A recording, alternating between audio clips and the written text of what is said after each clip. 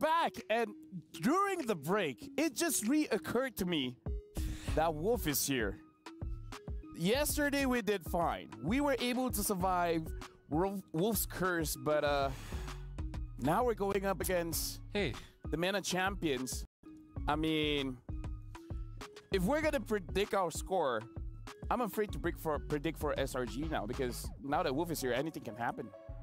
I mean, yesterday, one of your teams went into the playoffs for the knockouts. And then got 0-2'd by TLPH. I have no control over that. That's true, that's true. Today, there will be no Filipino teams. I think there will be Filipino players and coaches, though. Yes. Like, literally every single team. I gotta say, Filipinos are everywhere. You guys are everywhere. I mean, that's the beauty of it all. That's why technically they have the homegrown advantage here in Riyadh. But I think at the end of it all, I feel like when we start thinking about these matchups, and even if Wolf is here, that's why I was a little skeptical at the very beginning. Maybe SRG is going to be looking really polished today, and we hopefully get to see them at their peak performance. Hey, here's the thing. If we want to know a little bit about SRG, because during the break, before we started the show, we saw the roundtable with Team Liquid Echo. So now, let's actually look at the roundtable with SRG.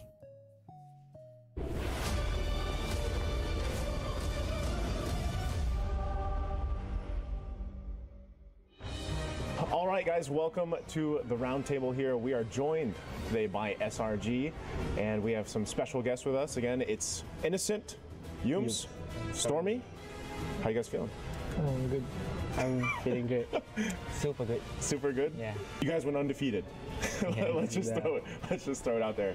You guys went undefeated. You had a very dominant season, for that. Why did that happen? What was the big change for you guys? Stormy, maybe you can answer this, because, I watched you guys' grand finals too. I didn't get to see all the regular season, but I just felt like no one could stop you guys. I don't know what the answer is. What's the answer, Stormy? As for me, right, I think we're undefeatable because our chemistry is so strong. Yeah. And it makes our bond is really strong. And we, in tournaments, we are very disciplined. I think that's why we are really good in tournaments. So if you had to pick one player who helped bring that synergy together, who was it? I think everyone. Everyone? Yeah, everyone. Okay. Yeah. I would say from watching you guys, like the synergy that you guys play with, it's different. And I think a lot of people want to know how you guys bring your special strategies. There's a strategy that I heard recently. I don't know if I'm pronouncing this right. Is it cheeky? Oh yeah, cheeky. Is that a strategy? Is that something you guys can bring to the mid-season cup? I don't know if that's just like a rank game thing. Is it a rank game thing? Because there's clips also going around where we saw this in a recent tournament. Yeah. The cheeky strat that was, I think, a cheeky strategy that was pulled out. The cheeky strat is like Johnson, Kadita. Yeah, Kadita. Yeah. And Aldos. Aldos pick. Yeah. Is that something you guys think right now with the current meta could actually work in a competitive environment like this? Yums, do you think that can work? I think can work. We might bring this in MSC. Johnson Kadita. So we're looking to see a Johnson and Kadita. Yeah, maybe. I'm gonna hold it to you guys. Speaking of the patch, well, I gotta ask you, do you guys collectively, are you happy about the recent patch, or do you prefer the old patch where everything was like, lore dances and turtle dances and Fredrins and Barretts? Or are you guys happy now with the patch? To be honest, I think we are happy, right? Yeah, we are happy because our jungler is a high assassin user. Yeah. So we don't mind the patch. Yeah. We can go in with the patch. Let's say from the jungle perspective, because we see a lot of Roger. Based on the wild cards now, we saw a lot of Roger, we saw a lot of Lings. I feel like this highlights your guys' playstyle too, but Innocent, your picks from the gold lane. Does this change for you? Because so far we've seen some cool things in the gold lane too. Chong. Bringing that. Yeah, I will fight this Ling. This Ling and Roger. You're gonna fight the Ling? Yeah, my Chong is not scared of Roger. Okay. Actually, you know what? I think when we got to see the Changi, what's the build? It's like is it marksman build basically? Hybrid. Yeah. I hope we see it here for the mid-season cup, man. Please bring it out. But also, we saw other things so far in the wild cards, even like a Ruby gold lane pop up.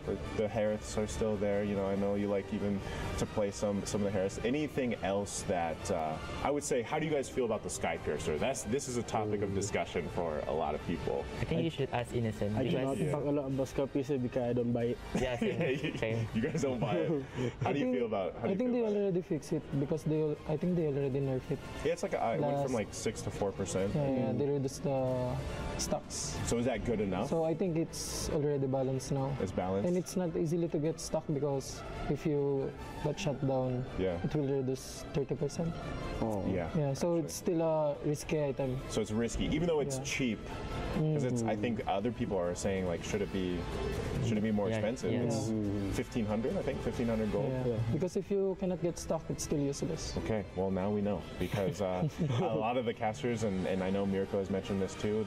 For a while everybody was picking up like first item even, you know, but now there's some changes here. I would say that so far though, for what you guys see, your group ahead of you. Let's talk about your group real quick. How are you guys feeling about your group? Are you guys confident going against? You know, there's some pretty good names in there, but do you guys feel like you can go ahead and top your group? Is there anyone? Let's start with this. Is there any team here in your guys' group?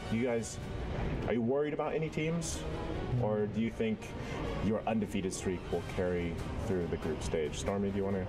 We're not even scared to face anyone, right? Yeah. We just don't mind anyone. Yeah. So we just go with the flow. Just go with the flow? Yeah. But we are very confident. We are very confident to beat them all. Spicy. Spicy, Yums. Who are you looking forward to play against the most, though, Yums? Is there one certain team you really want to go against? Of course, Keyboy. The champs? Yeah. The champs, MSC champs. Everyone is champs, right, in our group. Everyone, you guys have the champion group. That's right. And so far, from what we've seen from a lot of the interviews, I think most people would put Fnatic Onyx at the top of their list that they want to take down. And you guys I think you guys have a really good chance, obviously, of doing that with the current things. But obviously, too, like we know Kyrie. This is also good. I think any of these teams that like these assassin picks are going to be able to shine. Your group, though, the group of champions, I think at the same time you guys have to. I'm wondering because the play styles in Malaysia and then the play styles on international stage, it changes in a way, right? But have you guys started scrimming already too? I know you guys just landed, but yesterday. You already started scrimming? Yeah. You guys didn't rest? I think like 3 or 4 hours. Yeah, a quick you just took a nap. How are you liking that's like practice rooms, right? Yeah, it's very good. Yeah, it's very comfortable. Very comfortable. So big. Yeah. What do you guys have? Is it one big practice room for everybody, or is it split up? Per team, I think. Per team have their own gaming. Okay, and then you guys just scrim against certain teams, or how does that work? Yeah. Yeah, we scrim the MSC team also. Yeah, with MSC. Other group. Oh, with other groups too. Because it's hard to find scrim because the server is different. Right? Yeah. That's right. I wish you guys the best of luck. You know, going forward for you guys and your group, the group champions. Real quick, I'm gonna ask each one of you this though. After MSC, what are you gonna do? Because you guys, I mean, the life of pro players, you guys practice so much, you prepare so much. How are you going to have some downtime, Stormy? Let's start with you. How will you enjoy your downtime after MSC? Maybe I'll just spend with my family because I don't have that much time to spend with my family before. Yeah. Okay. Yes? I think same with Stormy because we pro player spend so much time in mobile games, right? Yeah, sure. So we want to spend time with our family. Oh, family. Innocent? Family. You want to buy a car, right? Same like my teammates. After MSC, just rest for a while, then. Are you gonna go home? You're gonna go? Philippines? Then go back to Malaysia for the Snapdragon. For the Snapdragon. So you get a little bit of time. Okay. To wrap things up, is there any final things you guys want to say? You can say it to your supporters. You guys can say it to the group, maybe a certain team. Innocent? To our fans, thank you for always supporting us, and especially to Malaysian fans. And I hope we can bring you the MSC trophy. Yeah, thank you. Okay, Yums. Okay, for Fnatic Onyx Keyboy, hopefully we have a good fight. See you in the land of down. All right, Stormy, last words, anything? I don't have much to say, but just keep supporting us till the end. We will give you guys a good result. Thank you. Awesome. Thank you guys so much for joining us for the roundtable. That's going to be it with SRG. Again, Innocent, Yums, and Stormy. And we'll see you guys in group stage.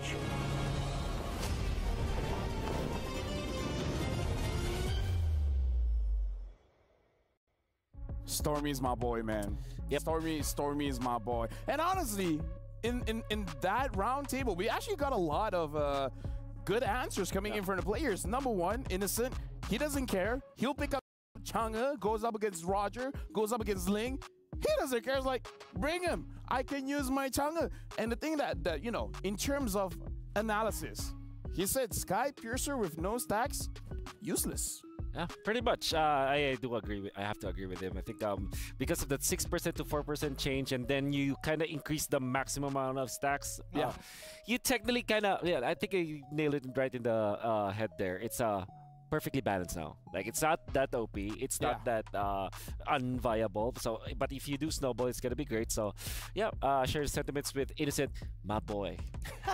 Well, Stormy's my boy. But speaking of my boys, we gotta look at Keyboy, where you was just like, yo, Keyboy, we're gonna meet you guys and let's hope for a good match. Yeah. I thought it would be a little bit more spicier, but you was just like, it's okay. You know what? Nice is here. I'm gonna tone it down a bit. Honestly, I think the fact that Nice was like, hey, you know, just to fans out there, say to the loved ones, it's canon now that Keyboy loves SRG based on what you said, right? Yeah, exactly. I think we can all agree with that. And I think, you know, both of them, I feel like Yums, even though he's left Todak and now joins SRG, a bit of that Todak spirit hasn't really left him just yet, even when it's uncalled for. But I do think that in SRG's case here, I'm assuming, I'm just gonna, wild guess, he's not gonna play the Chang'e. Innocent's not gonna do it, especially on an important match as well. Here's the thing. I believe Innocent, does he want to use it? Yes. Will Coach Arcadia allow him? No. That's the big difference. Speaking of differences, we got to talk about the differences between the two mid laners. My boy Stormy is Malaysia's Mage Prodigy. Yep. He's going to go up against Goodnight, the MPL MENA Grand Finals MVP. That's right. So again, like, the mid laners are amazing, and Stormy, we've seen him changing up a little bit when it comes to the mid lane. He's using the Aurora, and he even showed off the Kagura. Yeah, and he's another mid laner that has been, you know, has J-Lord as a name. Yeah, actually. So J-Lord and mid lane with Hate in there, you know, in the mix. I think the Falcons is in a good spot. As much as they want to be in that good spot, like, can they actually make it work out, right? Because we've seen that the mid trio has been a large part of the metagame, even from like 2 patches ago. Now even more so than ever, just to kind of help out the sides. I think the teams who can identify the game state, not from just the laning phase, but even beyond that, will have a bigger advantage coming down to the mid game. I kind of felt like they were out of their game when they first faced up against, if I'm not mistaken, it was Fnatic Onyx back in day number 1. Even Ding wasn't that comfortable. I know what prowess Ding can bring to the table. Like, he's very, I would say, macro-centric in a way that he is an EXP laner when he played back in the Philippines that can actually carry the games. He's like a damage-dealing EXP laner. From what we saw from the previous days, we are more inclined to have setup kind of XP laners like Terizla, for example, and carry XP laners are kind of frowned upon just because you're focusing so much on the jungle as well as the gold laner. For a second there, I thought you meant carry in the no, XP laner. yeah. Okay. Because I was like, wait, I've seen that before, and it didn't work out. Didn't work out, yeah, but yeah, so damage dealing / farm heavy EXP laners are kind of frowned upon nowadays. I think that's the main strength that Falcon can muster. Maybe that is where they can look at heading into when they're going up against SRG. I'm just gonna add on a little bit onto that one. Damage dealers / farm-oriented EXP laners is frowned upon unless you're Diablo. Unless you're Diablo. That's true. Wait, there's a nuance here. There is a very big nuance. I think a lot of it comes down to, like, why do you even want these damage-centric, farm-heavy style of EXP laners? And a lot of it really just boils down to, can this hero clear the waves fast and make an impact as soon pre-level 4 or after level 4? Because again, a lot of the lane priority now is a bigger importance in the game compared to, oh, we could just sit back, first turtle we give up, and then afterwards, second and third, that's when we fight. Yeah, carry XP laners are, you know, candidates for Employee of the Month, you know, because they're going to be doing everything. They're going to be farming their lanes, or clear their lanes, they have to go to the turtle, they have to appear in teamfights, and they have to deal the damage. It's a difficult thing to do. It's almost like what LaFell is always doing on a day-to-day basis. So essentially, those that are using the Terizlas, I'm just here to do my job, man. I'm getting paid this much. If you put it that way, yeah, I would say say, yeah. I think that's a good metaphor for it. You know. That's a great metaphor. That really is a great metaphor. But again, with these high damage, there is high damage EXP laners. There is a very big risk of getting like hard shut down, and that could just be, oh no, I accidentally used my eye for an eye in lane and didn't hit anything, and instantly the lane is skewed into the enemy's favor. So why go for the high risk when you can just play exactly good old reliable? Yeah. Can we comment on how the teams are looking as well? They're looking pretty relaxed, even though like this is a very it's a very highly stressful match, because for both teams it's the match of survival, I would say, because again, for Selangor Giants, win this one, you're good. Falcons want to stay alive, you got to win this one, and we have to talk about this is their home ground. They like the pressure is on them, right? I thought it was. I thought it was a Filipino home ground. Well, I was thinking that too. Honestly, hot take here.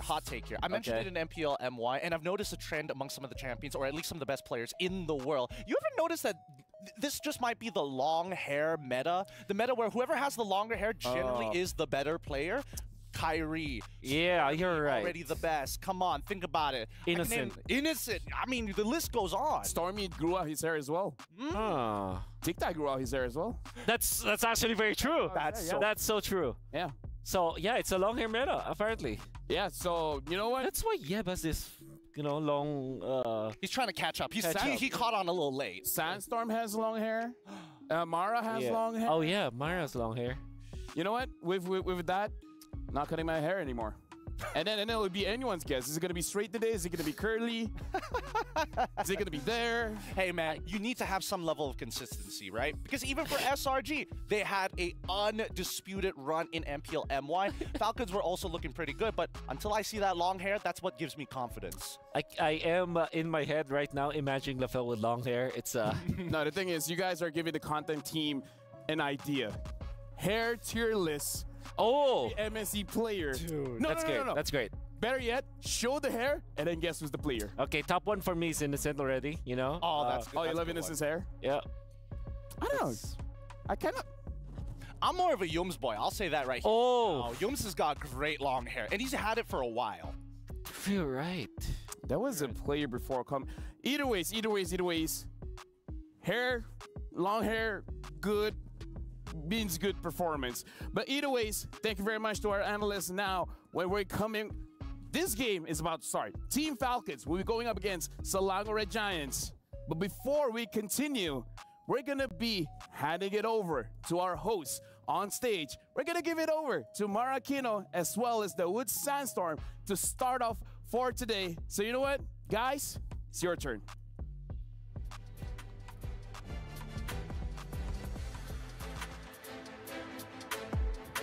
Lots of amazing MLBB action coming your way. We're here at the beautiful city of Riyadh, Saudi Arabia. أيها السيدات والسادة، مرحبا بكم في اليوم الرابع من مرحلة المجموعات في بطولة MSC هنا في الرياض. I'm Mara Aquino. And my name is the Wood Sandstorm. Welcome to the Amazon Arena.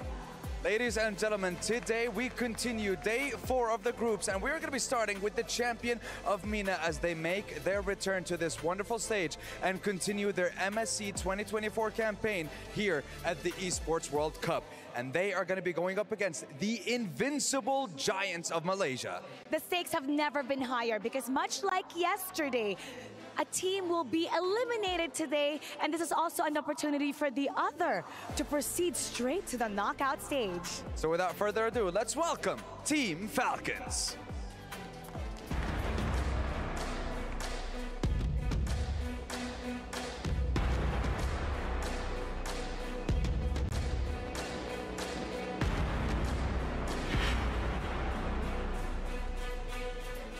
Team Falcons MSC 2024 campaign, well, it started in an uphill battle as they went up against the defending champion, Fnatic Onyx. That they did, and they need to force at least one win if they want to keep their hopes and dreams alive and continue their journey to see the world. Now presenting their opponent. They're looking to remain undefeated. Let's welcome Selangor Red Giants.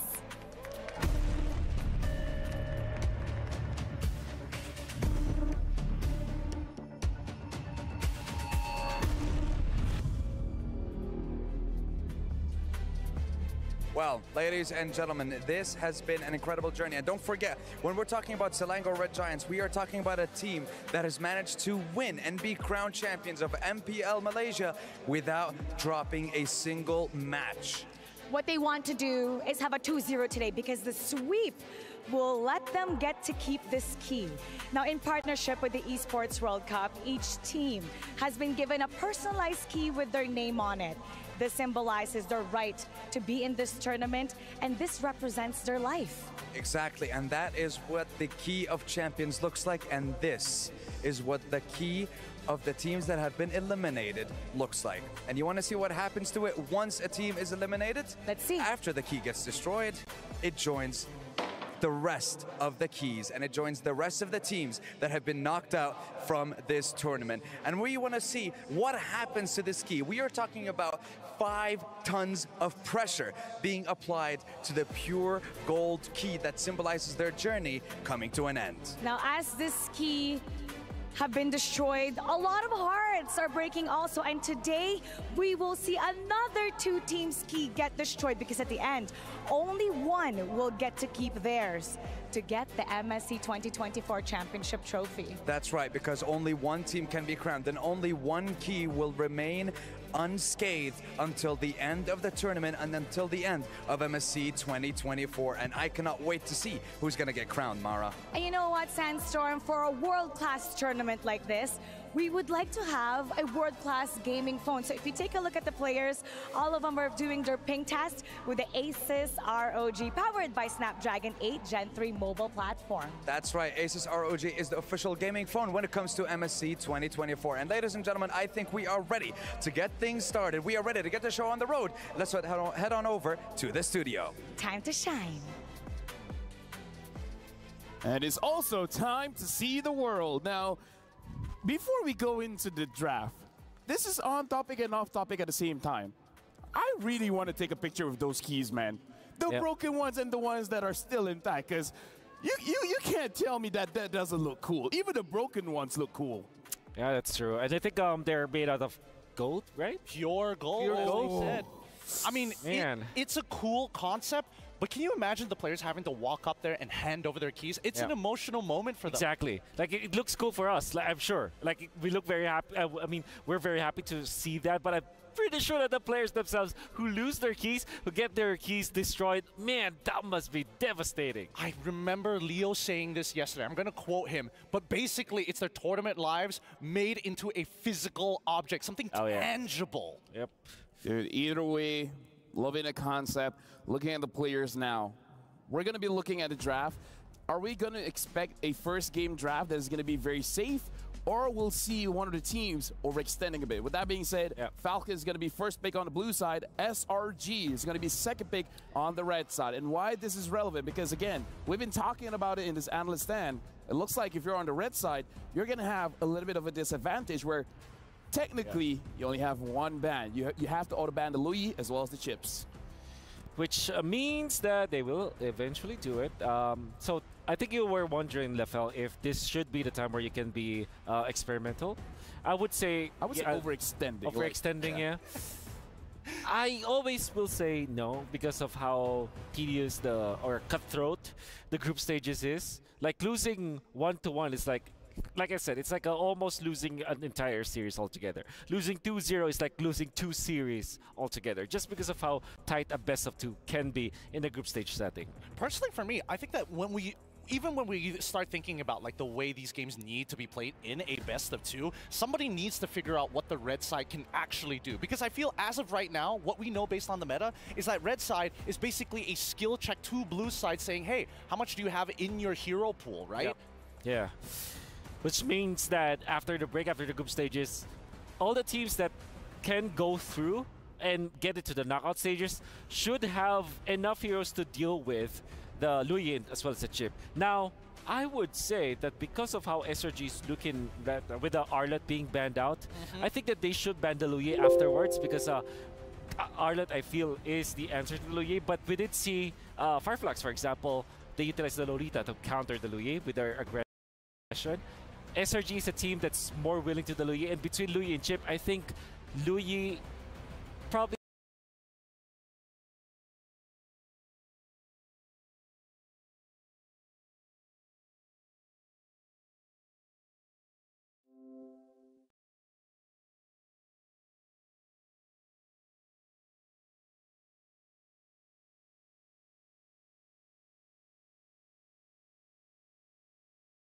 100% you will not let go of the chip. 80% you can let go of the. 20% you can let go of the Luyi. No, I totally get you here. I personally think that maybe SRG may have taken a little bit of an idea of how to counter this Luyi. There might be an opportunity for them to actually open it up, because I'm not sure whether Falcons is going to highly prioritize it, right? Because as much as Goodnight is like their most solid player, the rest of the team does need their power picks to really perform. Yeah, this is interesting. You're blue side, but you're banning out the Luyi. Yeah, so what I think here is Falcons are considering getting Harith or Roger. They're going to be running for that kind of pickup, especially because the Ling was already banned anyways. And it kind of feels like they are not that prepared against the Luyi. And yeah, it still opens up the draft. Like I said, Roger as well as Harith, they're open. I think SRG might just keep both of those picks open, or maybe just ban the Roger at this point. I think that they're more comfortable now, knowing that the Luyi was banned by Falcons themselves. They banned Florence, so it's definitely a race for Harith as well as Roger. Yeah, no, this is a huge tell, right? We know what the goal lane matchups are roughly going to be. At least with the Roger, there's a little bit more flexibility in what they can do and shift around on red side. But most importantly here, I think we all need to keep in mind that even if the Roger goes into the goal lane, or maybe even into the jungle, the mid lane is good, as well as the supports are going to be by far the most two important picks coming into this first rotation. Yeah. Okay, so there's the Harith. Typically answered by the Roger. Sometimes teams answer it with a Moskov. You can pick that all together, but instead it's Nolan and Roger. If there is a team that I expect to prioritize assassin junglers, should be SRG. They're very comfortable with that. The way that they play it is that they create a lot of chaos around the map, that it's up to Innocent to kind of make the most out of the space that they were getting. So having this Nolan as well makes you react. If you're Falcon, you pick up the Cho, for example, maybe get the Tigreal eventually. Hopefully that is an answer for the Falcons esports. But then again, Valentina now is top priority for Falcons to get, because that is the hero that you, that is the mage hero that you're not that scared of when you're facing assassins. Absolutely. There we go, the Valentina and as well as the Minotaur. I like this a lot personally, right? Because it does tell SRG, hey, even if you want to play safe and you want to dive heavy composition with the Faramis, we still have a good level of counterplay. Yeah. So you answer this with Edith typically. Not sure if Terizla should be the case, but I think because of the fact that you already have two farm-dependent junglers, now you go back to your typical Terizlas, your Bards in the XP lane. Even Ruby is a good option so that you'll have a little bit of frontline. Edith as well, it's a good opener here for SRG because it can be picked up in the mid lane as well as in the, the XP lane as well as the roam. I mean, honestly, for SRG, picking up the Nolan here, Wolf, you called it right. The Edith has been picked up to deal with the things that Falcon has shown. But again, having this Nolan is, even though it's in the hands of Sakai's, it's high risk, because what Sakai wants to do is he just wants to outfarm the enemy team. He's going to take his own jungle, he's going to take the enemy's jungle. And for you to do that, your mid duo has to be amazing. And that mid duo has to deal with Minotaur and Valentina. That's right. I think worse yet, we need to also include into the argument EXP laners, right? Because they're going to be the big driving force into invading your jungle, securing neutral objectives, having priority on that side of the map. I don't know if SRG or even Falcons are considering that option, or whether or not they're going to play on the opposite side by saying, hey, we don't want these utility style of junglers. That's right. I think it's worth it for Falcon to ban the Kedira, although I think the normal bans here would be Farsa as well as Novaria, two heroes that are decent versus Falcon, but let's see this. But the Kedira is interesting because SRG, you have that hero that can actually burst the Harith. You just need another combo for it, maybe get the Kaj afterwards. Or what they said during the round table, Kedira Johnson. But then there's still one component missing. I mean, they only have the last two picks, but it would be nice to have the Owls for that global vision to know exactly where they are to make that hit and run work. Yeah. One thing that we do have to say is that Stormy Ryu likes picking up the Aurora, especially when it looks like he's going up against a mid trio that has at least two frontliners. So if they see, say, a Baxia, Frederick, something that's going to be in their faces, he might pick up the Aurora. I love that you brought that up because it's a great hero versus the Harith in a way, because you have a lot of sources of mini crowd controls and a big one with your ultimate, which means that Harith can only purify one of those. You don't want to be frozen in that part, and I do like it. Next up, best option there is the Nana, which also, you know, has this instant hex or transformation we can expect. So yeah, Aurora, Nana are valid pickups here. It's they're both decent against the Valentina. Another option is this Odette that some teams are thinking that it's great versus the Harith, you know? But I doubt that will be the case for SRG, especially with the Minotaur up, as well as the Valentina. You don't want to give a big ultimate to the Valentina like that. So. True. Yeah, that is very scary. Yeah, no, I agree with that entirely, right? Yeah. I think Aurora probably would be a little bit better in this situation, but what I'm noticing here is that maybe with the bans, well, dedicated towards Ding's side, the Benedetto as well as the Yuzong, there could be an opportunity for Edith to actually get thrown into the EXP and then open things up, maybe with a Grok even, just to walk into the enemy jungle to start scouting early on. That's why I like the fourth pick mid laner here for SRG, because that keeps the Edith flexible at this point. And you're not revealing that much for your composition. With this, Aurora looks really good. So is the Kadira for SRG. I wonder what they will pick up with that. They also have Xavier, which apparently is a decent laner, because you just go back. Wow. Oh, there you go. Okay. We've called it. Well. Okay. This means that if Xavier's going into that mid lane, that Edith most likely has to be the roam, right? Because in the earlier stages of the game, you really struggle to clear these waves effectively against your opponent, especially when you're up against a Valentina and a concussive Blast Minotaur. Yeah. I mean, you were talking about the Grok, and the Grok could help out as well. So that's right. Even though they got a Xavier, it's still open. Yeah. Do you want an assassin now if you're Falcon to match up with this Nola? Maybe a Hayabusa eventually. Really? I was thinking more just go straight into the box here, right? There's just a lot of layers of damage, a lot of layers of damage that you could be mitigating. Yeah, I do agree with you. I think that's a much better pickup, honestly. Baksha, you have a lot of frontline. Xavier will not necessarily be able to stop that, and you have access to the backlines with this Baksha. Then go to Terizla. Paquito. Okay.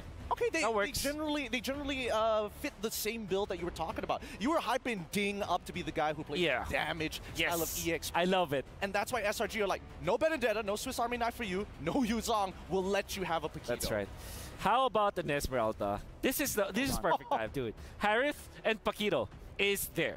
I mean, of course, the backshot is going to be a little bit of a problem, but there's no actual one-hit delete hero that can actually stop the Esmeralda this time for SRG. Yeah, another option is the Grok, though. But yeah, I think Esmeralda is great.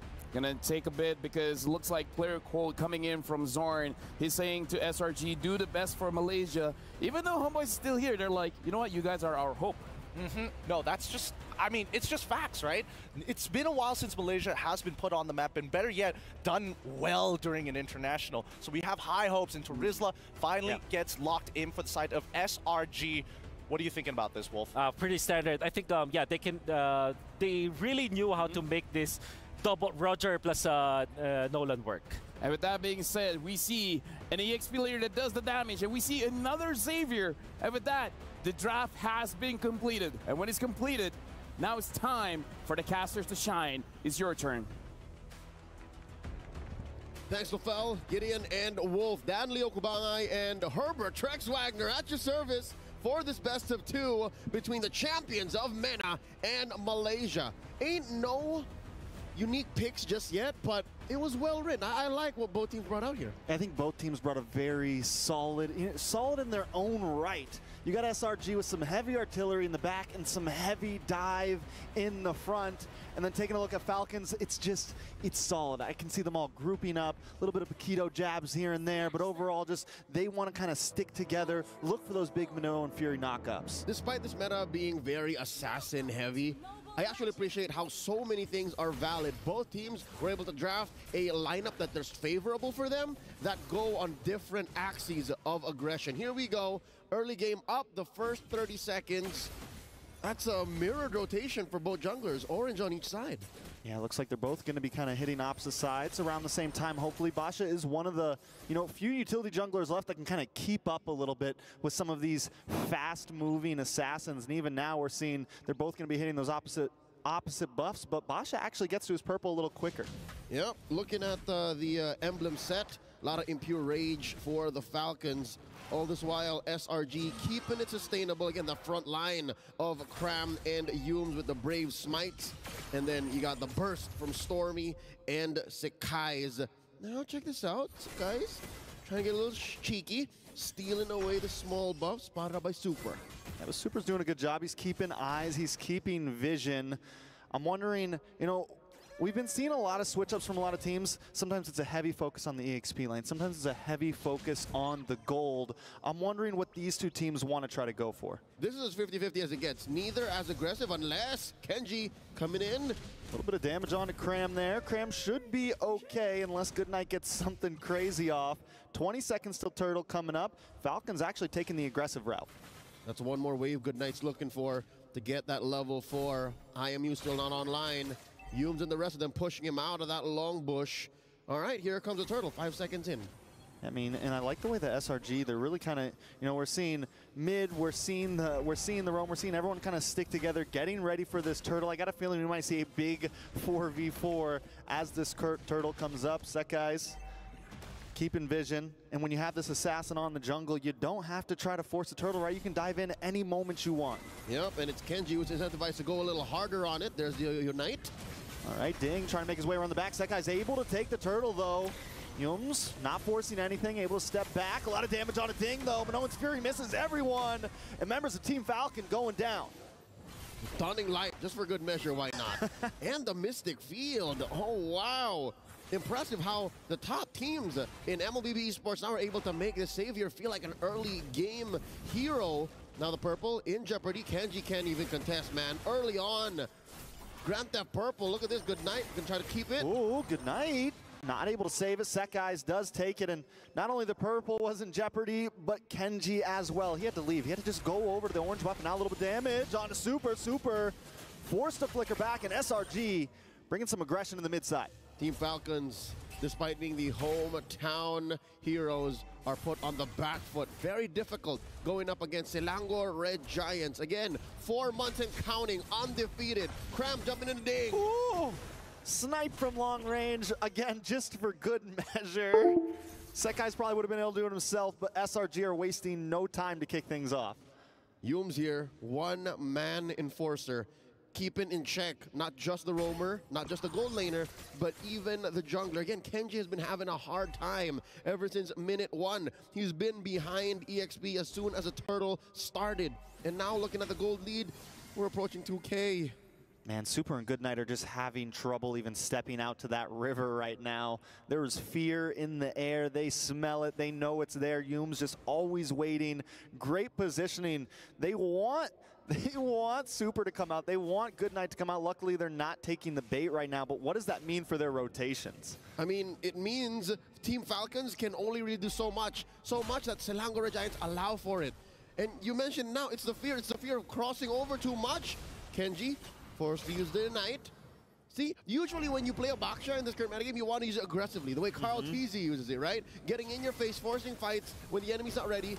But now SRG, they're the ones who are saying, hey, you dare cross the line, you get punished. Yeah, look at Ding, though. Getting some nice locks on to Set Guys. Might be able to get the kill here. Can he find him? Flickers in. One more hit, but Set Guys gets away. Turtle does go over to Team Falcons. Well played by Ding, zoning them away. They lose Super for it. What do we think about the trade? That's good. I'd like to think that the way that fight went, it's Team Falcons showing, hey, Trex, it's not the fear. It's just the timing. We're waiting for a good engage. And now Lark in the back line. Oh, just can't fully follow up. Stormy showing up now. Lark comfortable in the Zman's force, but we're seeing the pressure be returned. We're seeing some shots coming back from Team Falcons. All right, took a while until some backup came in to help Innocent. But again, that's what SRG is made of. They're so good at synchronizing across the map, of making these plays count, not just 1-for-1, but add up into an eventual conversion. And I think that's one thing that Selangor Giants are lacking just yet. Since a lot of the early game was 50-50, like man-to-man defense and lane-for-lane advantage, they really didn't get to bear down on one, meaning no real hard pushes yet. If anything, it's Falcon who made up for that. Look at Lark. He put the turret down bottom almost at half health. So that means if the same turret, if the same turtle engagement happens again in the upper corner now for the third turtle, I think Team Falcons might be onto something. We'll see what happens here. Falcons want to try to get in position for this turtle. You're talking about Xavier being a late game hero and showing some good strength this early on. I would say the same for Lark here. I mean, Harith does well against the Roger early on, but still, he's already chunking. We're only 6 minutes in, and we're seeing those 900 damage marks come up on the minions. We're seeing him just start to, he brought that tower already down a bit. he could be a threat very soon if he's able to get in the midst of things here. Kenji going to take a little bit of damage. That guy's able to get involved as well. Cram might be able to get away from this. Should be okay. Cram is forcing things from Team Falcons. Again, I think it's clear now that SRG, they can't let the fear ruin Team Falcons, because Team Falcons, they are champions of MPL MENA. They are champions of the golden season. And I guess that makes sense why Lark is now putting the team on his back. They're trying to fight back. Humes here, get knocked up, dashing away. Turtle still standing. Both teams now taking this one slow. I think SRG are now showing some respect because Ding keeps coming from the back, but this time he's found out. All right, Ding's been trying that for the better part of the past 2 minutes. And again, it worked out. That's how Kenji was able to steal away that second turtle. And now Selangor Red Giants, although we're smarter, Turtle's still up, just barely. He's getting the knockup. Set guy's able to take it. Dawning Light does come down. Kenji goes down. It's looking rough for Team Falcons. SRG 5-0. The Giants are forcing Team Falcons to pull out another trick.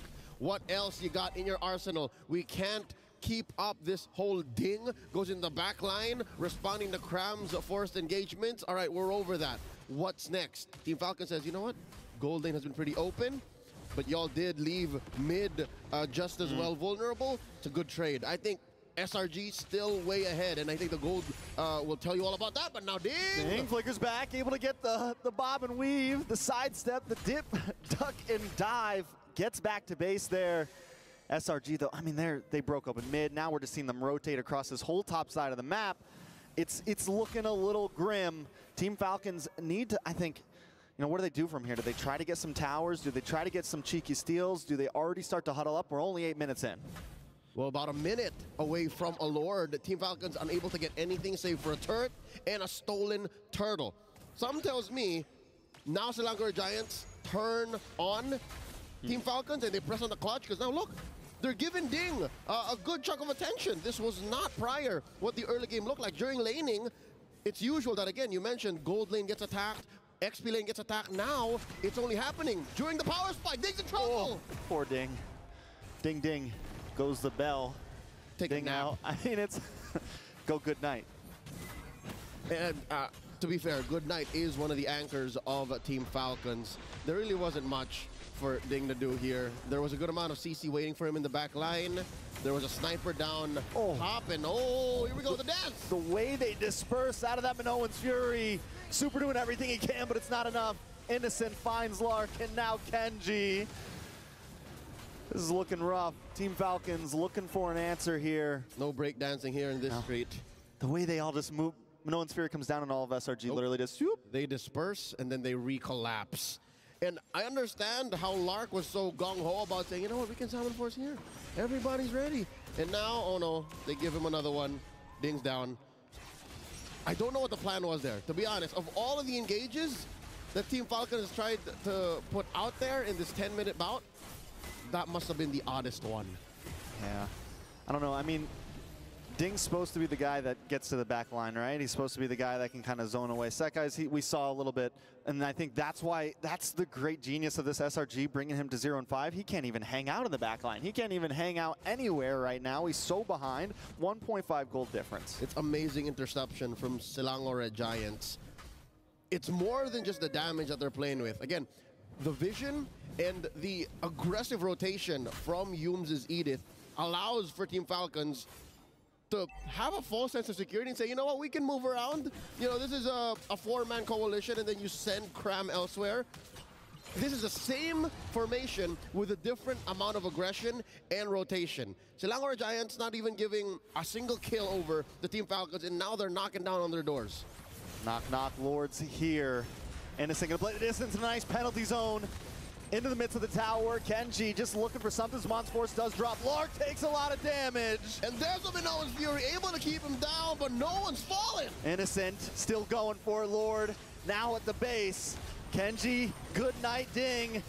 Can they do something? The base goes down. SRG gives no time to breathe. It is a flawless game. The game of inches that SRG played in this very fast game paid off and hit critical mass, forcing Team Falcons to go back to the drawing board much, much sooner than they expected. Game one goes over to SRG. God, SRG made it look easy, man. 11 minutes in, didn't take a single death anywhere on the map. I can't wait to see what our analysts say. If there's even, I mean, what can Falcon do at this point? This explains why they've gone undefeated for the past 4 months. Undefeated, this zero clean, deaths. This clean of a game. I mean, a turret here and there, a turtle maybe. At max. It all comes through in conversion. I'm sure Gideon, LaFell, and Wolf would be happy to break this down. Gentlemen.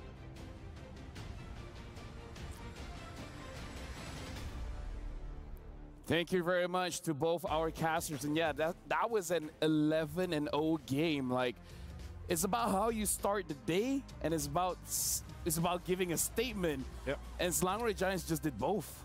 I have to mention, when our caster said, hey, Stormy's making Xavier look like an early game hero, he really did. He's harassing people underneath turrets, and he's making Ding honestly lose his lane because of the amount of health he's getting chunked out. Yeah, this is what you get when you reveal your mid-duo in the early stages of the draft. Like, obviously, that is the Valentine up as the Minotaur. It was first picked by Falcons. I understand why that is the case, because Good Knight, this is one of his best heroes, and to be fair, Super is landing good shots. It's just that there's no follow-up, and it's way too early. Despite landing a 3-man Minoan Fury or a knock-up, it wasn't enough because there wasn't any follow-up. However, with that, in that case, that's why I felt like the Xavier might come into play when we were watching the draft. It's because Xavier will not be stopped by that. You'll just get attacked through all of the damage, and you're gonna be able to reset your cooldown. Transcendence is a normal state now for the Xavier in that case. And we got to talk about the items as well. He just has the Enchanted Talisman as well as the Glowing Wand. Yeah, it's so effective, right? And especially when you are utilizing Bargain Hunter, it really speeds up that process, right? Yeah. The quicker you get your items, the stronger Xavier becomes in these types of games. And then we start looking at the stats. Innocent was having he was living by himself. He was in the Bachelor patch this time. Yeah, I think of this as the typical playstyle of SRG. Allow Stormy as well as Yums just wreak havoc in the mid lane. Sakai's, of course, with the typical jungle assassin choices. Yeah. That he's always the problem. He's always like the hero that you have to look out for, that you have to manage. That means that when you're looking at the gold lane now, Innocent is he's just having a field day because there's nobody paying attention to him. And in this case, that Roger was unleashed. Can we talk about the EXP lane as well, where we saw the Terzla going up against the Paquito, and you guys were talking about, before we even jump into the game, about how damage dealer EXP laners, they want to be the employee of the month. And then the Terzla player is just like, I'm just here to do my job. And Cram did an amazing job. He did. And I think, a lot of it just came down to, it's not even just Cram, it's the fact that he held out and then started calling the reinforcements at the correct time. Yeah. Because we saw that Ding, before even he walking over to the very first turtle, didn't hit level 4, was in a position when he was already below 50% of his HP, and that was basically first blood guaranteed by SRG on first interaction. And that's the thing with the mid duo, right? It's Edith that can easily get into the EXP lane. In the middle, if you're the Minotaur, just gonna be walking very, very slowly, right?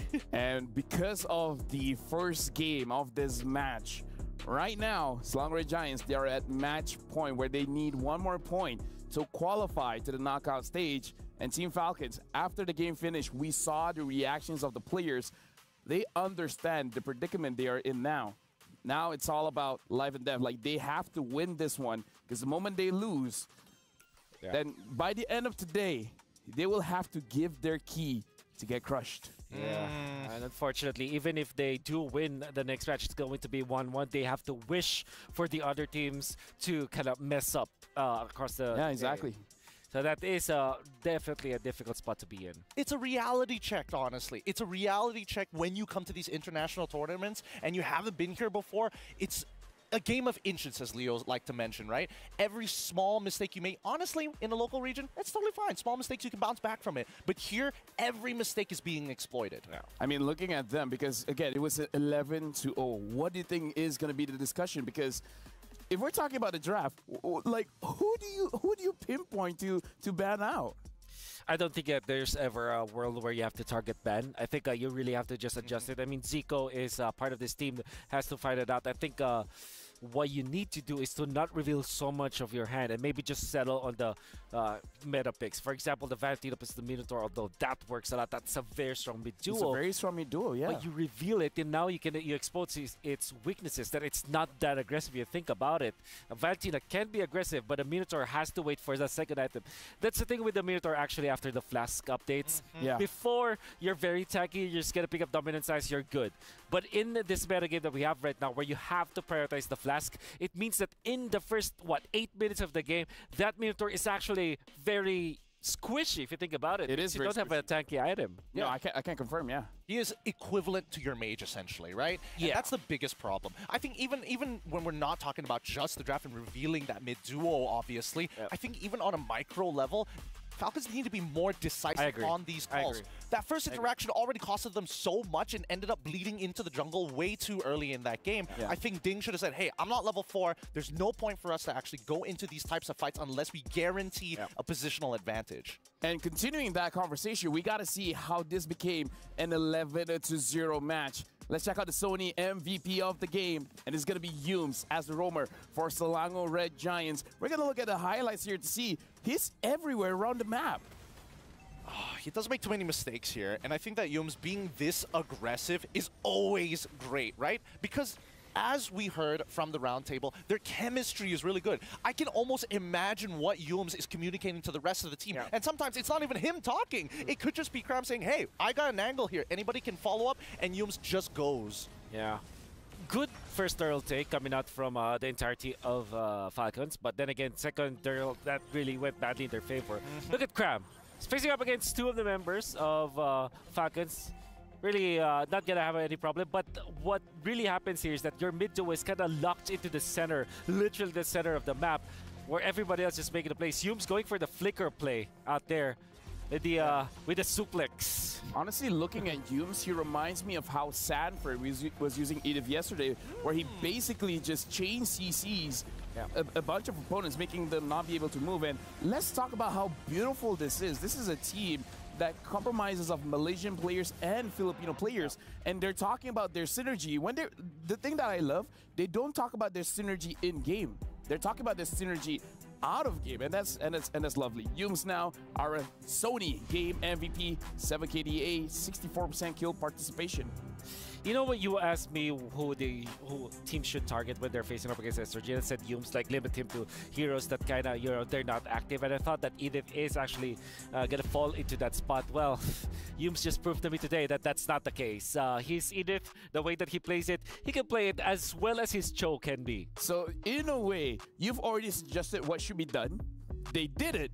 Yeah. It still didn't work. Still didn't work. Yeah, I really think that it's tough to really target them in the draft, and it's really just a skill check at this point for Falcons. I think that, man, I don't want to say that like maybe they'll have a better advantage going on to the red side, because the red side is already so difficult to deal with. I'm guessing that Falcons is going to stay on blue side, but as you mentioned, don't reveal that mid duo first. But somebody has to be the sacrificial lamb. And I'm thinking that it just might be the gold lane. Just might be like get the meta heroes like Roger, for example.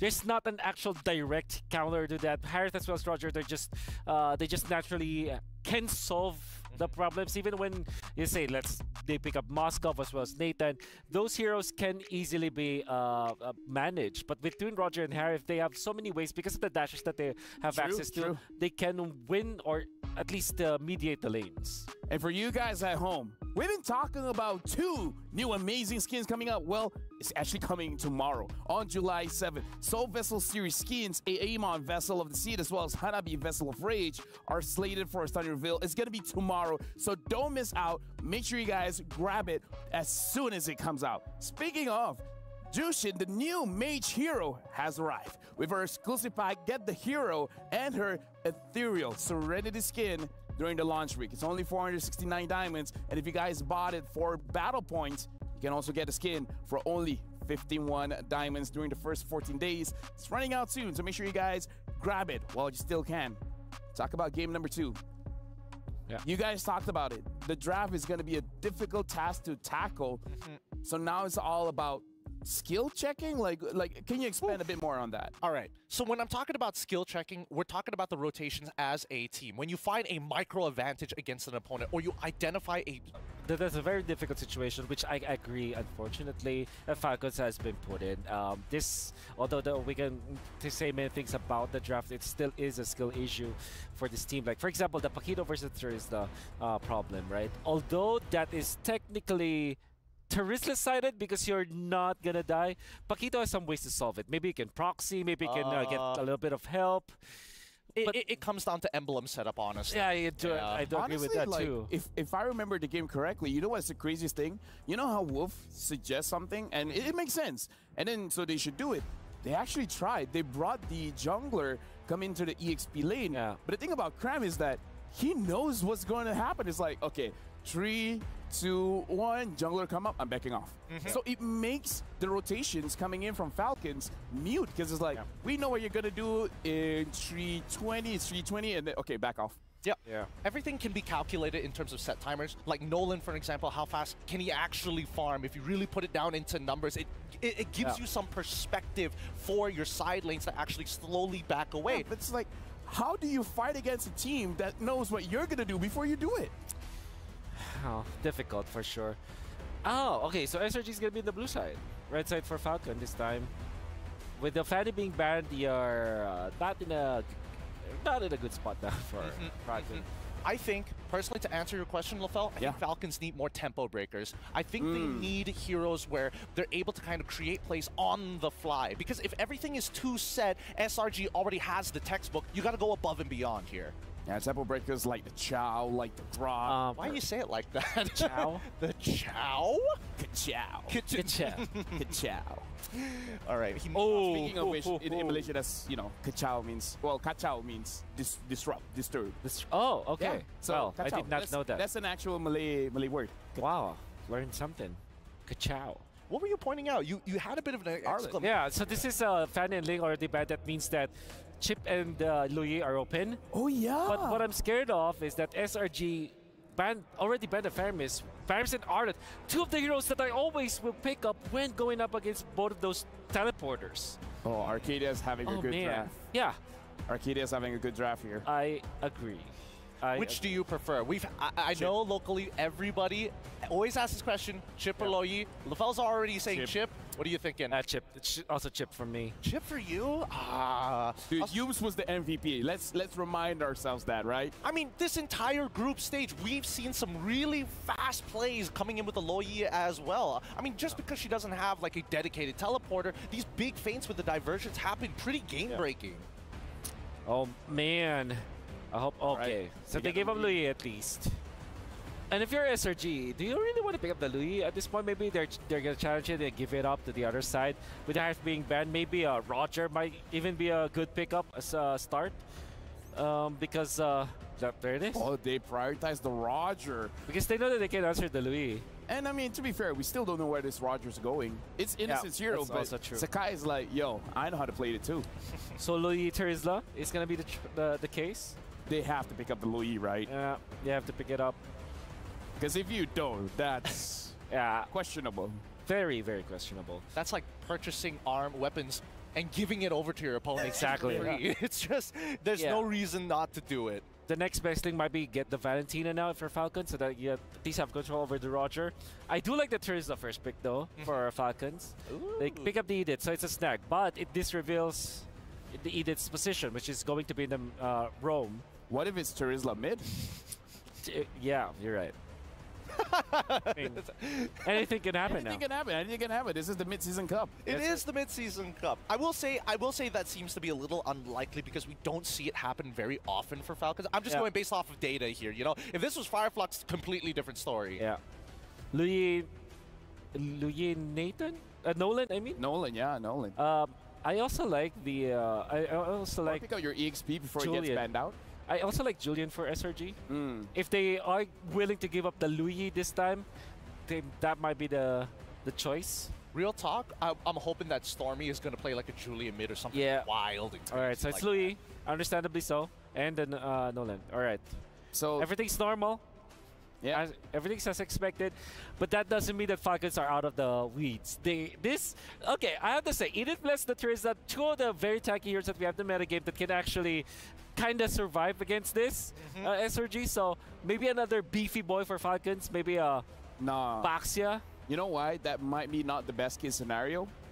When a draft happens like this, you show off your Trizla, you show off your Edith. Arcadia usually just whispers in the ear of Cram. X-Borg. Yeah. Yeah. X-Borg sounds really good, especially if the Baxia is indeed going to be picked up. Go Farsa instead. Oh, okay. You reveal your mid-duo again? Ugh.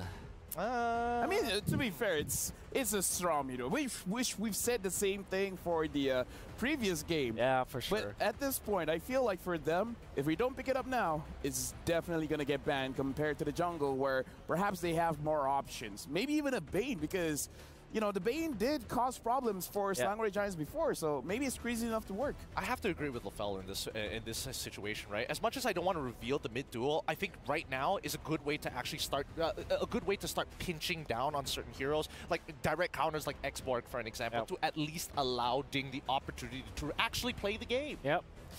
Other option is the Yuzhong, which is not a direct counter to Trizla, but definitely is to the Farsa. And you don't want Dragon just flying around with the Luyi ultimate because that's indeed a combo. You teleport, you know that trick where you teleport your teammates outside of the map, outside of the minimap, and then out comes the Dragon, and then you cannot defend anymore? Yeah, you don't want to face that again.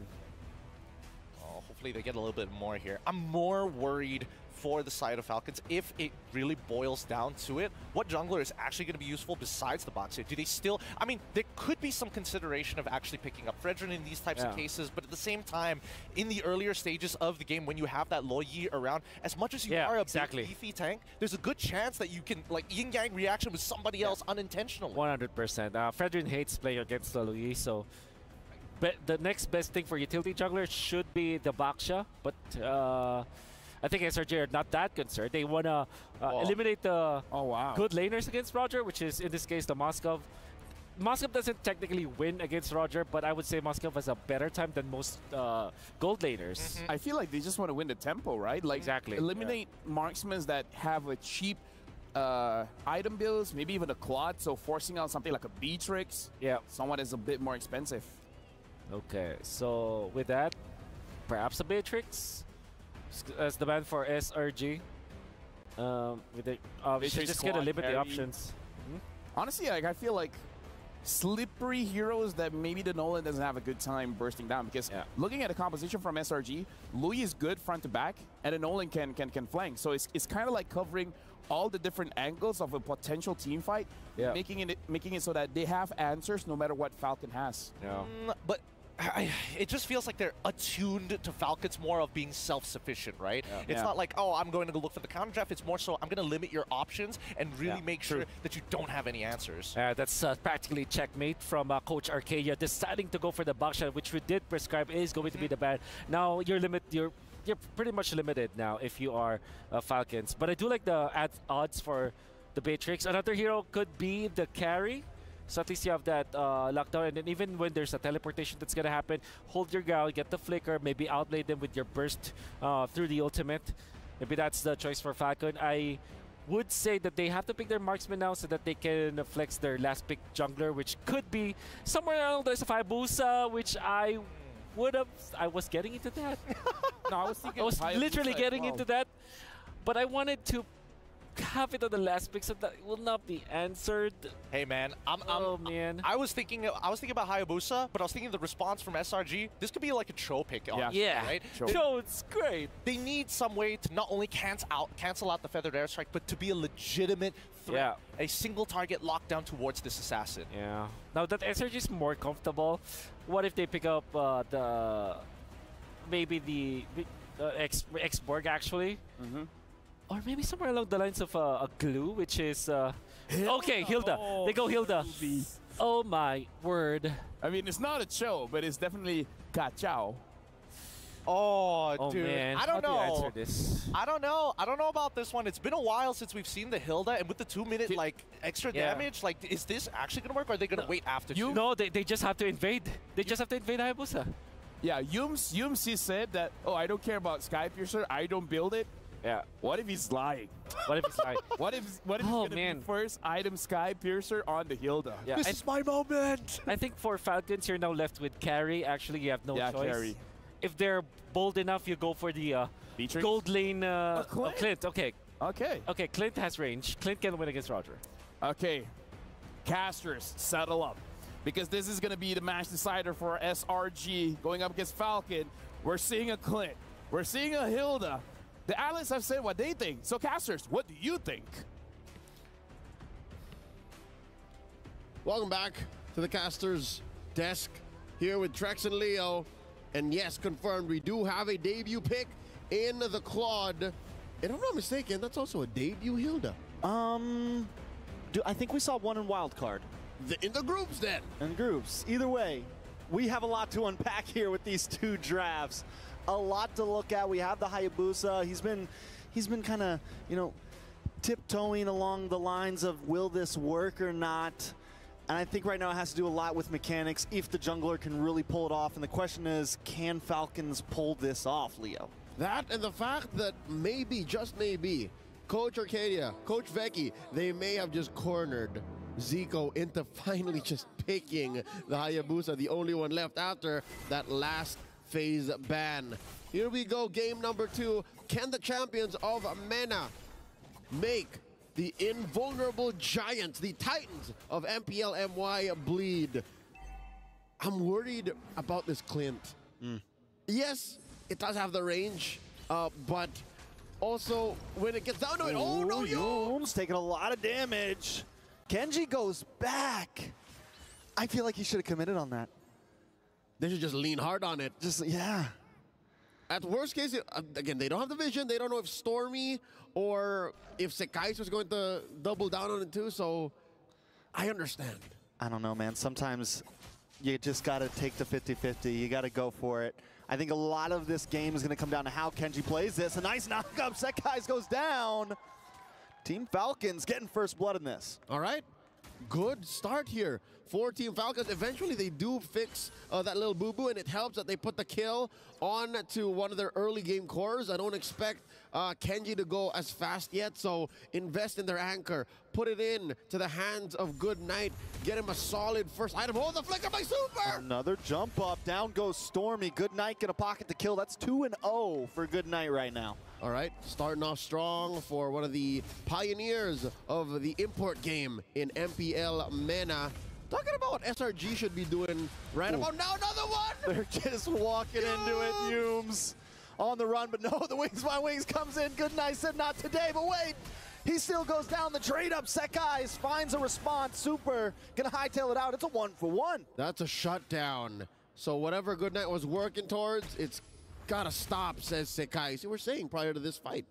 Yeah, I mean, he gets something. Sekais gonna get involved. 1-1. Good Night, though. It would have been nice if he got a 3-0. I think that would have really tilted the scales, but now SRG gonna even things out. Super taking a lot of damage from the duality, getting proc there. Stormy brought down to about half health. Kenji, Cram looking for something here. Sekai still able to get the turtle. Super now very low. Kenji goes down. Super forces back off, gets the knock up, the flip up, the takedown. Good Night finds the kill. Feels good saying Good Night's name. Good on the exit there, Team Falcons, but I hate to mention this, but another bout of doubt for Kenji. You see how he hesitated on the retribution? I don't know exactly where the line is when you're this far. Look, see? It still went to Sekais. And it's not like he's down on EXP, though. They were both level 5. And the burst was coming through, so yeah. Massive objective going over to Team Falcons, but now Super in trouble. Oh, Super taken off the map. Kenji gonna get involved here, though. Quad Shadow's back in. Able to get the kill on Youm's with the Hugi Shadow kill. But now Innocence here, gets a Lycan pounce. Kenji's gotta try to hightail it. But the Divergent gonna be coming soon, and Kenji goes down. Stormy picks up the kill. All right. So now, for once, Kenji's the one putting his foot forward. Even used that final Quad Shadow to get in, get a kill, Shadow kill through, but did not have an exit plan. Okay, Team Falcons showing us that, hey, we do not have what Mr. Fear looks like. It's not that. It's just that maybe Selangor Giants are playing a little bit off kilter and are changing the way the game is. What? Ooh. Oh, they didn't get to do this early, but now Yums and Cram finally able to deny Kenji. Oh, with the big A lot of damage on it. Good night. Good night tries to drop the feathered airstrike, but he might not be able to get away from this. Segai's under, dodges the knockup. Segai's able to dance through. Good night just escapes with a sliver, a piece of health. But Team Falcons now feeling the pressure from SRG. Good night knows exactly how Nolan works. Oh, the diversion right in your face! Kenji! Kenji was trying to get some bread, man! He was just trying to get his purple ball! And now Stormy punished here by Good Night.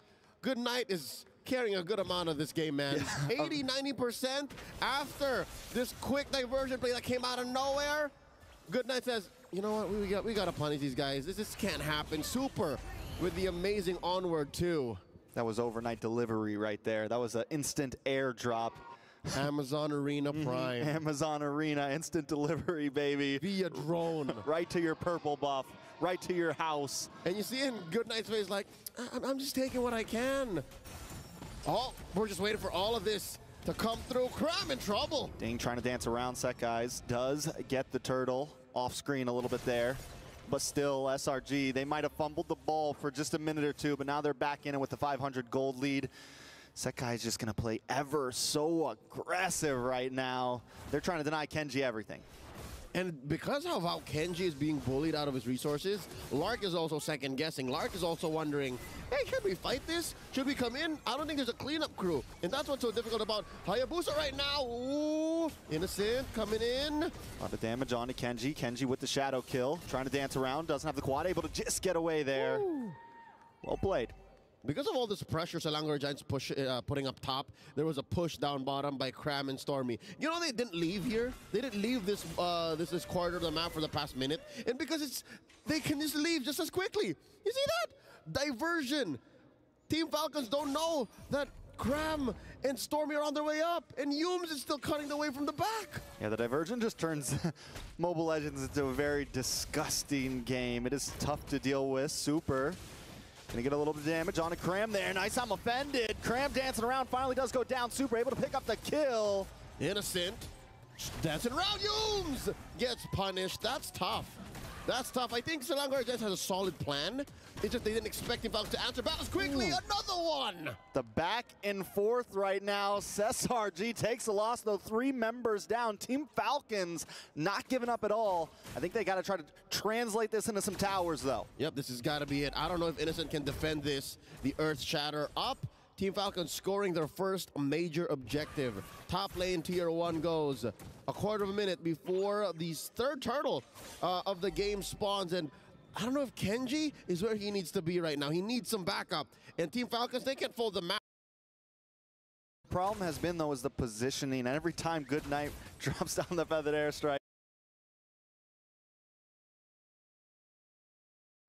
here comes Stormy, here comes Cram, here comes Yums or Sekai. Everybody's on Good Night right now. It's very clear when it's a go for SRG. As soon as the Good Night feathered airstrike is done, then they can go for the re-engage. And again, let's not even consider the repositioning potential. Oh my God, this is 5 members of SRG. What are they waiting to do here? They're waiting for Kenji, but Kenji knows they're there right now. They know Kenji's there too. Kenji with the quad. Able to get the shadow kill on the Sekai's, but now he's between 5 members and instantly annihilated off the map. Gone, and here comes the diversion right back to mid. Now, let's push somewhere else. And that cost them very little on the map. Usually when you try and camp up, they spot Ding. Ding, ding. Gonna get pulled back. I'm offended. Not gonna be able to walk. Oh, wait a second. Penalty zone, still unable to walk away. And all too Super. Maybe next on the block. The Primal Wrath trying to get some nice damage on the Sekai's. The 1v1 comes out on top with a shutdown, too. Big trade for Sekai's. He was sitting on a kill streak, but just the same, Team Falcons are on the back foot. It took, again, very little, a split second for them to have gone from top lane, smothered Kenji, down bottom, taking down Good Night, taking down Ding, and Super didn't see that coming. Yeah, it's at a point now where Team Falcons playing this very split up comp, and SRG is taking advantage of it. They're finding a member here, they're finding a member there. I think it's time for Team Falcons to, 4-1. Let Kenji maybe do his thing, but the rest of the team needs to stay together. Yume's taking a bit of damage. Lord does go to the side of SRG. Ding knows it's gone. They know there's no chance. They got to back off. Quick diversion out of there. Take care of business, clean up house in the jungle, and wait until Lord spawns in about 5 seconds.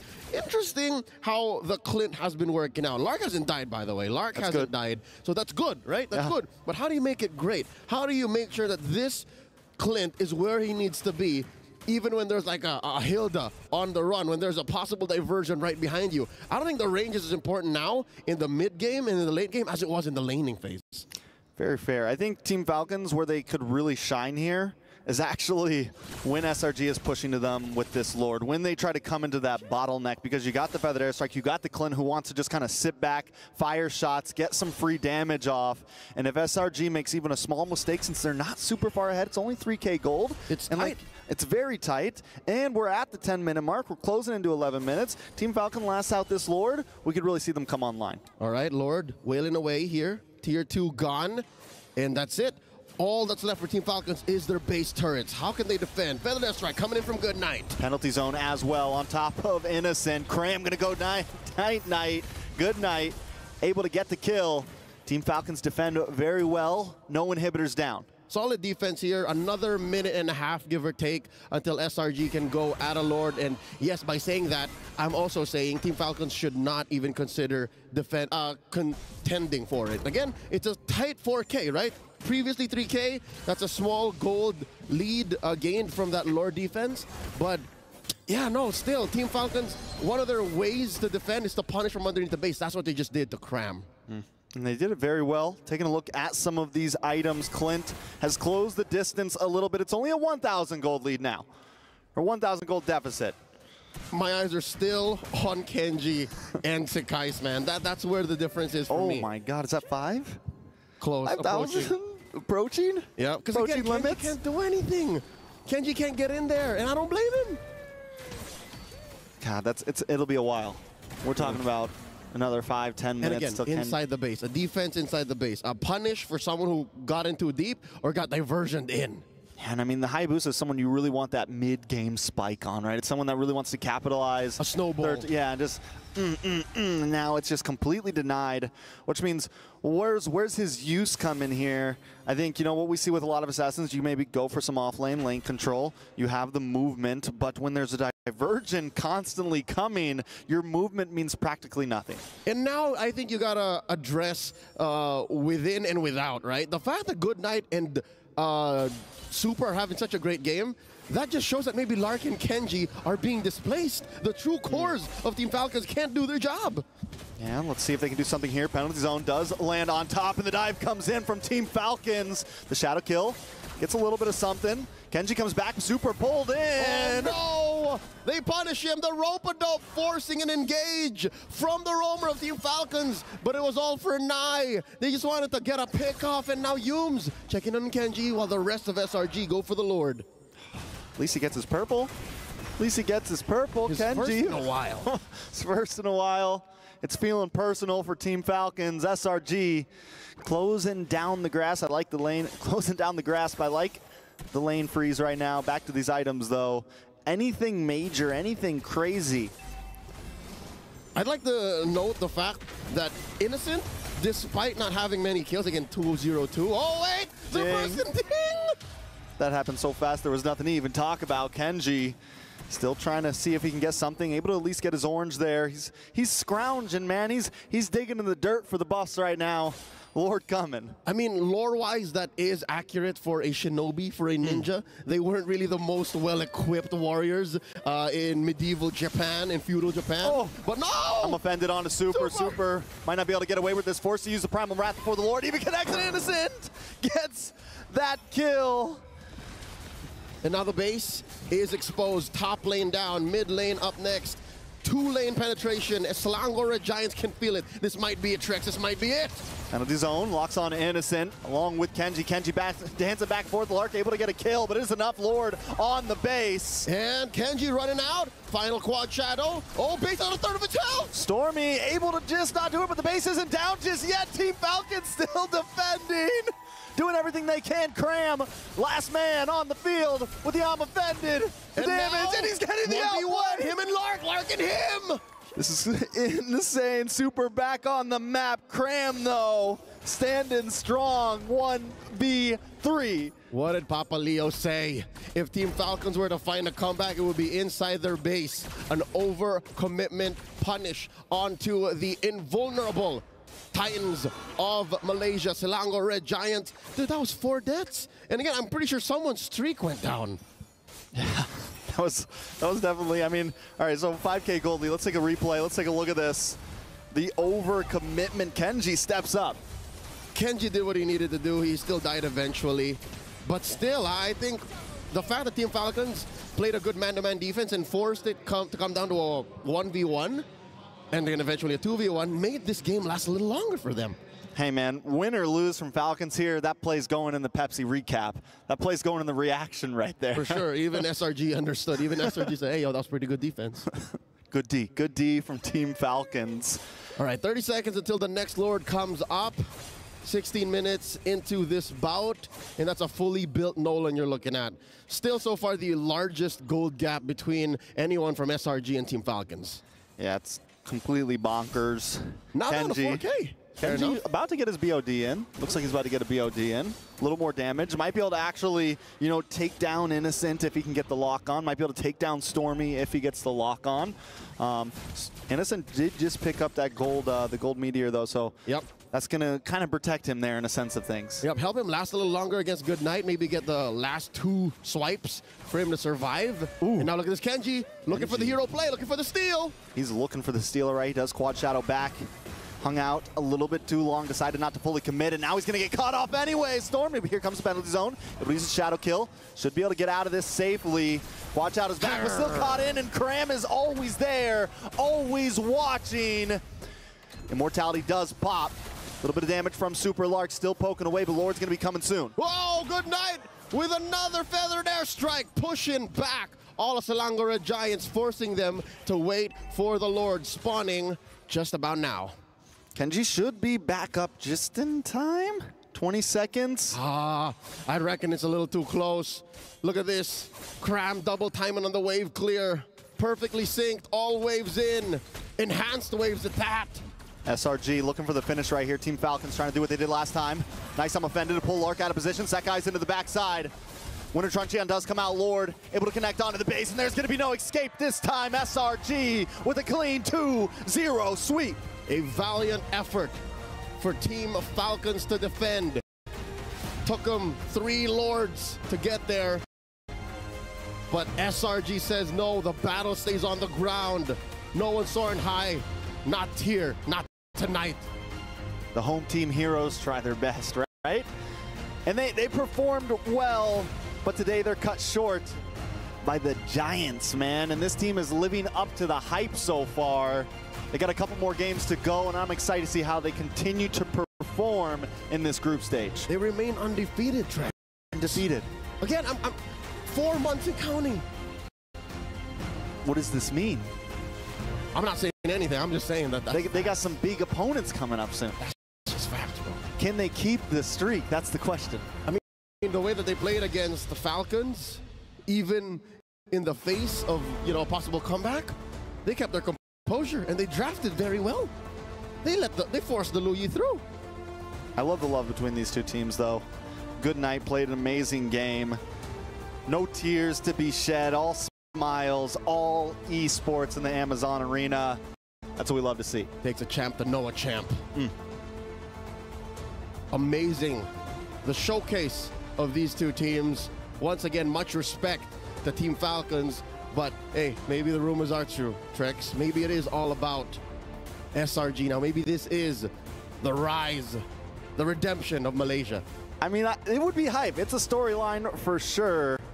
it is definitely a storyline I think we all want to see somewhere deep down, whether you're Indonesian, USA, Filipino. SRG definitely has, you know, the hype around them right now. With that said, we are going to be throwing over straight to the stage. SRG, I'm sure they have words, man. I'm sure. What kind of questions do you think Mara and Dude Sandstorm would be asking? Let's throw it over.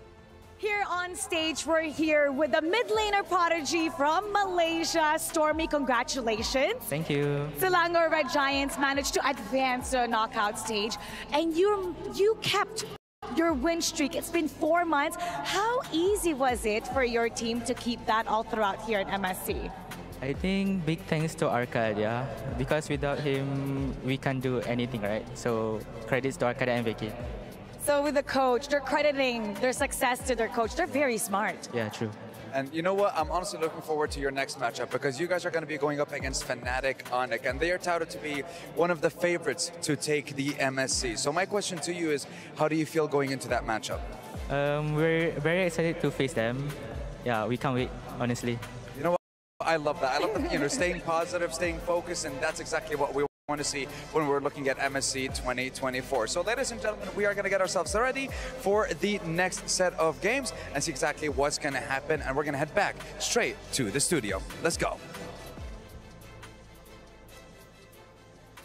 Thank you very much, Stormy, my boy, man. But again, in this matchup, this is one of those games where if you're playing jungle, you're like, you know what? Can I play something else? Do you guys want to jungle? It's called the ambulance, but not for me moment from Guys. Oh.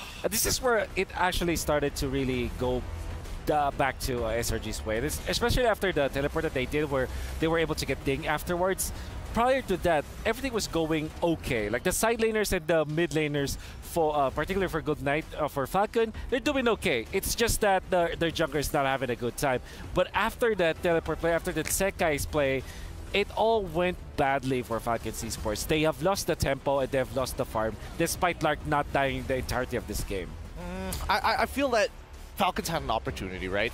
In terms of just raw scaling, bar for bar, hero for hero, I think that overall Falcons would have been able, at max items, deal with the majority of the roster of SRG. And obviously, you can see how happy everybody here is because of Cram's play, except Arcadia. Yeah, we were talking about it. Plus, we were watching, like, Arcadia's like, what the hell are you doing? You're supposed to end this quickly, right? And everybody was celebrating. Arcadia was not, and you understand why. Because it kind of feels like there is a way for Falcons to eventually win the game, and that's what he kind of is concerned about. But apparently, the SRG players aren't. Let's talk about itemization here, because we got to talk about Innocent on that Roger. First item, Thunderbell. What do you guys think about this? Honestly, this was rather interesting for me, right? Because this is like an old traditional build when Roger first came out.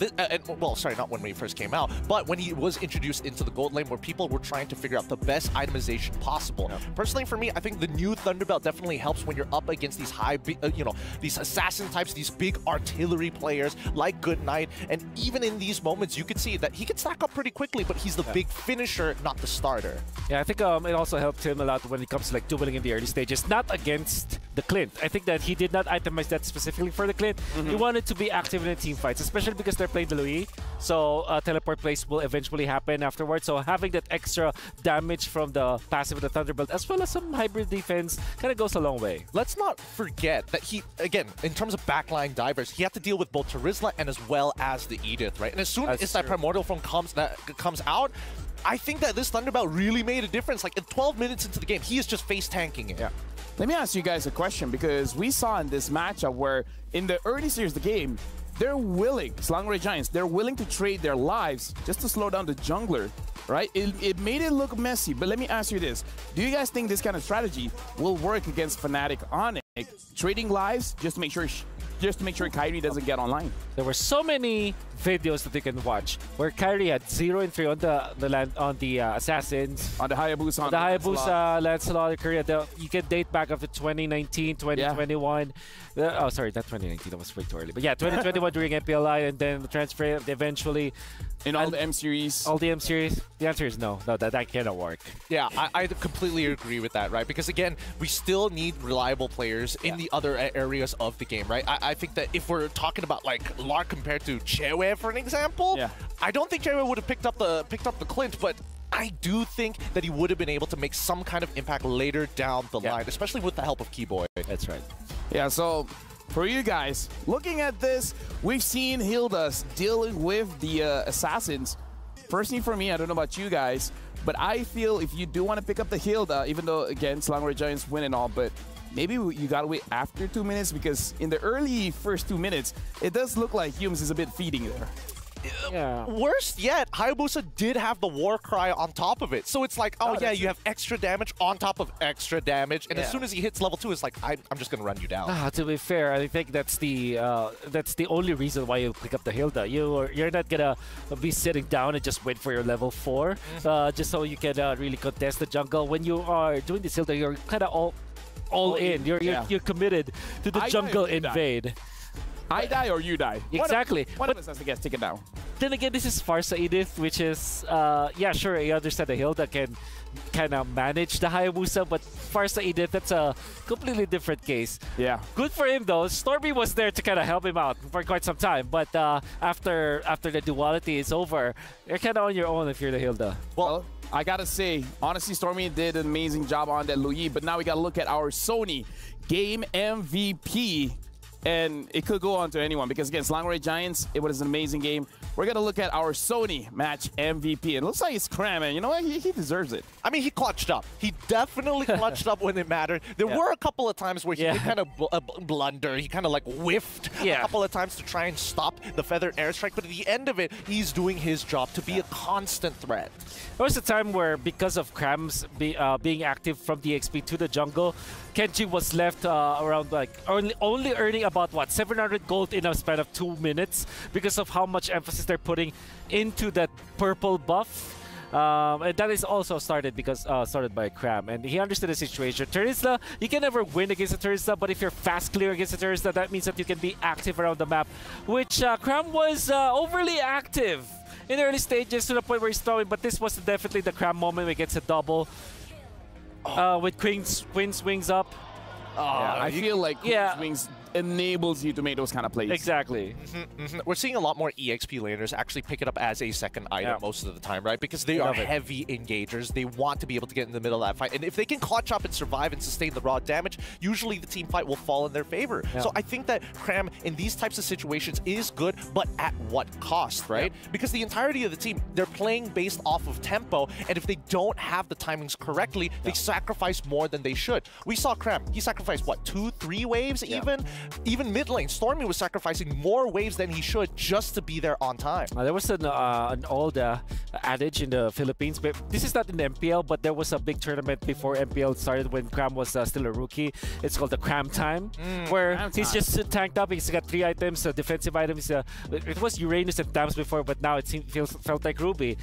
You did say that he needed to be on time, and we waited for that critical mass. And when it's Cram time, it's go time for SRG. Cram time, it's go time. Our analyst did say the favorite coming up into this match is going to be Selangor Giants. Now we got to check whether you guys were correct or not on your STC predictions, because we're about to see, it looks like a 58% went for Selangor Giants. Oh, it's pretty close. It's pretty close. So for you guys at home, thank you again for predicting, and it looks like 58% of you guys are correct. And make sure you guys keep on voting who you guys think is going to win for the upcoming matches. And again, let us know how we can improve, because as you guys can see, day by day, we're putting new things in the broadcast. So make sure you guys scan the QR code and give us your feedback on how we can improve. With that being said, thank you very much, gentlemen, to our analysts. That was an amazing game, but we're going to go for a short break before we continue our second match of the day.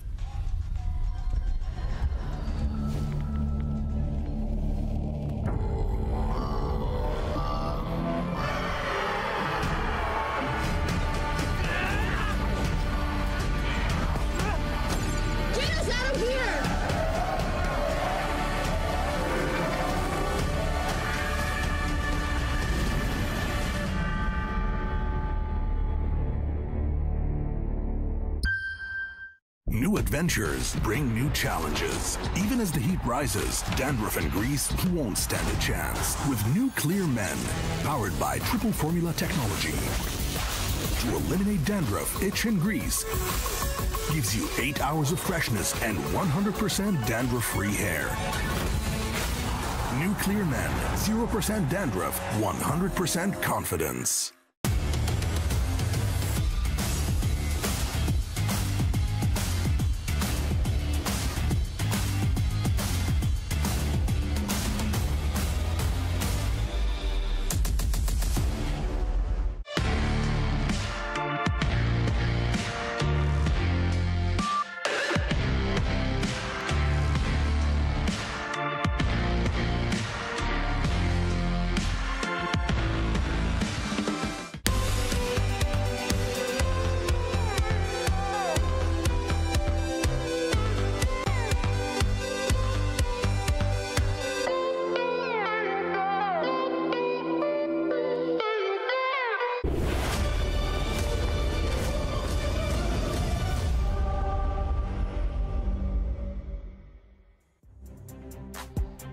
Welcome back. You guys are just on time to catch Fnatic Onyx going up against See You Soon. Welcome back to the Mid-Season Cup 2024. My name is Ophel. Alongside with me is Gideon as well as Wolf.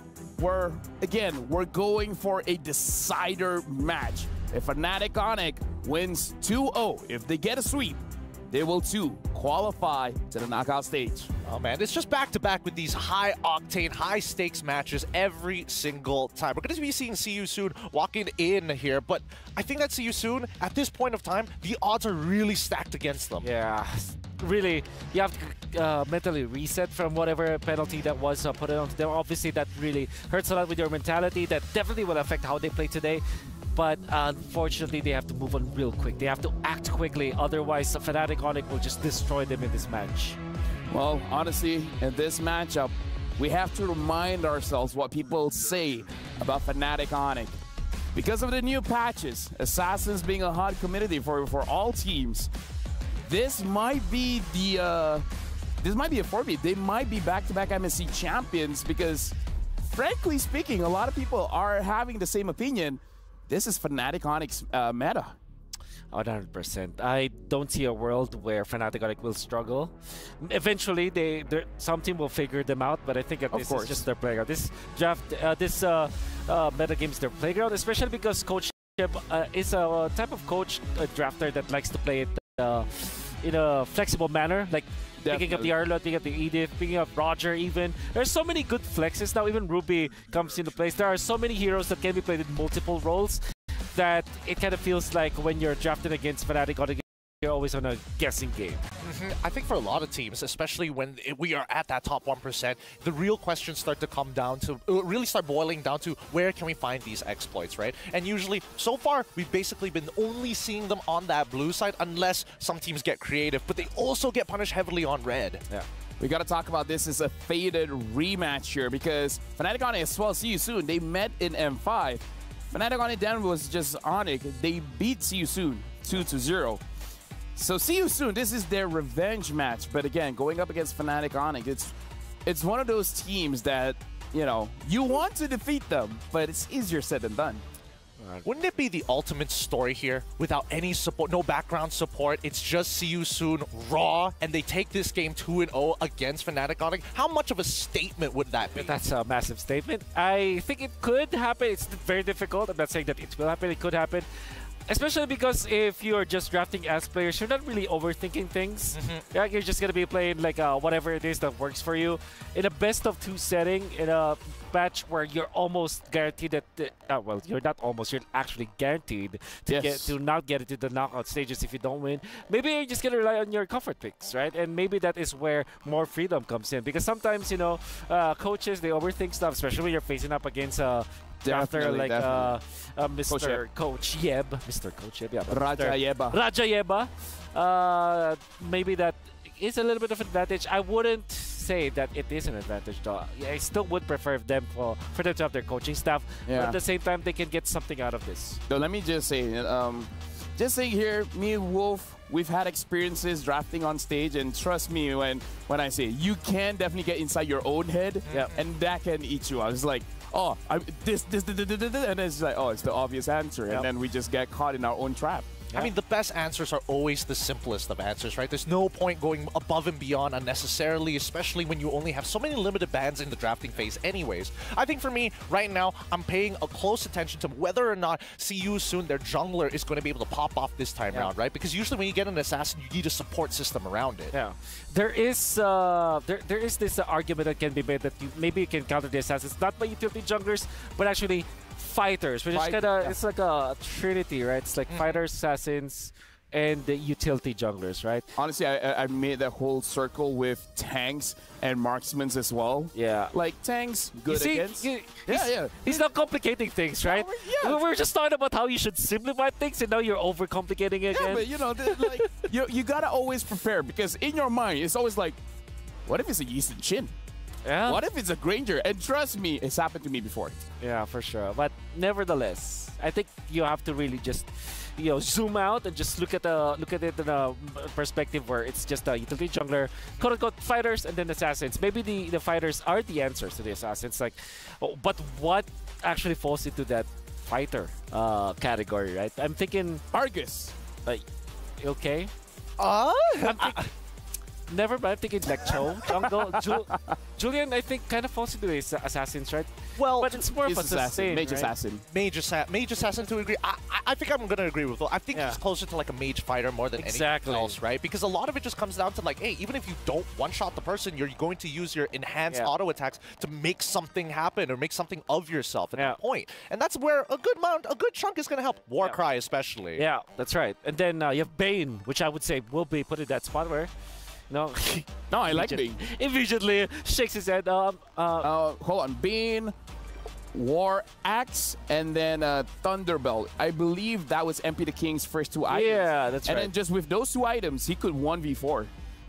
There was one time where MP the King likes the Paquito jungle. Maybe that's No, that's exactly what I was about to bring up, right? Paquito has been the usual answer to be like, oh, you want to play a squishy assassin like Ling or Hayabusa, and you get hit by 2 knock-up strikes. You don't have the frames to get out of there with your Quad Shadow or even with the Blade of Tempest. You just die. You just explode. Oh, is there a fighter with iframes?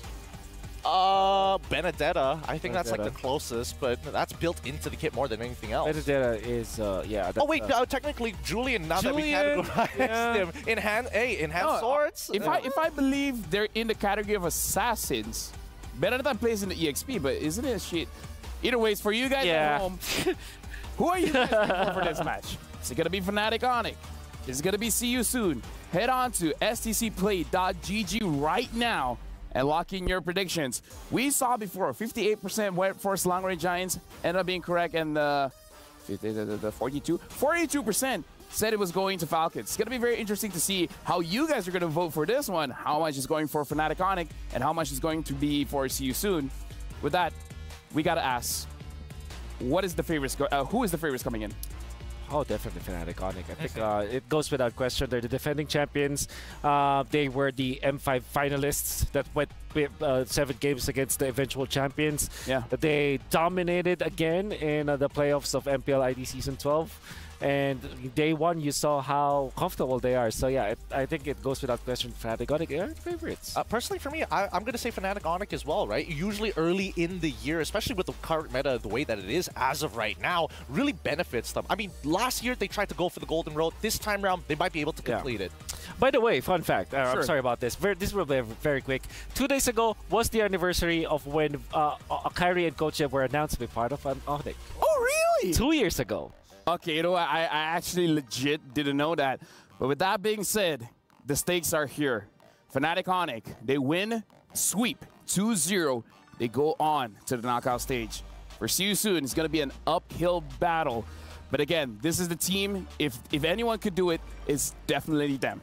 Before we start the matchup, we're actually going to have our stage host, Marquito, as well as Louis Sandstorm, to introduce the teams. Because again, if you don't know them, you can't love them. And with that being said, thank you very much, gentlemen, because you guys got to prepare. Once we see the draft, there is a lot of theory crafting that we have to see, especially for the side of See You Soon and for Fnatic Onyx. We got to see if there's any new interesting jungler picks coming in from Kyrie. We saw him debuting the Julian. Is there going to be another spicy pick that he's going to be picking up to go up against See You Soon, especially if See You Soon does end up picking on the Bane? With that being said, we're throwing over to the stage. So you know what? The Wood Sandstorm, as well as Maracino, it's your time to shine.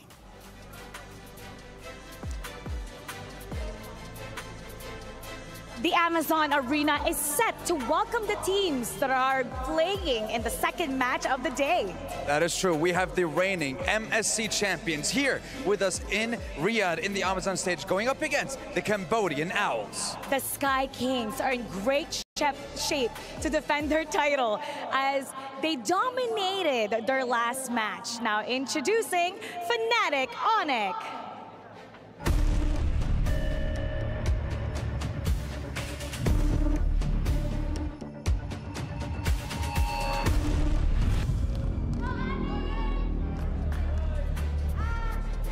The four-time consecutive back-to-back champions of MPL Indonesia are looking to punch their ticket to the knockout stage by sweeping their opponents in their next game.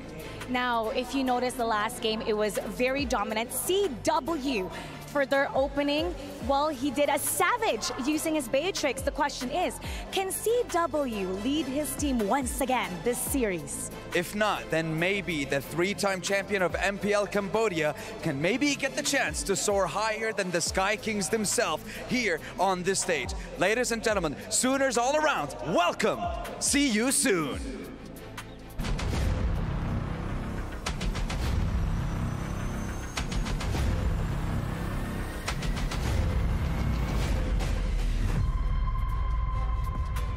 See You Soon just needs to get even one win. They just need to get a victory to continue their journey to see the world. And the thing is, when we're looking at this matchup, it is quite an interesting matchup when we look at the gold lane. We're talking about Seoul, the MVP, finals MVP of MPL Cambodia, going up against CW, the finals MVP of MPL Indonesia.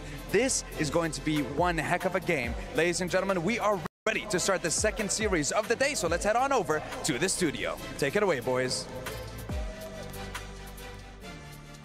Thank you very much. And now, we heard the host talking about the goal lane matchup here. Seoul going up against CW. CW, it's unfortunate. He never makes the first team, but the thing is, he's the finals MVP, man. He got a savage on the Beatrix. It's going to be very interesting looking at both gold laners for this matchup. Yeah, I think he got angry for not being part of the first team. I agree.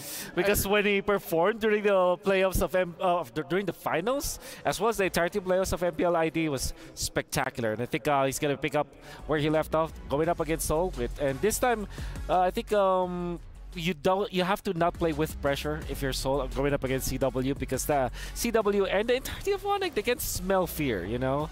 They smell fear. Yeah. That's some nose they got. I mean, it's not even just smelling, it's just having that game sense to know that somebody is underperforming, right? And I think the worst part about it, I think that Seoul can actually deal with CW in lane. But the question is, are the outer factors, right? Who's going to be rotating over to that side of the map? Or are they going to just leave him on an island like we saw with the SRG match? Yeah. And now we're jumping straight into the draft. See You Soon is going to be first pick blue side, Fnatic Onyx. Second pick red side, Lu Yi. See You Soon already batted out for Fnatic Onyx. So now Fnatic Onyx has a free ban. And they use it to ban out the Bane. Okay. Well, sorry, not sorry. Sorry, not Fnatic Onyx. I mean, like, with the Lu Yi being banned, I think we are eyeing for a Harith here for See You Soon. Especially because it's one of those meta heroes that can just fit in any kind of composition. But that leaves Roger also for the taking for Fnatic Onyx. Apart from that, it could be a very natural draft that we are going to see. Apart from the Bane ban, this all seems very, very... Oh, by the way, Ling is available? See You Soon. Are they going to give that up? I don't know. I think that maybe even MP the King might pick it up for himself. Okay. It really kind of depends, right? Because I do agree with you that probably if Roger or even Harith this up, that's going to be first pickable for the side of See You Soon. Yeah. But Fnac can instantly reply. And most of the time, based on what we've seen so far, they don't pick up the Ling in first rotation. I don't want this to be like Harith and then Ling. Like Harith being picked up by See You Soon and then Ling by Fnatic on it, because that's a difficult scenario to be in. So I think See You Soon has put themselves in a spot where they have to first pick this Ling. Apart from that, maybe a Valentina could be a good opener, but that leaves Harith and Ling for Fnatic on it to pick up. So this looked to be really dicey, but then again, you don't have a choice if you're See You Soon, right? Well, I think that See You Soon, they have been known to play a couple of pick-off compositions before, right? So still, See You Soon, they're opting to go for the Ling, which passes the priority back over to Fnatic at this point of time. You think that this is going to be like early lockdown? Yeah, like a Cho, for example. Cho, Kaja. Yeah. Terzla's open. Fnatic on it, they also like Julian going up against See You Soon, against the Ling, so that could be a choice. It's also a flex, so Harith and Valentina perhaps for Fnatic on it, or Harith plus Julian, so that they can have that effect. Can I say something that really shows our age? What? Back in my day, when the opponent picks up a Ling, you fight it with Lancelot. Yeah. Right? That was so long ago. How the meta have changed, and now they pick up the Harvey as well as the Edith. And again, very flexible. The Edith can go either Roam or EXP, so a lot of options still up for Fnatic on it. Hey man, back in my day, whenever you see a Harith, you have to pick Lunox on the opposite side. Yeah. Let's go even further back. Yeah, that was N1 days. Oh, yeah. I love this answer coming up from See You Soon, going up the Valentina, then the Terzla, very standard pickup. All meta heroes for See You Soon. Nothing too fancy. I believe that amongst all of the mages that can match up against this Valentina, it's going to be the Julian. But in this case, it's the Hayabusa. So yeah, that's how you enter the Ling. Fight fire with fire. Assassin on assassin battle we're seeing, boys. Can we talk about how in this meta, Angela really has fallen off? Where now in the fourth day, we're not seeing a lot of Angela bans, and even when it's up, no one's really picking it up. Well, I don't know about this one, right? Because again, there's very good enablers, right? Good targets for the Heart Guard, and might be a consideration for See You Soon in particular. I don't know about Fnac though, because then if Sans ends up playing the Angela, it's one of those like, oh, you have this great playmaking mid laner, and then he's put on an Angela, similar to how Homeboys had to put Udil on the Angela. And speaking, if See You Soon wants to make this Angela work, I think that they have to put their gold laner on a fighter like a Ruby or even a CC that Fnatic Onyx themselves have picked up. That's Angela CC, which is decent in the early game and then very good at the late stages. You have two vehicles now with the Ling as well as the CC. And CC also fares well versus the Harith, as we saw previously. CW played that matchup, and we saw how potent it is against the Harith in the lane. So that could be a potential. Nevertheless, it's very conditional, I would say. I think See You Soon will just revert back to traditional picks like maybe a Beatrix to match up the Harith, or maybe even a Lunox that we know that works already. All of them, very good options here. Yeah. Very, very good options. The fact that they got rid of the Grok does kind of give us an indication that maybe Fnac wants to actually play the Pharsa. Yeah, that's right. I just don't know if it's going to be last pick or instantly first pick. I think that's fourth pick because you keep the Edith in check when it comes to like you can play the XP, you can play the Roam. Edith plus Pharsa also works so well. So you already know that the Valentina was picked up anyway, so you're not that afraid about the counters. Another option is the Julian that I keep on saying. Gwyn. Wow. Very interesting bans coming in from See You Soon, because even I'm trying to wrap around my head as like, what is up with the Kadita ban? What is up with the Guinevere ban? Because both are showing lockdown. So maybe these bans are specifically, you want to make sure that Soul doesn't have a bad time where someone's just waiting. Oh, I get it. I see now. They're going to pick up a marksman that can't pick up a Purify. Yeah, Irithel. Yeah. No, just kidding. Okay, not Irithel. Yeah, that's Beatrix probably. Because Beatrix, looks good. Both yours getting banned out. They're good against people that is forced to use the Purify. Okay, we guess Ruby Angela or CC Angela. That's like the out-of-the-box perspective that maybe we can see from See You Soon. If we're going standard here, Beatrix looks really good as expected. And then maybe a Kaja perhaps, so that you counter this Harith. You have that lockdown, that's great. Kaja plus Valentina, that's great too. Cho looks good. A Tiger, okay. Wow. AoE instead. Okay, interesting. Well, at least there is more application uses for the implosion rather than just like single target lockdown. It's interesting because at this point, honestly, both roamers are going to have to make some really critical decisions in these fights. Yeah. So you're going up against her is the X-Borg, looks good. It's Arlott instead, they're going standard. Fnatic Onyx lineup are very, I would say, squishy, but at the same time very mobile. So it's going to be all about damage. It's going to be all about damage. Now that we've seen the draft is completed by See You Soon, as well as Fnatic Onyx. Here on the panel, Stan, we've done our job. And now, hopefully the casters, the hands are open because we're throwing it over to you. Off cam as we may be, can confirm, LaFell, our hands are indeed open. Let's get into the game. It's Trex and Leo at your service for Fnatic Onyx versus See You Soon. And if you thought the metagame could not develop even further, just with a few picks here and there, a few bans, you can tell these two teams have studied each other very well. Yeah, I mean, I love the Ling first pick from the side of See You Soon. Cover your bases. We got the respect ban pick. I mean, the respect ban Bane as pick.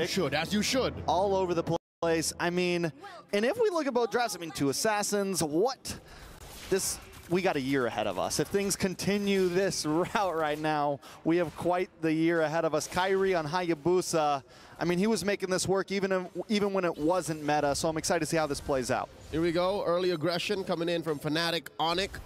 They are the aggressors. They have to be, given that they are defending their title here in the mid-season cup. Look at the rest of the lanes, though. Harith versus Beatrix, Arlott versus Terizla.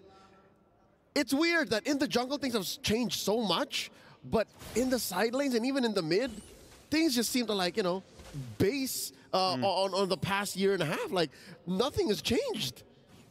Yeah, I mean, EXP lane definitely in the tightest spot. Gold lane, we have like the Beatrix back a little bit. We have a few picks kind of leaking back in. They seem a bit more viable because at least 2 months ago, a lot of damage on to Soul there. Kyrie with just feeling it out. Oh, he's back. He's back. Oh, and the knockup from Keyboy, first blood over to Fnatic Onyx. Let it be known that not a level 4-less Hayabusa is enough to stop Fnatic Onyx from drawing first blood on a gold laner. Check this out. The feint here, the basic attack, and then Keyboy with the flicker, animation cancel into the Earth Shatter. That's just doesn't get 2 much years. cleaner than that. That's 2 years worth of synergy right there. 2 years worth of synergy packed into about 10 seconds of a first blood, and I love it. Can confirm, speaking of 10 seconds, there's about a turtle coming up soon. Lower quarter of the map. Again, I'd like to echo what Wolf said. Happy anniversary, second anniversary. The Kyrie and Coach Yeb's migration over to Indo. 2 years. I remember MSC 2022 when Coach Yeb would deny him being part of that backstage crew for Onyx, but now Turtle secured by MP. The King able to do it, followed up by the Tempest of Blades. A lot of damage on a Keyboy there. Keyboy goes down.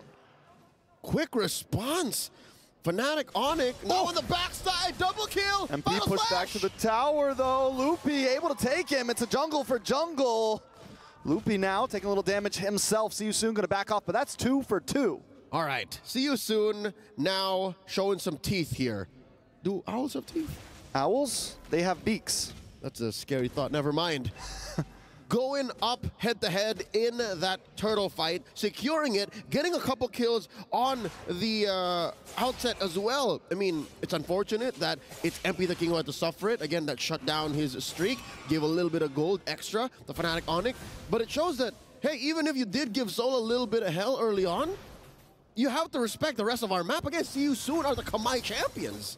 Oh. Kyrie locks on. There's no escape here. The Finch Boys won't let him get away. Anime fight. That is the mid-sky throwing punches as he Finch poises somewhere else. With decades worth of grudges on each other. Like, oh, yeah. Ancestors.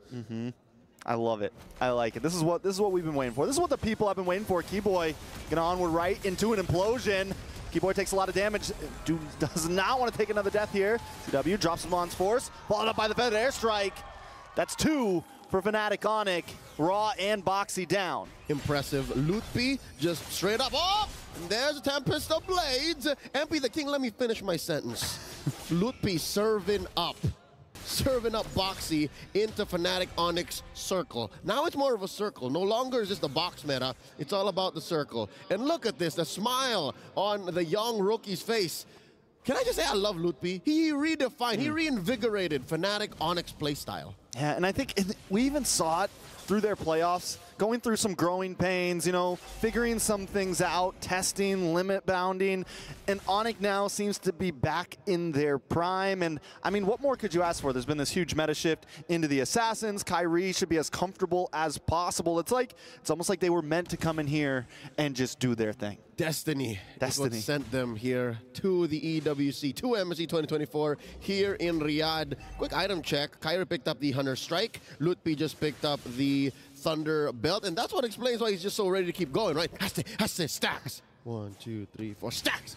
Right? Anime fights. That's extra stacks, right? It's extra defense. And now on the other side, as MP the King wails away at the turtle once more, they should be getting a little bit of bank as well, given that they are just down about 500 gold. Another turtle given over to the Kamai.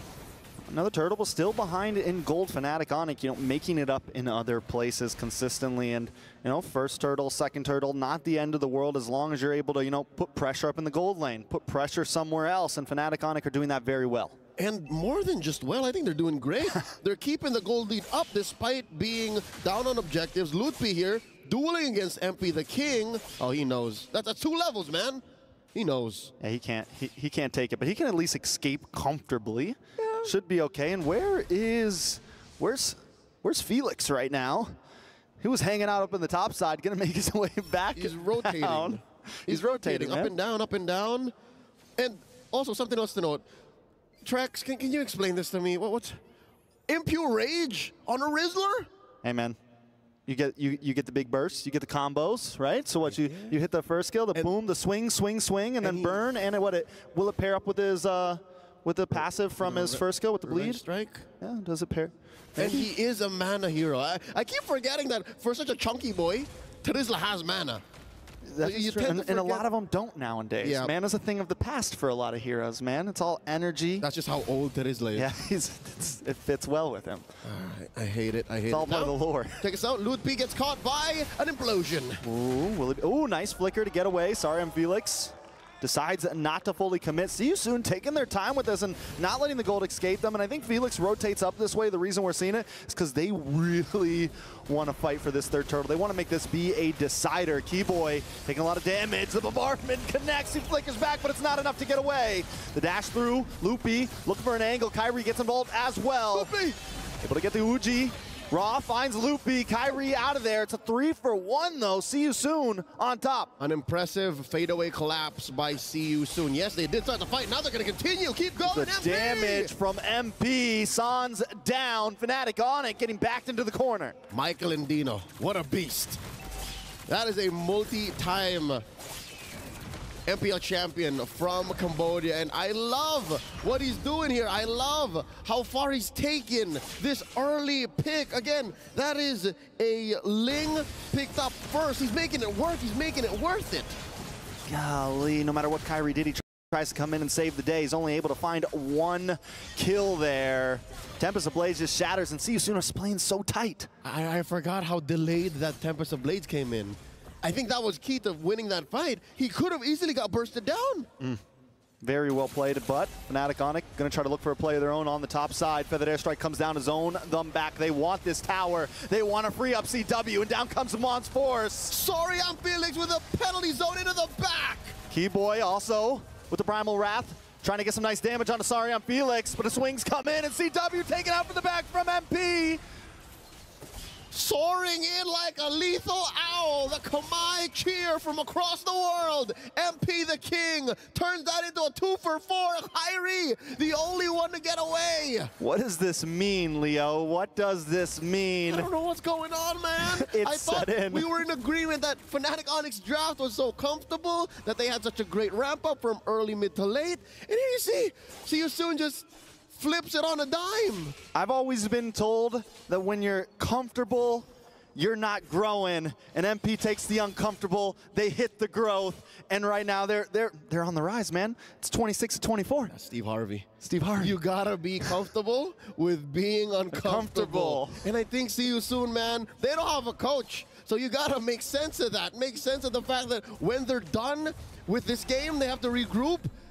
All they have are themselves. So now I guess that's why they're putting their best foot forward. Fnatic Onyx down about 2,000 gold, 11-7. The map is blue. Again, when you're looking at the Hayabusa and the Ling, you agree that both of them have good mobility. They have map rotational speed. But when it comes to fighting, I think it's more all in on the Ling, and that's what makes it better for See You Soon. And we've been seeing the way the MP has been moving around the map, the way he caught CW earlier. He just has a little more of a door into that backside, but wait a second.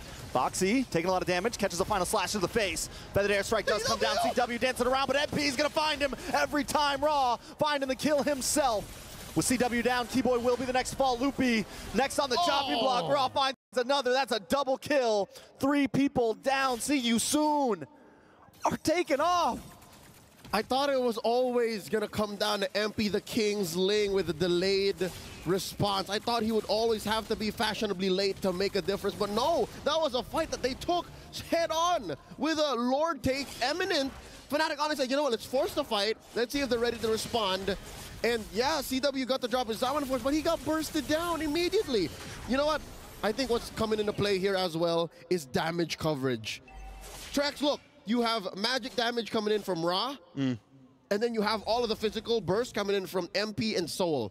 I think that's enough already, especially since you're looking. What was that's all that's on Ra? It's all Ra needs. Just the Enchanted Talisman and the Glowing Wand. What? Another fight? Kyrie! Empty zone. Kyrie forced to dash away here, forced to use a shadow kill a little bit early. Sans unable to even hang out with the Feathered Airstrike.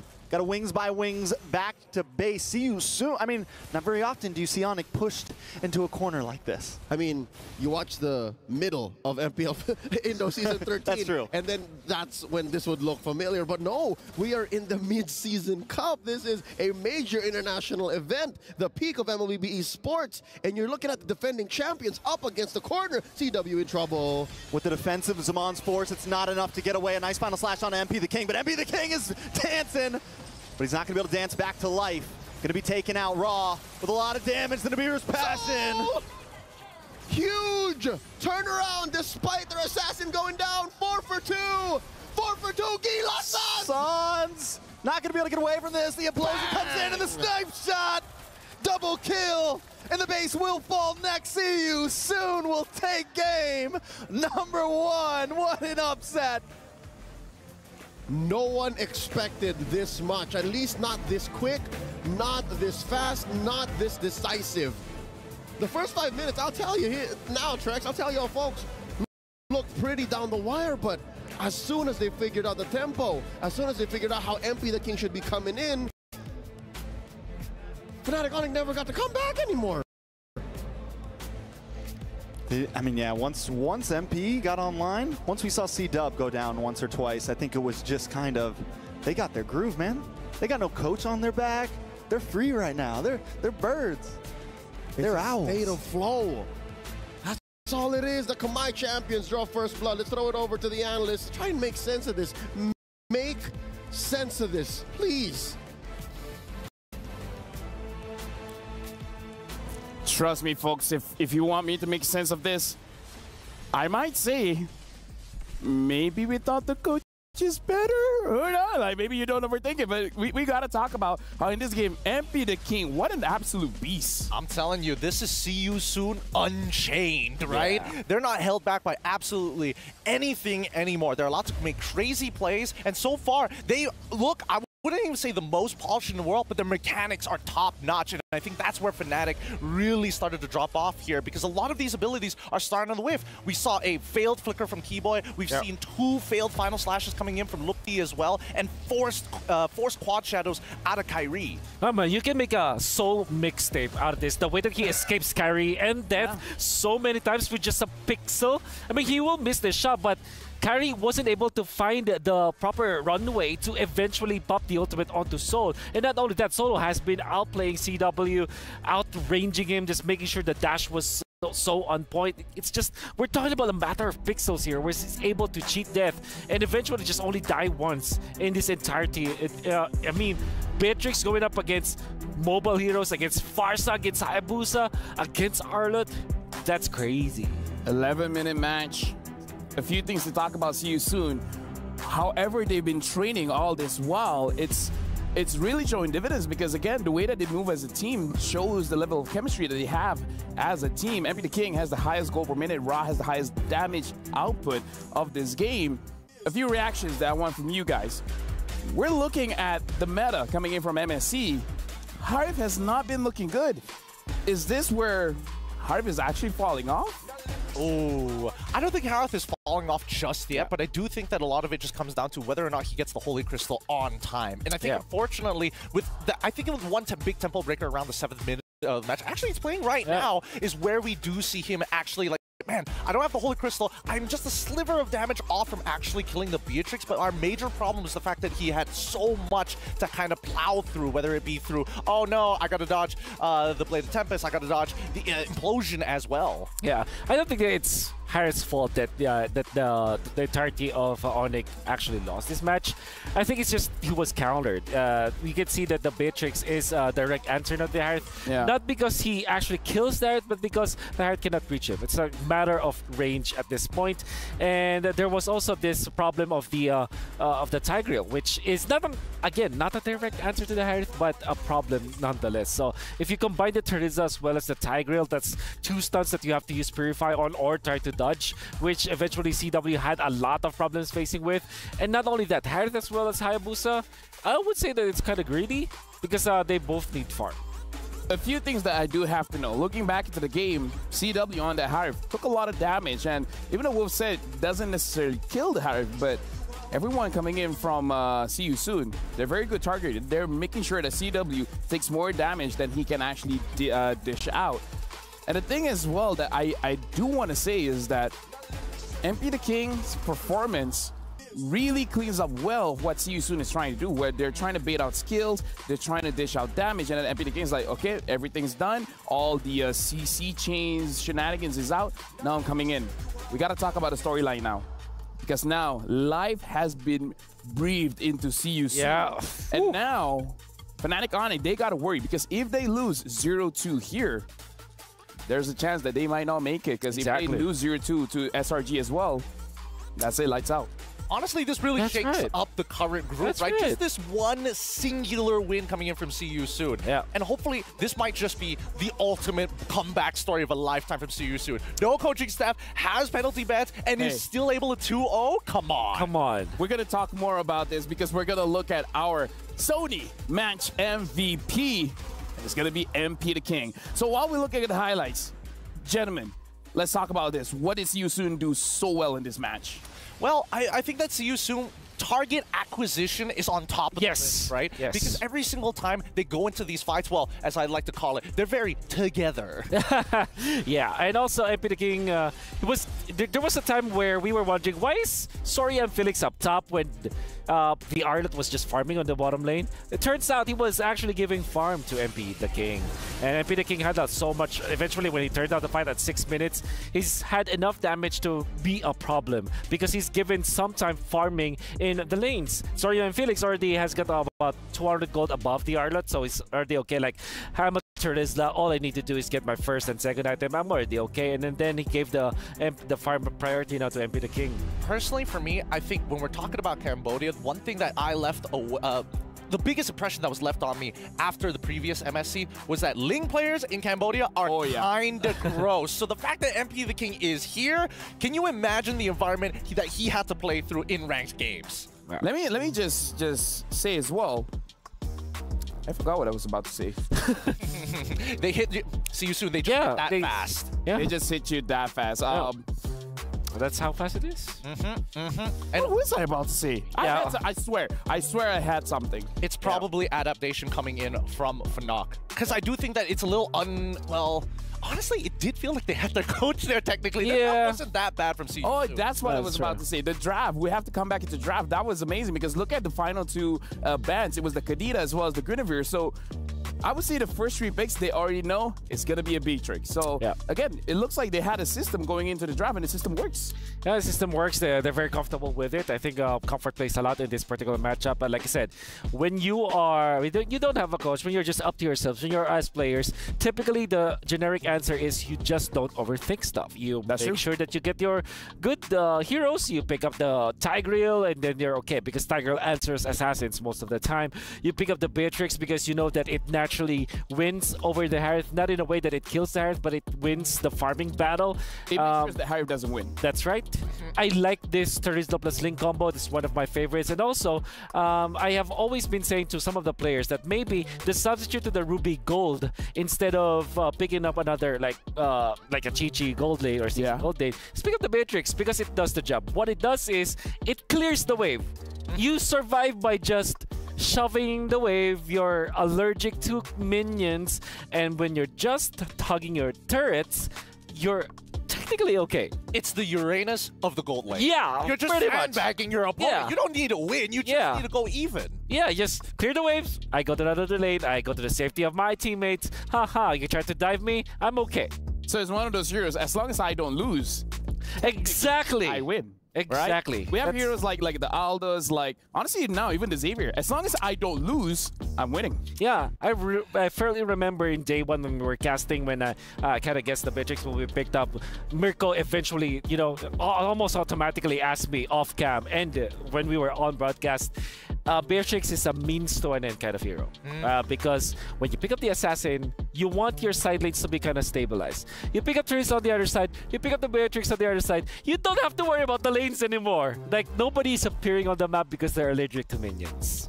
Yeah, with that being said, we got to talk about game number 2 here. Because see you soon. They're one game away of really making sure that they survive this. And Fnatic Onyx, like, let's be real here. They're champions of MPL Indonesia for like, what, 4 times in a row now? So yeah, for Pete. For Pete. So at this point, they must have something. The question is, what else do they have? Well, personally for me, I think that why Siusun is a difficult team to actually play against is because they're very fluid with their emotions, right? Yeah. And that's very similar to how actually Fnatic Onyx plays when they're in MPL ID and even internationals. That's what makes them so exciting to watch, because you never know when the next play is actually going to happen. And I think with very similar styles, it really just boils down to who can get the better execution. That's why when we saw Fnatic Onyx walk in away and come back to their seats, it's not like, oh, I'm sad about that game. It's more so of like, we played a little bad, we can do better. One other thing that I do want to point out, now I remember the other thing that I wanted to say. Perfect. Rarely do we see Pharsa getting punished. Oh, yeah. Right? Like, in a meta where there's Beatrix, Yuzong, Ling, Julian, people that can dive in the backline, Pharsas look like they're untouchable. This is one of the rare situations where it's Sans on the Pharsa, and Sans gets countered by this Ling. Like, we rarely see this happening. Yeah, I totally understand why the Pharsa was picked up. It was going up against Valentina, good combo with the Edith. To be fair, Sans, this is one of his favorite heroes. True.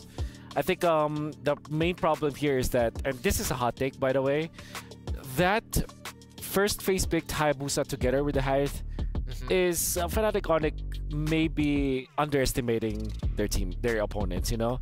Because you revealed your Hayabusa very early, and surely you have 2 bans, but it gets countered by the Tigreal. At the same time, you reveal that your Harith is that this is your core duo. Like, you have the Harith as well as the Hayabusa. It gives so much information to the opposing team, and I'm sure that Fnatic Onyx have gotten away with that kind of draft before. But this is MSC. This is group stage of the going MSC up against champions. They're going up against champions. The hot take is I think they have underestimated the prowess of their opponents. I think personally that Coach Yev is going to revoke Kyrie's assassin card this time around. They're not. They're going to have to follow his orders here, because I do feel that, like, to a certain degree, yes, they did underestimate them. And it's like, oh, Kyrie, what would you like to play this time around? He's like, give me the Hayabusa right here, right now, in first rotation. I can make it work. And now that's revoked. Yeah.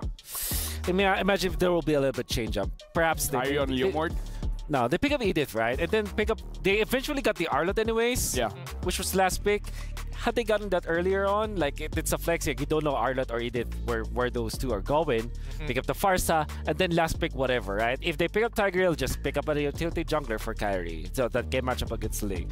Eventually pick up the Julian, right? So honestly, it's like it's not that they have slipped with their draft. It's just like it felt like they felt overly confident showing their hand as early as the first phase pick, just because they essentially don't have an opponent in the drafting stage because there are no coaches. Well, I mean, I don't know. Something's going right with CU soon right now. Yeah, 100%, dude. Yeah, right? Yes. I think that at this point, yes. the coaching staff is just like, hand one singular post-it note. Here's the process. Here's yeah. Put it together. Here's your flowchart. If this gets picked, this is how you answer. I love it. Honestly, it's looking good because it looks very effective up until the bans, making sure that their draft does not get countered. And to the fact that you guys were talking about, they were able to counter Fnatic Onyx draft. So coming into game number 2 here, do you respect the Ling or do you let it go and try to fight back with the Julian? I want to fight back with the Julian. Fight back with the Julian. I understand why the Hayabusa was picked up. It's decent matchup against the Ling. It's not a direct counter, but again, and also this is Kari Hayabusa, which we know that he can turn things around. However, I feel that the Julian makes a lot of sense because Valentina hates playing against the Julian. Also, Ling hates playing against the Julian. At the same time, you farm so fast. Even Terizla doesn't feel very comfortable when there's a Julian around because of the mixture of physical and magic damage to with your side laners. But maybe because they already picked the Harith, they didn't feel comfortable picking up the Julian to go with it. I suppose, but I also think that it could be just an ego thing, right? Yeah, 400%. I mean, there's a lot of moments in this game that we would have expected, like, yes, Beatrix, she's allergic to ingredients, you know, I clear it fast, but then that's when you expect to see the full dive coming from Kyrie at some point. We didn't see that, right? We saw him consistently trying to match up against MP the King in these types of 1v1s. But now, since we're in the drafting phase, looks like, see you soon, back on blue side. So they do have the advantage where they can pick up the Ling once again, unless Fnatic Onyx bans it out. For now, see you soon. They ban out the Moskov. Now it's really on Fnatic Onyx. You know what? They respect it. No more Ling this time. Will they open up the Bane? And see you soon. Will they ban out the Louis again? Yes. Especially because... oh, maybe they will force Fnatic Onyx to ban that anyways. Maybe give up the Bane ban because the Ling was already banned by Fnatic Onyx. What they can do is to just get the Valentina off maybe, or maybe a Fanny because they don't want to see they want to see Carry on Fanny. There it is. I mean, See You Soon have just been like making sure that Fnatic doesn't go too out of the ordinary, right? With some of their weirder picks, or at the very least, some of their like key counter strategies that they have. So now, honestly, with the Fanny as well as the Moskov getting banned here, See You Soon really has their draft opened up. The chip has to be banned. And I feel like Fnatic Onyx, is this a way that See You Soon kind of gets inside the head of Fnatic Onyx? Because they're like, first game, we banned Louis. That means we don't want the Louis. So maybe then Fnatic Onyx is like, okay, if we let go of the Louis, they won't pick it up, right? So, okay, but they do go on. Okay, I'm overthinking it. Yeah. Definitely. Keep it simple. Keep it simple. It's See You Soon. Their aggression and their raw mechanics is what brought them here in the first place. They're going to lean into those two attributes to get them over this finish line. I believe Fnatic Onyx will want to ban the Roger instead of the Harith, just because they know we have figured out that, Harith is manageable. Roger is also manageable, but at the same time, it's a flex pick, and we know that the nature of MP the King, he's more than willing. He's going to be more than willing to pick that hero up. So Roger ban makes a lot more sense here. Apart from that, maybe okay, never mind. So it's Roger first pick, right? We're overthinking it. I think this is interesting because now the angle does come over to See You Soon. It's like, hey, you could pick the Roger, and yes, it can be flexed over, but I think that Fnatic Onyx is very happy if MP the King does pick up the Roger itself, and then you go into something more utility. Yeah, pick up a Baksha, for example, for carry, which we know that the entirety of Fnatic Onyx as a team knows how to counter. There is going to be the Roger pickup, and Fnatic Onyx typically answer this with Edith, as well as the Valentina, but the farm is an option. I'm curious to see if that will be the choice here for Fnatic Onyx, especially because the Valentina is open. So they immediately pick up the Claude, And Edith, perhaps? Oh, the Valentina. Okay. Okay, Valentina first. They're going to give the Edith over to See You Soon. That's under the assumption that they actually want to take it. Yeah. But then again, I think there are certain conditions that need to be met. I think that even MP the King is thinking about what type of jungler he needs at this point of time, because everything is still up in the air. If there is the Valentina, maybe... Okay, this is weird, but maybe Bane Faramis for See You Soon, just because... I'm okay with it.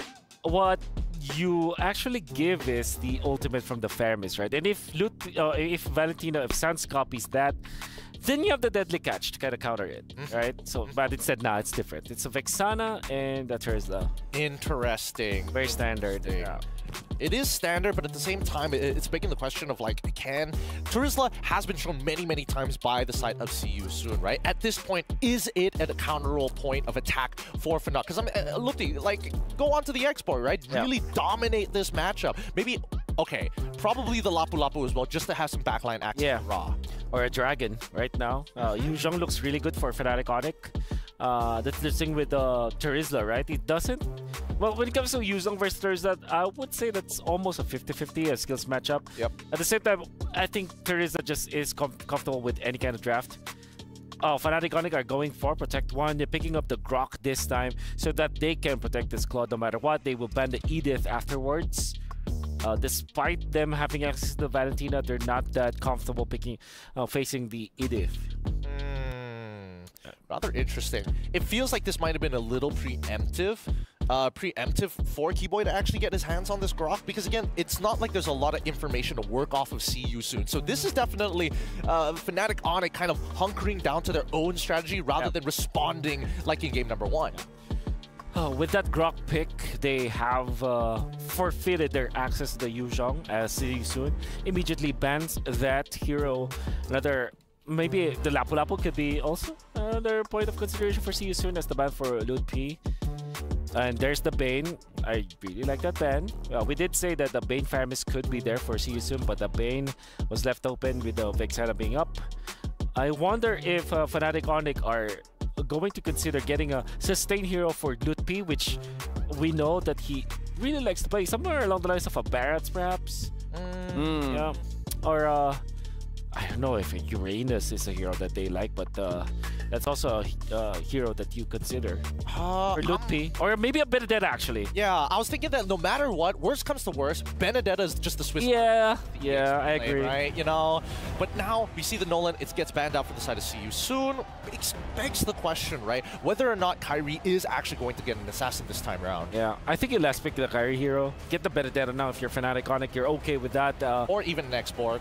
X-Borg, yeah, it's a one-size-fits-all kind of thing. Wherein, yeah, you have a decent answer to the Terizla. The poke coming up from Vexana will be an issue. That's why I feel like Benedetta makes a lot of sense. Or maybe just go to a Paquito, wherein you can make the plays around with your team. You have the Grok to go in. You have the Paquito as your second unit. Definitely a one-shot hero for the Roger if you play it correctly. They go Arlott instead. Okay.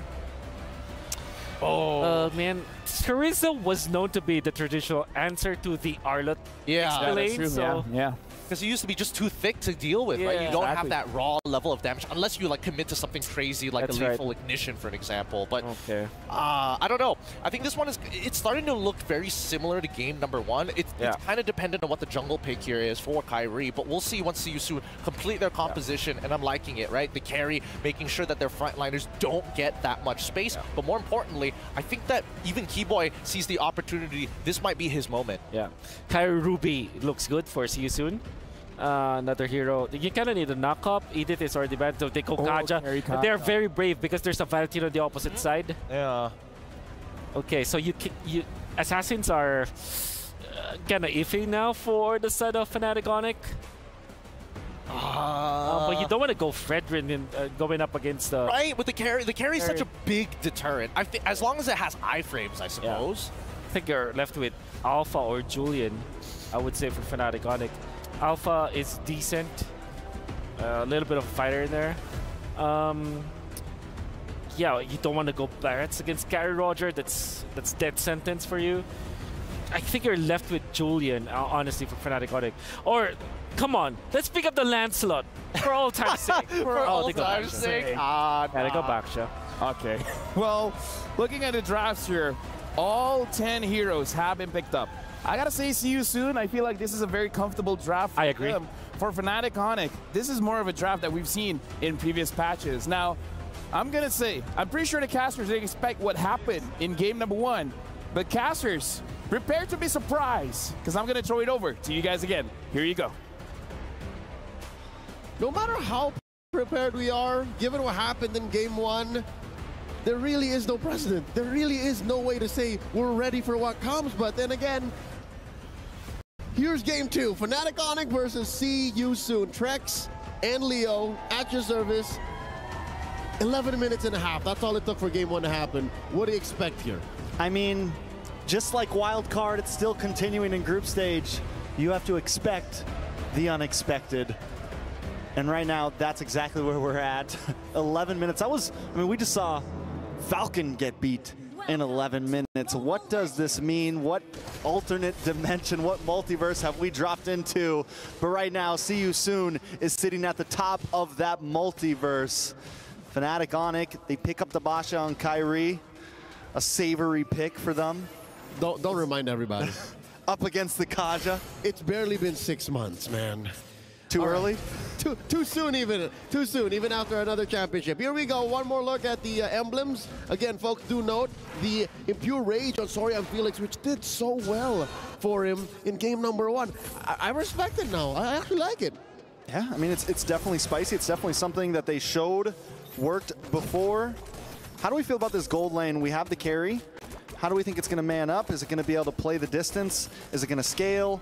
You know, what are our thoughts? That's a classic KK combo, man. Carry and Kaja. Mid-game, you just pull on someone, burst them down with true damage. It makes sense, and what I love about it so much is the fact that it's a mobile fighting unit. Like, that's what See You Soon is. Like, they just pick off one, da-da-da-da-da-da, jump in, kill another, da-da-da-da-da-da, and then you have the Teresa to cut right through. As for the other hand, Fnatic Onyx, yeah, it's very reminiscent of the kind of lineups they played in M5, but just the same, I think it's a safer box for them. That's one thing I can say. Oh, here we go, up top.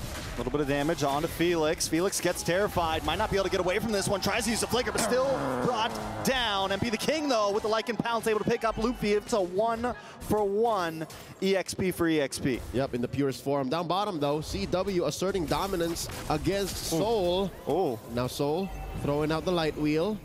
Lets it go, turtle spawned, upper quarter.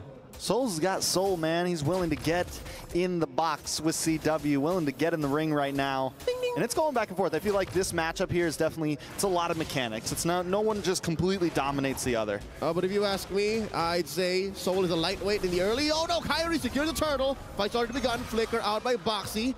Purple secured by MP. They disengage. I was saying, Soul is a lightweight, while CW on the Claude is a featherweight. Because again, like you have the basics on carry dealing more damage the more you do it with it, right? But you do have the mobility advantage on CW. That's one thing he has. So a lot of things to say. I love how Onyx, they were ready to kind of go for that purple after the turtle. Instinct told them, but then they saw it got taken. They decided to back off. Now Boxy takes a lot of damage to respond with the Eternal Guardian and MP the King trying to lock down onto Kyrie. Kyrie might not be able to get away with this. All it takes is one Lycan Pounce. And Kyrie down, man down. Up at the top side. Felix up against Lupi. Nothing too major, though. All right, forcing responses from the EXP lane. I love that engagement, that counter engage by See You Soon down bottom. It was a perfectly placed Eternal Guard by Ra, by the way, which we did not talk about much. We did not talk about this. Come on. Oh, Boxy! Boxy down. Now it's 2-2. 9.4 to 9.4. Back to what you were saying. Yeah, no, Ra has such great game sense, and we didn't really talk about it. Final slash by Lupi! They don't want to let you talk, man. Sans now trying to get engaged as well. Sorry, I'm Felix. Trying to kind of kite back a little bit, taking a little bit too much damage. Should be okay. Kyrie playing the distance, looking for the engage. I'd rather have it this way. Them keeping going, keeping fighting, because this is how Fnatic Onyx gets ahead, right? They're about 400, 300 gold up, and a game of inches is what you got to do against a team like See You Soon, because the Kamai, they're so good at forcing fights, maybe only second to how then their prime in M5 ECA does so. Divide Gaming, I don't know what the equivalent is in the Khmer language, but maybe their local Homoy Mao, you know, like they just cheer on, fighting, forward, forward, forward, CW, dueling against Soul, the flicker! The flicker, and he gets it!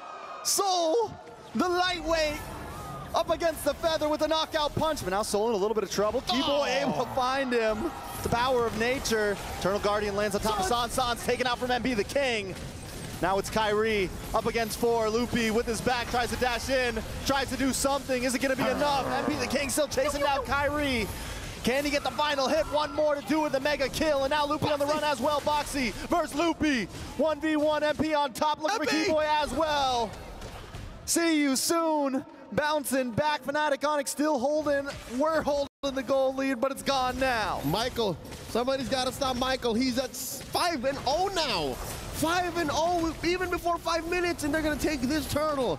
Now Fnatic Onyx and See You Soon are a major objective apiece. Let's watch that again. It took a while for MP the King to finally get the kills in the back line, right? Kyrie got away. That's a dive in by Lutpi. Oh, an amazing final slash, dare I say. If only, Trex, would you agree with me? If there was a wild charge in Kiboy, that would have looked very, very different. Very, very, very different. But See You Soon is willing to flip the coin, take the 50-50. And, you know, we saw the items a minute ago, and it looked like MP the King was holding a strong lead over Kyrie, and now it's going to be even more. And what do you do when you have Roger on the field? You feed Roger. 5-0 right now. And it looks like Fnatic Onyx, I don't know if by purpose, if on purpose, or if just by their rotations naturally, they're starting to avoid MP the King. I think given how he performed in Game 1, much respect, that's the Ling, he can catch you. But as a Roger, it's kind of hard to, on purpose, run away from the Roger. And Lutpi doing his best to defend his lane away, I think that is one good way of looking at it if you're a Fnatic Onyx fan. If you're a Sonic at that, at least there's no major objectives on the map, like permanent objective that's taken away, right? No good conversions yet. It's true. Look for a conversion now, though. Judgment followed up by the penalty zone and Eternal Guardian, just to make sure Kiboy doesn't come back from it. 3 ults, a lot of utilities. Can they translate it into something else? This is dangerous for See You Soon. They spent so much greens on taking down Kiboy without any real objective to take from that. No real conversion, because that's a roamer. He'll be back in about, there you go, a jiffy, as the kids call it. He's back right now, and okay, luckily enough, Soul does take this tier 1 down bottom, shrinking the map just a wee bit for CW. Luckily, he is a very mobile marksman. Yeah, this is true, but also Soul now gonna maybe be able to pivot over to the mid, pivot over to the top, and that's one more hero to get involved in these fights.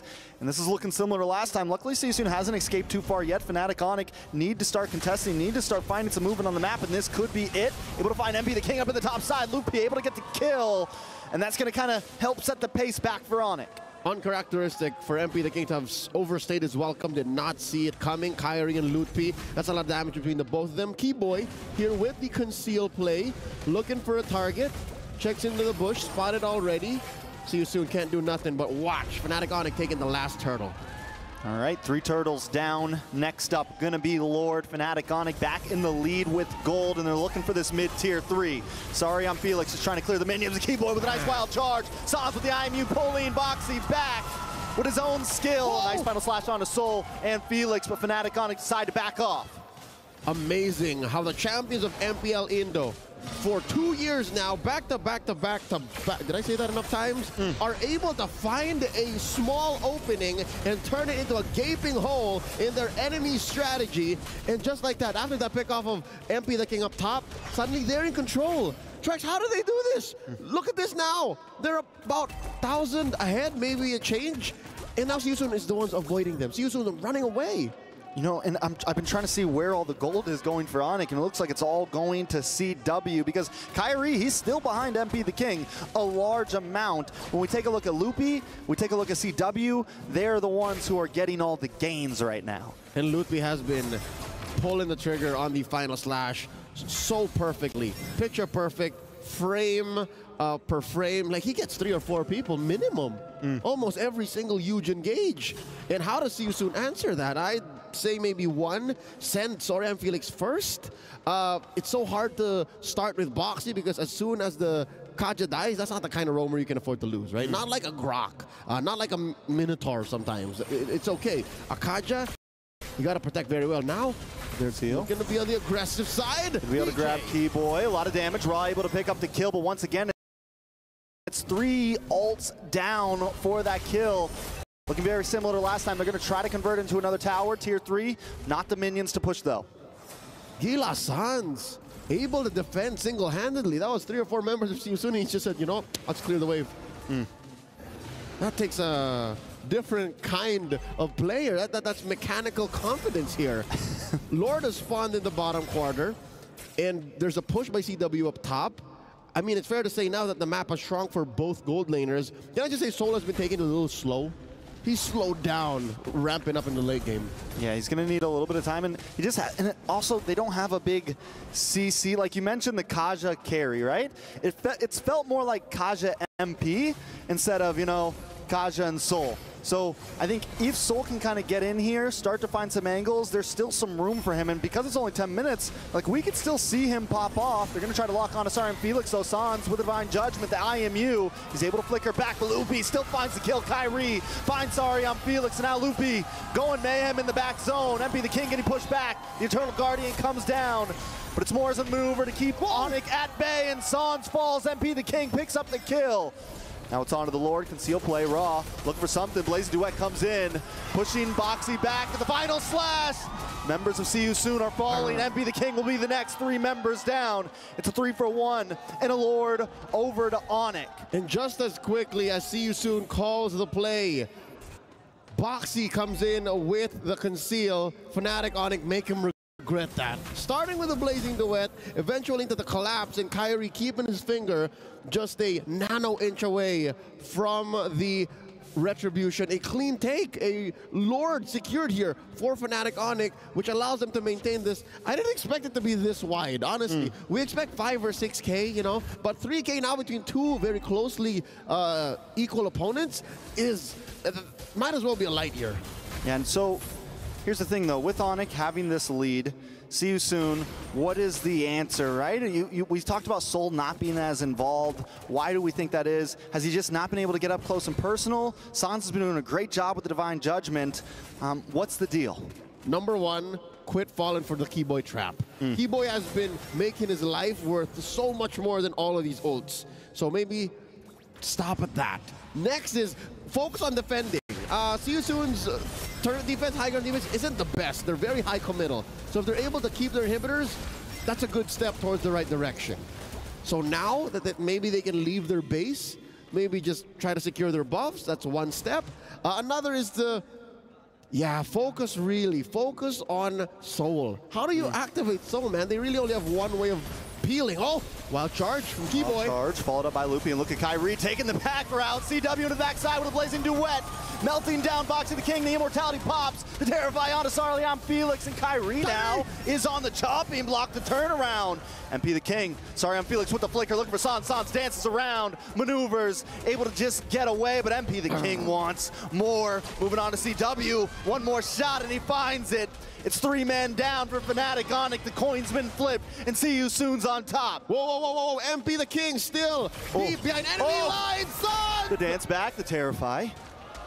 MP, is he going to re-engage here? Forcing the winner crown trigger. Sans still alive. Keyboy keeping up a barrier. The enforcer to his mid laner, his core. Interestingly enough, See You Soon. Again, the coin flip. Suddenly, they're up 1,000 gold now. And the map belongs to them too. It's all blue. What happened here? Boxy the King Immortality pops. Look at MP reverting back. Gets a couple free shots on the Kyrie. And then he knows it's on. Once he gets one, it's back to back. I see now. Eventually, what would be MP the King cleaning up the jungle, forcing the response from Keyboy and Sans to play defensively. What happened there was those walls in the orange side jungle of See You Soon acted as the aforementioned lack of peel. Fnatic Onyx can't just get a beeline towards Raw, towards Soul, even towards MP the King, who had to, double back and then consider the re-engage. Those walls were what acted as what a Minotaur, what a Grok would be for See You Soon's lineup. And they're cheating death already by playing so soft. Now Boxy the King looking for targets. Bush controlled by Fnatic Onyx. All right. I thought he was about to use it on Keyboy again. I was like, don't do it, bro. Again, right? He's learning. He's learning. Okay, so far so good here. Again, barely 1,000 between these two teams. I wonder how far that last engage, that team fight win for See You Soon went for Seoul. Because again, eyes are on Seoul, man. Eyes are on this import from the Philippines that really didn't get much play in MPL PH, but won a championship in his debut in MPL KH. All right, Fnatic Onyx use up the conceal to gain some ground over this Lord Pit, but here comes the penalty zone. Tied up with the flicker, MP the King still holding down the distance, waiting for Soul to possibly engage here. Onyx taking it slow, Siren Felix takes a lot of damage. MP the King walks right into a final slash.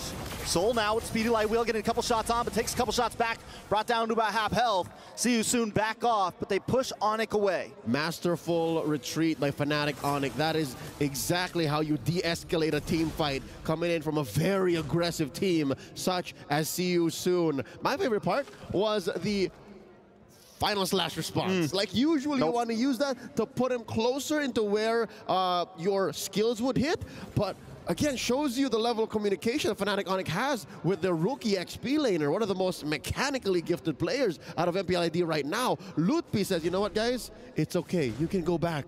I got you. He gave him a little backhand real quick, you know? Front hand, backhand. Front hand, backhand, real fast. And just let him know. Oh, Kyrie, this bush, very familiar. Keeps it under control. The conceal play. And it looks just like last fight. We're going to come back to the mid, push you out of this bush. Boxy the King, though, finally finds someone important, and Loopy goes down. Keyboy brought down to about half health. Sands on the run as well. Soul finally with Speedy Light Wheel. MP the King looking for the dive in. Kyrie goes down. That's a revenge strike damage, MP dueling with CW. Back underneath to the tier purple. 2. Fnatic Onyx down 2 men. Already a big win for the Kamai.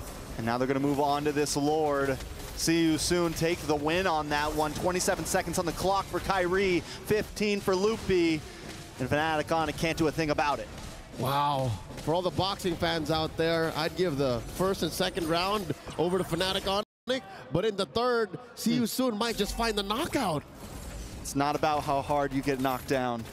It's about how many times you get back up. I like how you doubled down but still figured it out, because that's exactly what See You Soon is going through right now. They may have had to learn the lesson the hard way in the first 2 phases of the game, but in the late, they figured it out. Hey, this is the way. As the Mandalorian say, this is the way. Don't fall for Keyboy.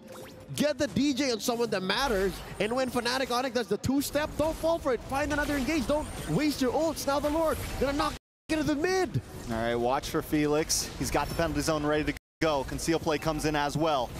Felix able to jump in, get a nice penalty zone onto C-Dub. Sans, along with the rest of the team. Kyrie taking way too much damage, and MP finds the kill. Loopy's next on the block. The base is at 20%. Bring it down more. CW trying to clear things up with a blazing duet draw. Brought down low, but the base drops. And Onyx drop with it. See You Soon with the biggest upset in Group B. We are but at the halfway point of today's broadcast, and already a huge upset. The tournament favorites, the defending champions, Fnatic Onyx, suffer a loss at a team without a coach.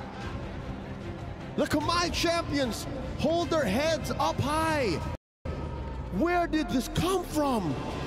And the group has been equalized. See You Soon feeling confident, coming in strong. It's all love on the stage, but in the land of Dawn, See You Soon reigns supreme right now. Again, the sportsmanship between these two teams, much respect.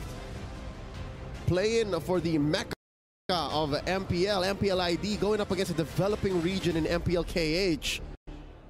This is, I'm not going to say it's unheard of, but I definitely wasn't expecting to see this. At least a 1-1. At least call it down the middle, but See You Soon came to play today. Yeah, I felt like once they came online there, and it was the same thing kind of in game 1. They were falling behind a little bit. Once they came online, MP the King, man. He's always had his reins on his team. Look at that. From mid-game shot calls to understanding how to get to the dub, and even towards the end. He only really celebrates when it matters. Michael and Dino, remember his name. MP the King leading his team to a win, a sweep against MPL ID's champion, Fnatic Onyx. He's on stage right now with Mara and Dawood Sandstorm. From See You Soon, we're here with MP the King. All smiles from MP the King. Congratulations. You've upset the defending MSC champions. You gave them a sweep. Now, before coming in here, how were you feeling? Were you guys feeling nervous? Because it's no secret that Fnatic Onyx is one of the favorites. They have a great coach. You guys don't have a coach. So how were you feeling coming in here? Were you a little bit scared, nervous? What was it? Para sa akin po, parang gusto lang namin patunayan sa mga tao na nagsasabi na remake esports po kami, na kahit walang coach, na kahit maraming problema, kayang-kaya namin gapangin yung bracket namin. Wow! He's saying, for him, he wants to prove that even though you guys, people are saying what? Remake esports. Remake esports.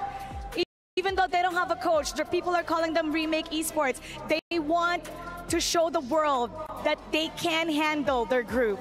I mean, they really did. They took down Fnatic Onyx in a 2-0. No, I don't think anyone here, anyone watching the stream on any of the languages expected this kind of result. But I do have to ask, 2-0 Fnatic Onyx, how does that make you guys feel after this game? And how do you see your chances going forward with the rest of the group stage? Regardless of the result, we are already happy of what we can achieve right now. So we're just happy of it. Honestly, you deserve to be. Yeah, that's a massive statement to make, and I'm very excited to see what these guys are going to do with the next game. So let's head on over to the analyst list, because you guys got to break it down. How did this happen? Please explain. And we'll see you soon. First of all, Mara, nice. I get it. But we have a lot to talk about. We have to talk about the technical side, the draft side, the playstyle side, even the story side. But let's talk about the game first. Yeah, I am still in disbelief, especially because it kind of feels like it is See You Soon's day today in a way that losing their drafters kind of made it so that they are now drafting so well. We said that Team Onyx, or I mean, I did say that Fnatic Onyx doesn't have a choice to go for Assassin Jungler as well as a Utility Jungler. They were forced to last pick this Baksha, and it felt like there was a big difference between the damage dealers of Fnatic Onyx and See You Soon in the end. Look, many people have made this reference. This is like that Rock Lee moment. Yeah, exactly, exactly. Honestly, when we talk about this reference, Rock Lee is the strongest when Guy Sensei isn't there. Yeah. And this is a new unlocked version of See You Soon, right? They had some really good target acquisitions. Look at that. They saw the bigger picture in these fights, right? They were able to peel backwards. They knew that they could apply pressure to Fnatic Onyx and push them back into these choke points. But MP the King really stands above the rest in this match. I mean, look at how far ahead he is in this game. Man, Teresa is a problem. And back-to-back games, we saw the Lutpi Arlott going up against the Felix Teresa, which we did say that is always Teresa sided no matter what stage of the game. Even patches ago, it looked really difficult for Fnatic Onyx to win this game because they've already revealed their Grok was the vanity in the first phase. Then eventually they already know the squad. It's like, for some reason, we were hyping Coach Yeb to be that guy that flexes everything, but back-to-back games, they were just so honest with the heroes that they're picking up. Yeah, look at this. MP the King. What a carry, man. 862 gold per minute, 74,000 damage dealt to heroes. I have a lot that I wanted to discuss with our analysts here. And let me say this to all the audience watching, to all the Fnatic Onyx fans, the See You Soon fans. When we're talking about the essence of coaches here, it's like we're not saying anything bad about the coaches. It's more about how right now the players, with the circumstances that they're in, they're fully focused. And that's the sign of a champion, where despite everything going on, you know what's important. The important thing is you gotta win. How do you win? Draft good, play good, destroy the base. And that's what they did. They checked all the boxes, honestly. They really did check all the boxes, and I think, you know, this is an impressive team. And that's why I said from the very beginning that any teams that are coming out of specifically MPLKH are honestly really difficult to prepare against.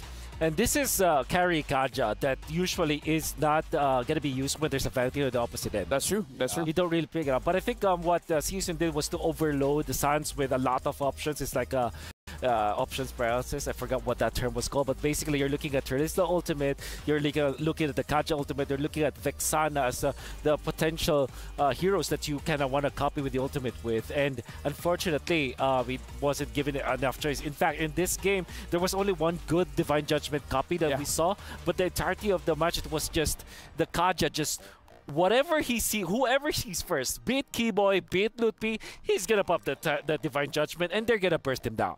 MP the King was very impressive, but we got to talk about Rod, the mid laner coming in from CU Soon, because we saw, like you said, Divine Judgments pulling anyone in, but the Eternal Guard, any engages coming in from Fnatic Onyx, with one ult coming from one mid laner, disengages everything. Yeah. He's a door stopper is what I'd like to call him. He literally just puts it under the door and it's like, you stay right there. You don't need to move any further. And that Eternal Guard is so effective as well because it takes quite some time to really start chunking it down. The initiators coming out from Fnatic Onyx were dependent on their flickers and dependent on the dive, technically speaking. Although there could be a box that could be done. If you look at conceptually what Fnatic Onyx wants to do is that they want to jump in with Claude, with the Grok flicker, with the Arlot going in flicker as well. Valentina wants to get up close and personal. So is the Arlot. So everybody from Fnatic Onyx wants to dive.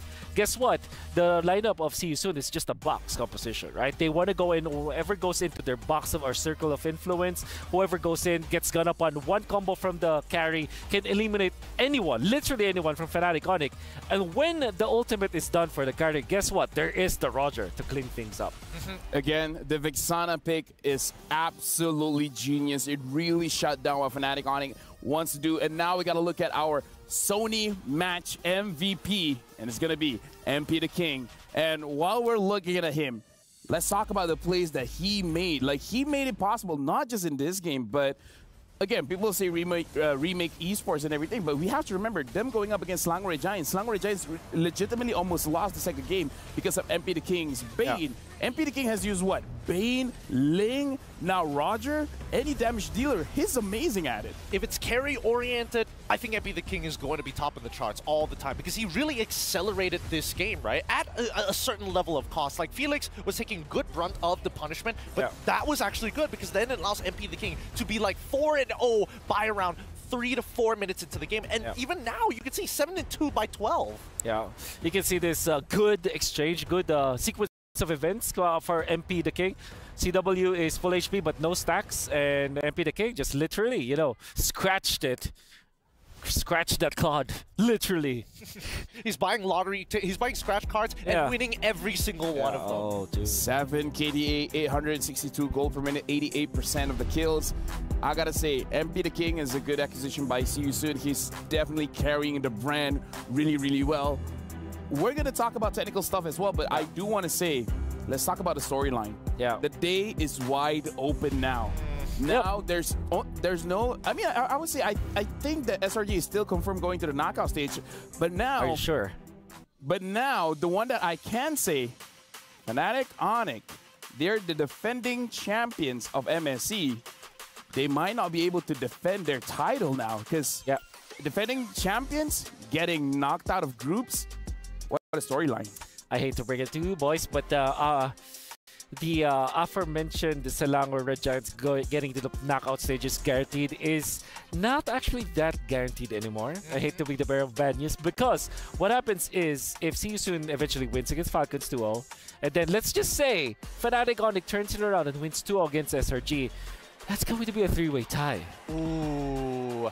I mean, I'm thinking of the possible, like, for the majority of it, the most atypical one would have been like, oh, SRG and as well as Fnatic Onyx making it out of this group, no big deal. But now the possibility of no Indonesians in the playoffs alone is a scary thought. In fact, it will only take one win from SRG to eventually force Fnatic Onyx out. Right? Now I'm really interested to see what our STC predictions were. Speaking of which, for you guys at home, I'm sure a lot of you guys are watching. Make sure you guys scan the QR code, because let us know how we can improve the broadcast. Because again, we're adding new things here. Look at here. We see the champions, their logos are on the walls, are on the floor. It's absolutely amazing. It's because of you guys and your opinions. But yes. Yeah, wait, sorry. I was thinking about math here, right? If Falcons eventually, let's just say See You Soon wins over Falcons 2-0. That guarantees them the slot to the playoffs, right? And then we look at the ALJ match of the day, where if SRG literally just wins one game over Fnatic Onyx, Fnatic is out. Because what happens is, See You Soon practically becomes top 1, or top 2 actually. See You Soon becomes top 2. And if Fnatic Onyx is top 2, that means that See You Soon is gonna win the head-to-head. Okay, first of all, let me just stop you there and say SRG is gonna win 2-0 against Fnatic. Okay, Onyx. well, I'm just saying. Okay. But now we gotta look at the STC prediction. Let's see what the audience said. Dude. Yo, the guest coins. The guest coins, the amount of loss. Give it to them. Give it to them. Give it to them. They need that energy, man. For the 16% of you. For the 16%, you know what? Hats off. Hats off. You guys knew it was going to happen. You guys called it. And when we said, oh, the favorite is Fnatic Onyx, like, you guys called it. Hats off. Hats off. Well done. Well done, man. I mean, the Cambodians are definitely going to be like screaming for joy here because that is such a big win. And that momentum, hopefully, I mean, you saw the player reactions, right? They've got a lot of energy pent up inside, and a lot of pressure has been relieved because of that 2-0. Here's the thing. See you soon. You're not done yet because we're going for a break. But after the break, it's going to be See You Soon going up against Falcons. So we'll see you guys then.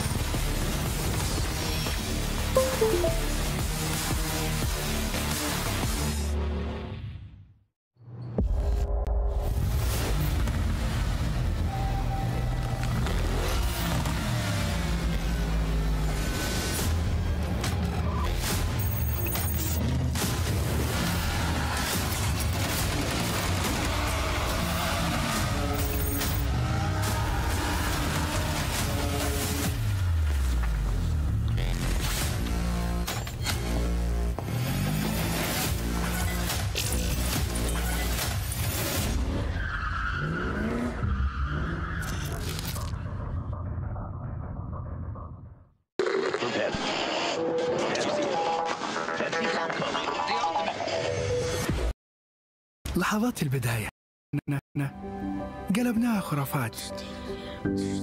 كنا نحسبها بس لمة وصحبة وسهرات. انتبه نوب ترى نوب. لكن كنا نشوف عالم ما حد يشوفه. لا يشغل وقته بشيء يفيده. الله عليك على الصوت. عالم كبر وعاش فينا. عالم الحماس فيه يوصلك كل مرة لحلم أصعب بس ما يصعب عليك. بارد معك وين ما تروح.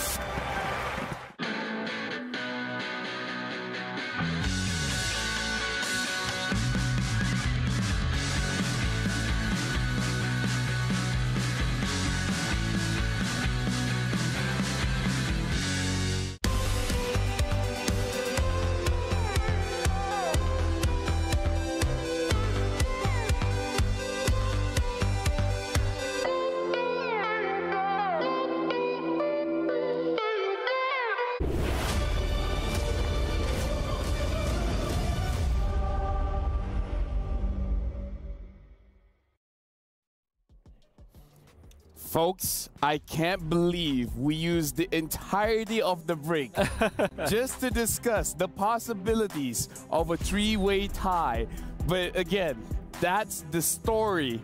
That's the story of the group of death. When you put 4 champions in one single group, this is the things that's gonna happen. Now, welcome back to the Mid-Season Cup 2024. My name is Ophel. Alongside with me is Gideon as well as Wolf. And again, we have a lot to talk about, but for now, we're jumping straight into the stage with Maracino as well as Note Sandstorm. The high-octane matches continue here inside the Amazon Arena as we continue for the third match of the day. That's right, and the Cambodian Owls have their eyes set on that knockout stage ticket after sweeping the reigning MSC champions in our last set of games. Can they continue this success? We're about to see. All right, well, you know what? I am very curious because I want to see what's going to happen. We have to reintroduce the MENA representative back on the Amazon stage. So, without further ado, let's welcome Team Falcons.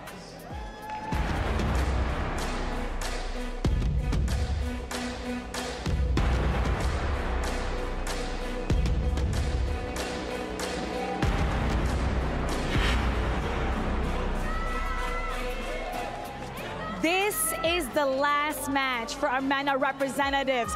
Make some noise for Team Falcons! There you go. That's what I want to hear. That's what I want to see from this incredible crowd that we have here in the Amazon stage. And I do have to say, Falcons, the MENA representative in this tournament, it may be their last game. There may be, I want to say, no hope of them making it to the next stage, but still, you're talking about one of the emerging regions when it comes to Mobile Legends and their international tournaments. So I think, especially with them being in the group of death against Fnatic Onyx, and after seeing See You Soon, I'm definitely going to count them too. You're in the group of death, you're getting a lot of experience on this international stage. And with this experience that they just received, their opponent, well, they're feeling really good right now, and for sure they're going to be carrying it on for this next matchup.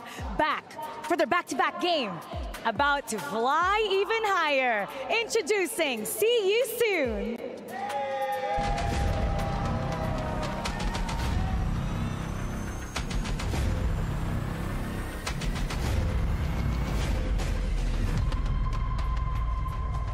That series sweep against Fnatic Onyx, the Sky Kings, is definitely why Group B is known as the Group of Death. Even with the performance earlier, they're quite happy with that.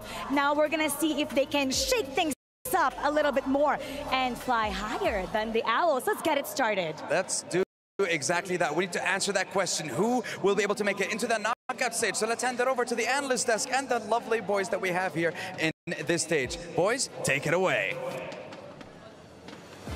Thank you very much. And before we even drop into the draft, gentlemen, I have some news to share. Okay, okay. It's good to have friends. I asked them to do the calculations for me. Okay, okay. There's 5 different possibilities that will turn out, but I'm just going to talk about one, all right? Okay. I'm just going to talk about one where there's no tiebreaker and See You Soon makes it out. Okay. This is the scenario.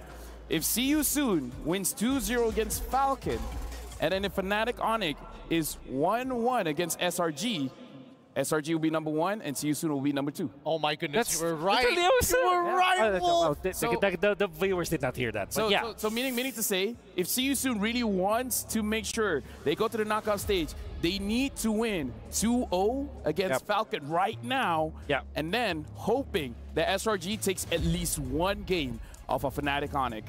I believe that no matter what happens right now, what needs to happen for... I think for what needs to happen for See You Soon is to get the 2-0. That's their first step at the door. And I believe that even when Fnatic Onyx wins 2-0, going up against SRG later, which, because you're around here, is very unlikely. I was just going to say that. Because you boys are around here. But if that happens, there will be tiebreakers. So no matter what the result is of the ALJ match of the day, See You Soon's first step to the door is a 2-0.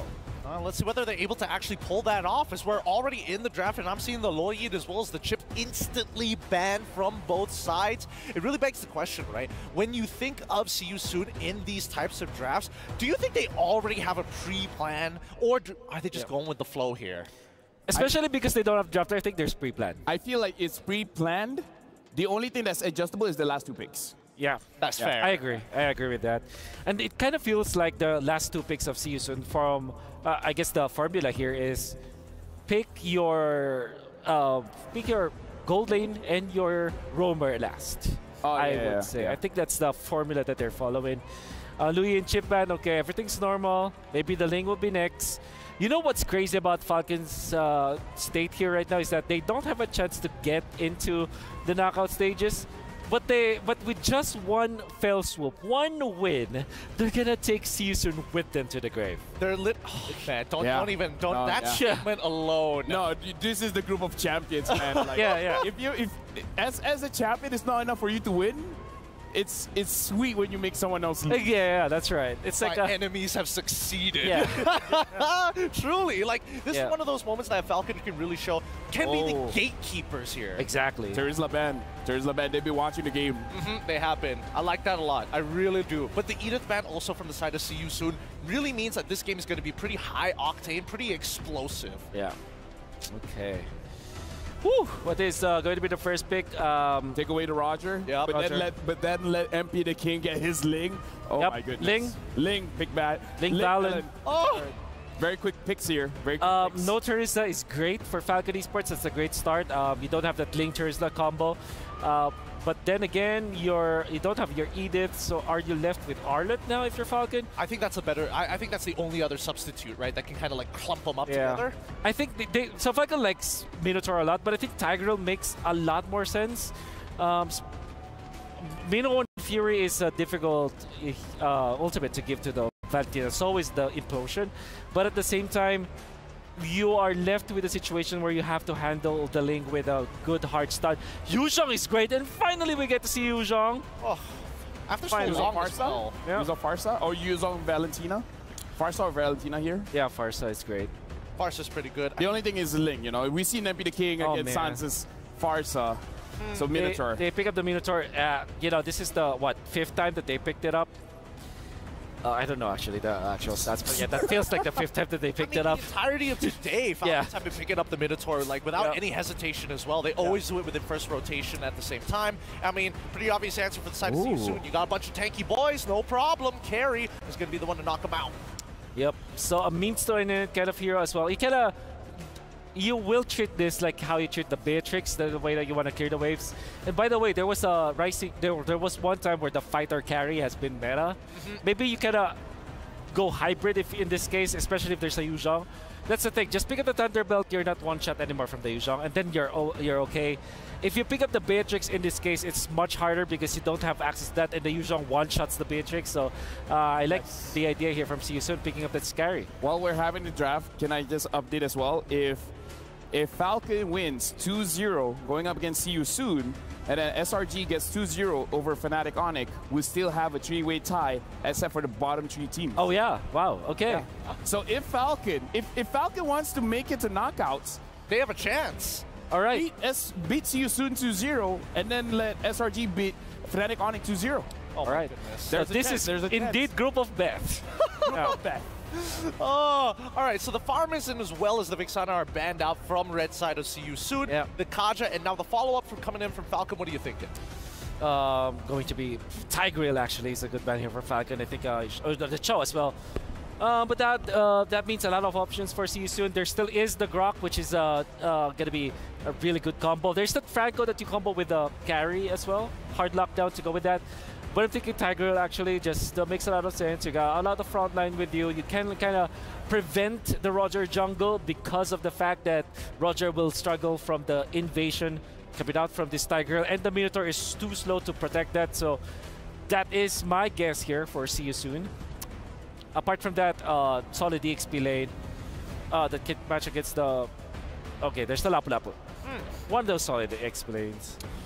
It is a solid EXP lane, but I think they're trying to they're trying to get access to the backline, right? Because Ling is going to need some help, and it's very difficult for Carry to actually go for these like big flanks without a little bit of help or a delivery system.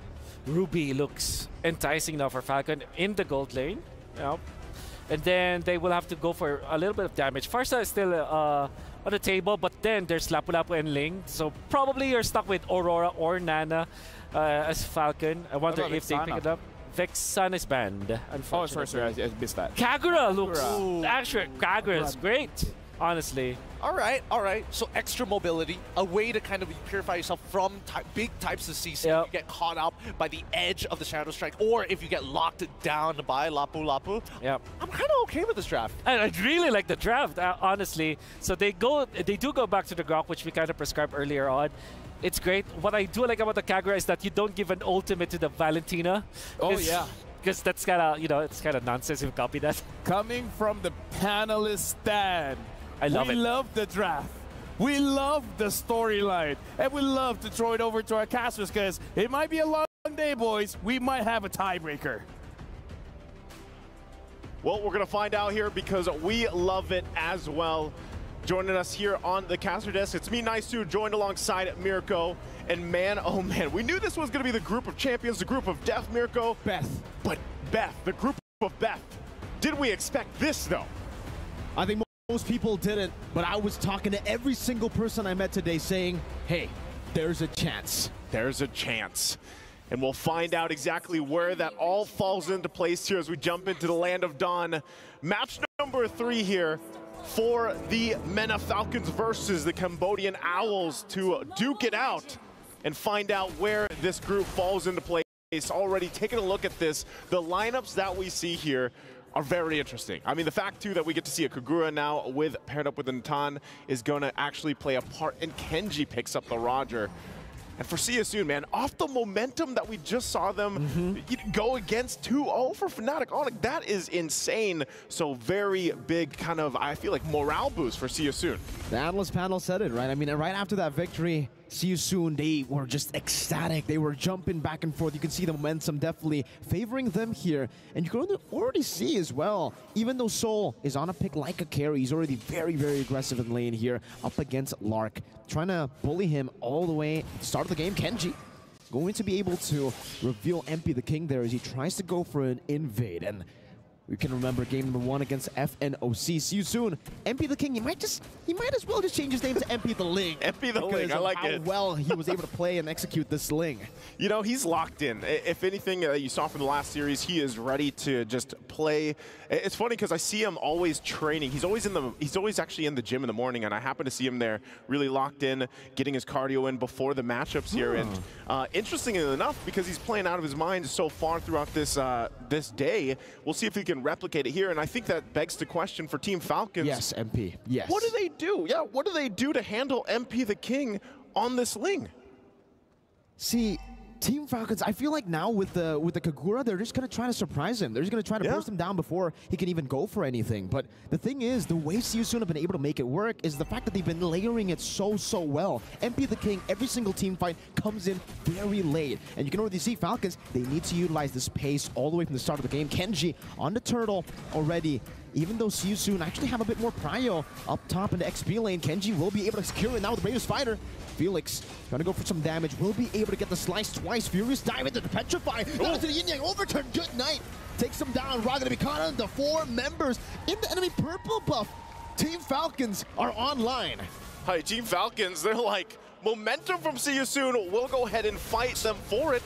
Boxy pretty deep, but he should be fine. He is on this Grok here. Just going to check things out and delay that Pro Ball. We're going to take a look at the replay brought to us by STC. This was already after the turtle was taking, but great decisions. And look at the early burst also from Goodnight already early on with this Kagura pick. That's the power of this hero. Doesn't pop up too much in a current meta, but it does. I feel like it's starting to shine here. You know, picks in the mid lane. I know the gentleman on the desk earlier talked about the picks in the mid lane. You see a lot of Farsa, you see a lot of Valentina, but it's nice to see this Kagura locked in, and how little round this lineup from Team Falcons already getting that early lead on. Slowly but surely, Falcons now trying to push that lead super. Getting that knock up. And now it's just going to be Kenji and Goodnight to secure Lethal Wanderer. Still going to be playing it a bit passively, though, because again, right, for Team Falcons, they can play with the super fast pace, with this kind of composition going for the burst, but they can also scale up. They have Kenji, they have Lark. Lark will be online in around, what, the 12th minute of the game. So Team Falcons, they're actually quite comfortable just playing it like this, the way CSU want to play it so far. Also still waiting for the mid game, but definitely for Falcons, I think there's one thing that they need to get done in the early game, which has to be shutting MP the Ling. shutting him down, shut down MP the Ling. And part of that too is utilizing, you know, Minoa and Fury, you have that, you have the Yuuzhan pick that we see Ding utilizing here, is already using that Dragon form in this 1v1, but part of it is stopping MP the King from roaming around, getting the setup potential, but so far from what we've seen, he follows up very late into the fights, and that's how he's able to capitalize. Sometimes we don't even know if this game he's going to pick up the Skypiercer here, but he goes and starts this turtle up, objective now online. Siasoon wants to go ahead and equalize the turtles, so they keep them busy in the mid lane. This could just very well be a free turtle in the hands of Siasoon. Yeah. Falcons can't really go for anything here, so it should be MP the King just picking it up. Now wild charge on the 3 members. The Soul rotates over as well. Super forced to use the Minus Fury onto Ra. Up top, MP the King finding the kill. Minus Fury now by Ra as he steals it away with the IMU. Meanwhile, up top, Kenji trying to do some damage. Tempest of Blaze will be able to knock him up. MP the King trying to go for the Blaze right now, but Kenji will be able to outplay under the turret, finding a kill back. Boxy, no wild charge, puts the barrier down. Kenji will be able to get out.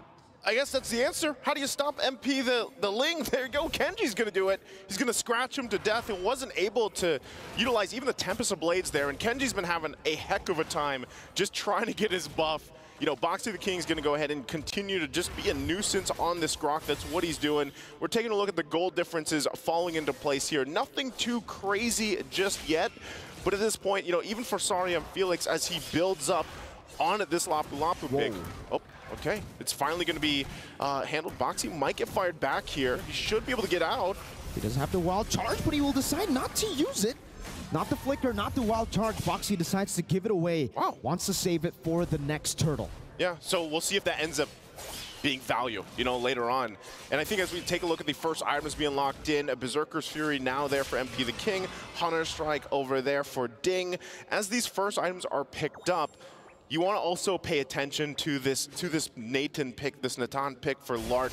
Lark is one of the best gold laners, if not the best gold laner from the MENA region. And I believe he was the finals MVP as well. So going against Soul here, when we saw just the performance from Soul from the previous matchup, we're gonna see if that 1v1 or later on, if Lark's damage on this Natan paired up with Kagura could work out really well in the team fights. You know, fun fact, in the MPL MENA Season 5 Grand Finals, Lark was the one who utilized the carry a few times to beat Twisted Mind. So very comfortable on this pick right now. The Yin overturn, catching Boxy. He's still able to go for the wild charge. Cancel out Good Night using the anti-CC, or the Purify rather, in his kit.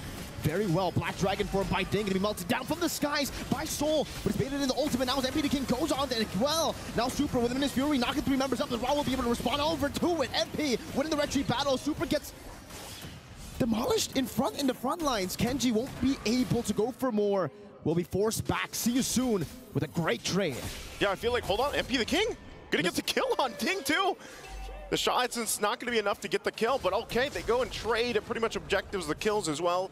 You know, from that last fight, Super started up that fight. This is all for the purple buff. They're gonna force Kenji out. Oh, Lark, I don't know about that. Pops an entropy, gets bursted down by Soul on the carry. 1-0-1. But what was that damage? We were just talking about the gold laners, man, and Soul shows up. Interestingly enough, that Team Falcons, you know, you find themselves responding to the pressure on these resources. Look at this. Boxy has been doing this the entire game, but this time around, they force so much pressure, it forces Team Falcons to respond, and then they get punished off of it. You know, Boxy the King here, I had him on the round table. He's not a man of many words, but when he does speak, you love to hear it because of how confident he is. He's been with Siasoon since the beginning of his career as he got onto this team and is only stuck with Siasoon since then. Solo kill down below, Lycan pounced there to dodge away, but MP the King again, finding the assassination, escaping as well. As Boxy tries to go for the invade now, putting the barrier down and forcing Super to go for a rather awkward path back to safety. Gets smacked in the face by the powered nature. He says, no problem, I got that healing. He's got it, he's got the healing, and right now, it's Siasoon's got this side of the jungle. Wishing Lantern also picked up by Ross, so now look at the pressure on this tier 2. I'm not sure if Team Falcons actually wants to initiate this. Super does have them know in Fury, but it looks like they're just gonna watch that tier 2 taken down, so Siasoon playing the macro game. Slowly but surely now, Ding doing some damage. Fury's down defensively as now the Brave Spider will be used up. The 2 slashes, the final one to back away. Ding gonna be slowed down now. The wild charge not connecting. Super goes in, but gets terrified before he can go for the Minions Fury. Rob pops it in, and it seems Super won't be able to take that damage. Now, dang! That's a 5-man or a 4-man Petrify, but no one's there to follow it up. Lark is gonna be demolished in the back, forced to use the entropy defensively. 3 members down, traded in just for Soul. I don't know what it is, man. It looks like Team Falcons is just a little disjointed in some of the calls and some of the entries they're going for here. You mentioned it, a great Petrify from Ding, great setup, but there's no follow-up. And that is tough to see from Team Falcons, and part of that is in light to their lineup, the composition they brought to the table here. But see you soon, after all that, will go ahead and grab themselves this first Lord of the game.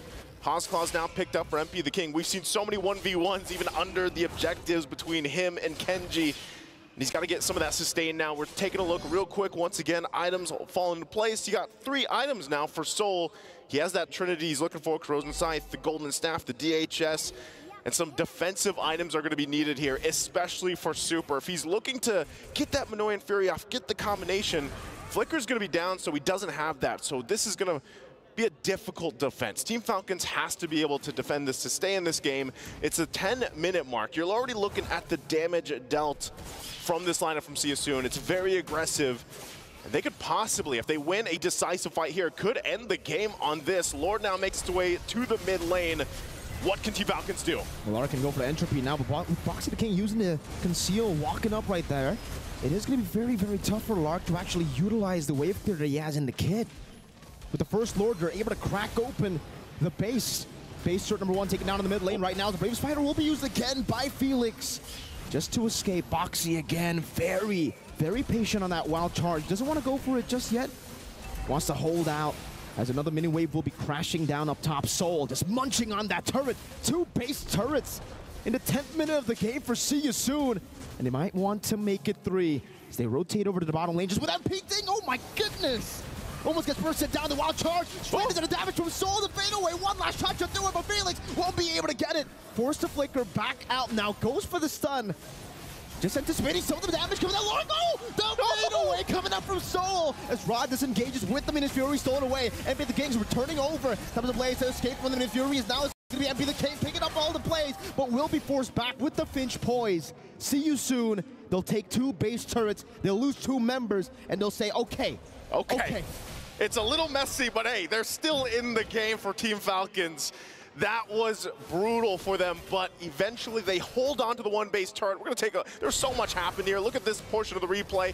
It's already, when a lot of that happened already. Ding nearly goes down. Great usage of the Minoan Fury with that Temps Blades. They hold on a little bit longer. They get MP the King out, because if they weren't able to get him that low, I feel like he probably could have picked up the kill. He's not going that route of the Skypiercer, so that threat of getting executed isn't there just yet unless we see that later in the game. But right now, 12 minutes in, man, See You Soon is just on point, gets the BOD locked in. Good Night does pick up the Divine Glaive. So what we're seeing here, if you're from Team Falcons, you want to be able to get the setup, Minoan Fury or from Ding, and then follow through with that Yin Yang overturn. And Lark hasn't been able to shine just yet. Conceal Play going to be used though. Boxy the King will push further in, forcing them back. Oh, wild charge not connecting. Ding able to escape with the Black Dragon form. They baited out a big ultimate, but they used 2. See You Soon now going back to the Lord area, trying to go for it. Lark actually has picked up an item, Power Spike, but take a look at Soul. Take a look at See You Soon. Oh no. Deleting the Lord. Now MP the King goes for the Tempest of Blades onto the back line. Knows Ding doesn't have the Black Dragon form. Goes in for the Blaze as well. Oh, gets gunned down before he can even fly away. Team Falcons, they find a big pick. And it's a good time for them to find that pick. See You Soon want to go for the siege. That Holy Crystal pickup gonna help the Lark there pump out a little extra damage to get MP the King down. So we'll see. They still have the full force of the lineup. Minoan Fury 4 Raw here. Last turret goes down, Lord's in the base. That's an enhanced Lord now. He's already on the base. They're not actually going to try to take it away. That's a wild charge connected to the back line, but Lark will be able to purify out of it. Super goes over to Minions Fury as well as Raw. But take a look at Lark, still free. Hitting in the back. Good night! Again, able to find a Yin Yang overturn, but there's no damage. Soul with the flicker forward. Try to go for the pick onto Lark, but will not be able to get it done. Falcons, though, they live to see another day. I don't know don't know what it was. Like, it was a great entry from Good Night. The yin-yang overturn was there, but there just wasn't enough damage. And if you look at it, you know, they're, what, 7,000 gold behind? So maybe if it was a little bit more even in terms of the economy, that would have went better for Good Night. Again, as we take a look at the replay here, great usage. Once again, Super has done a fantastic job at using the Minoan Fury, buying more time for the follow-up to come through, and that's where we see Good Night entry in, isn't able to capitalize on that damage. And you can see some of that, you know, the reaction, the frustrations here too, of course, as they're still holding on. You know, they still hold on to this game. It hasn't ended just yet, but see you soon. They might try to go just for a game ender, but they have to respect this damage. Ding's gonna go ahead and get on out of there. Will get back to base, heal up, has to use the dragon form. But man, at this point, some of these last items are going to be picked up. Athena Shield now for Super. Definitely needs that to go ahead and have a better time for the setup potential with this Minoan Fury. Lane's pushing in here. See you soon. They don't really have much they can do until that Lord possibly comes up in about a minute. So they just want to control this side of the map, control the jungle. We're going to see some key items being picked up here. This is where Natan shines. Has the Holy Crystal, has the Divine Glaive now available to him. So Lark, the positioning is massive here. He does have a Purify, and that might be a crucial point in staying alive from the initiation. We've been seeing a lot of, well, actually, we haven't really been seeing a lot of Natans here at MSC 2024, but even when we do, we don't really see him get to his item power spikes. You know, it's very early game-centric, the gameplay, the plan right now for every single team. So Natan really hasn't been able to find the timing to go for those items, but now we see that from Team Falcons. Lark, with the 3 super mini waves constantly pushing in, See You Soon are basically giving away farm to Lark, and he's been taking all the value out of it.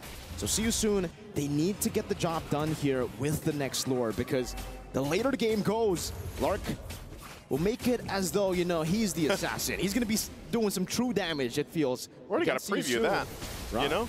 Going in, Ding used the Fierce Dive earlier, will be forced to use the defensive Black Dragon form. Now going to be Lark caught on the back line by Boxy. Now with the flicker forward and the barrier catching him. MP the King with the Tempest Ablaze. Lark all the way in the front. The main carry taken out. Well played to See You Soon. MP flashing the BTR emote as he goes for it. He has a triple kill. Might be going for the Savages. They will be taken down by Soul. That's game number 1 for See You Soon. And See You Soon will continue on with the momentum they built from the last series into this one. MP the Ling here once again. Man, what a performance from this entire lineup.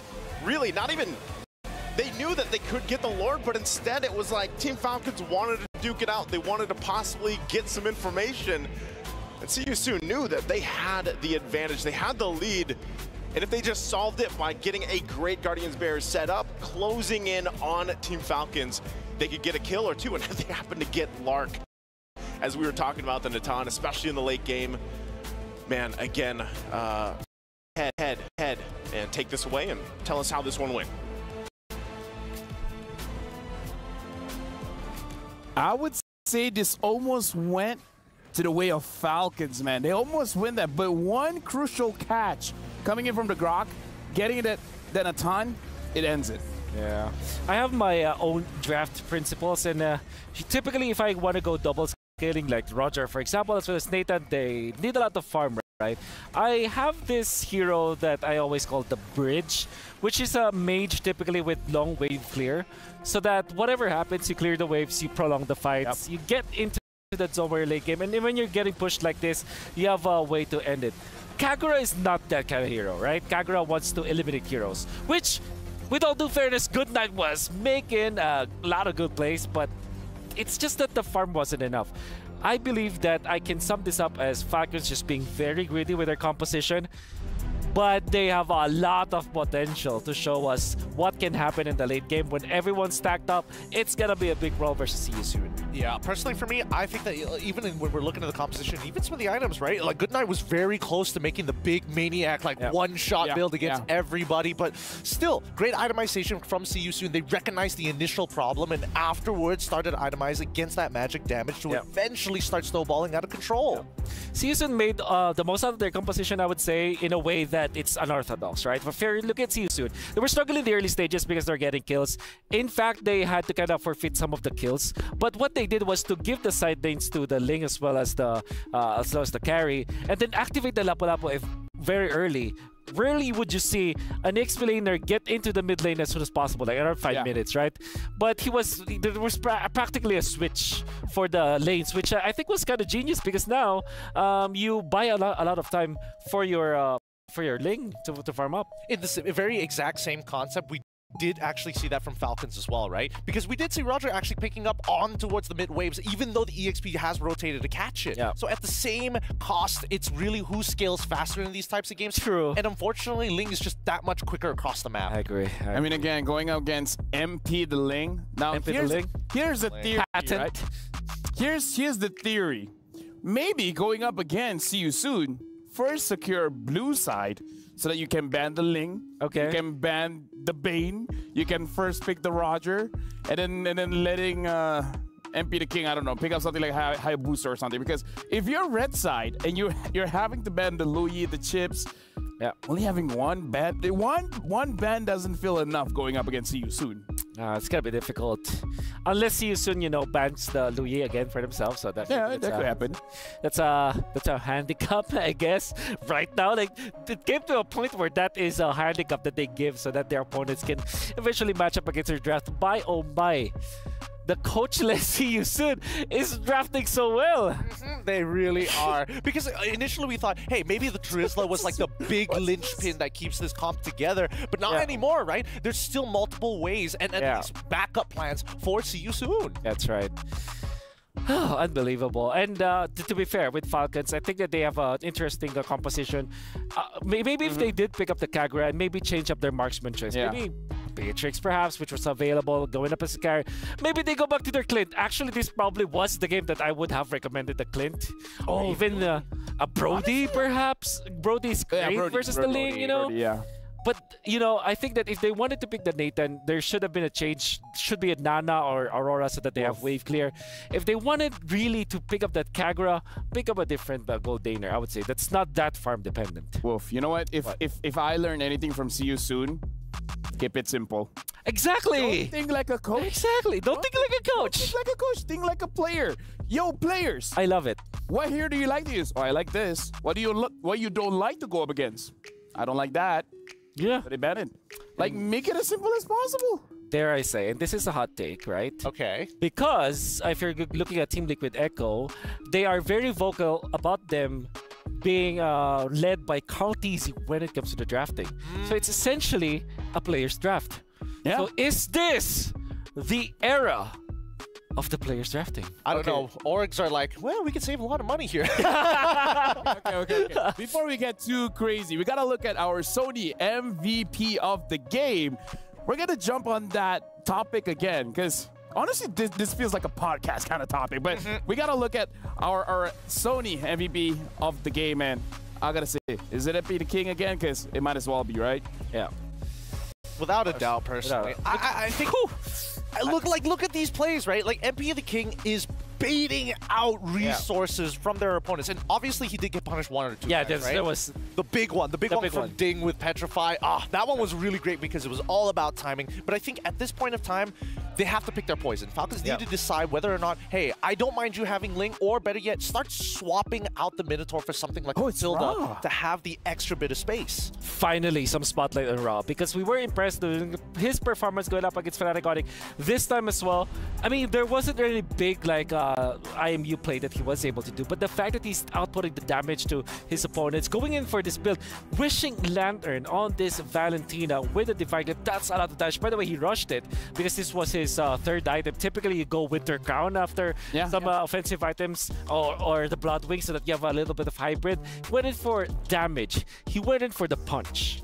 Is it a crazy thing to say? You use the Wishing Lantern more as a vision item when you hit your skills, and then when they try to hide in the bush, then MP the King is like, oh, I can see the... No, that's a bit of a stretch.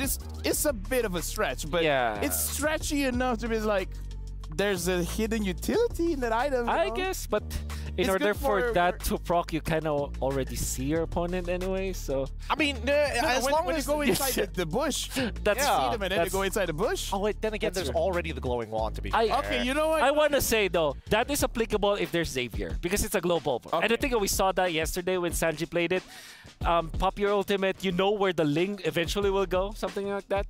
Doesn't sound like a bad idea. Honestly, I think that when we really have to boil this down to like what are the key linchpins that are making the See You Soon comp actually work, right? And I think that very much so the MVP, they need to start considering whether or not this Valentina is too much to handle, right? Because his spacing is incredible, and he's making sure that he's like filling in the cracks of the wall, just an entire field to make sure that they don't find any gaps from the side of Falcons. What I want the viewers to understand now is that the Valentina as a pick, as a hero, is now being used against damage / assassin jugglers. That's your go-to, like, because if you go back to somewhere along the lines of a Vexana, for example, you're exposed. If you go to a Farsa, yeah, sure, it wins over the Valentina, but you saw that even Sans, the Farsa god in the world, is getting forced out by Lings, right? So Farsa, not good against assassins. There are rare mages that are good against assassins.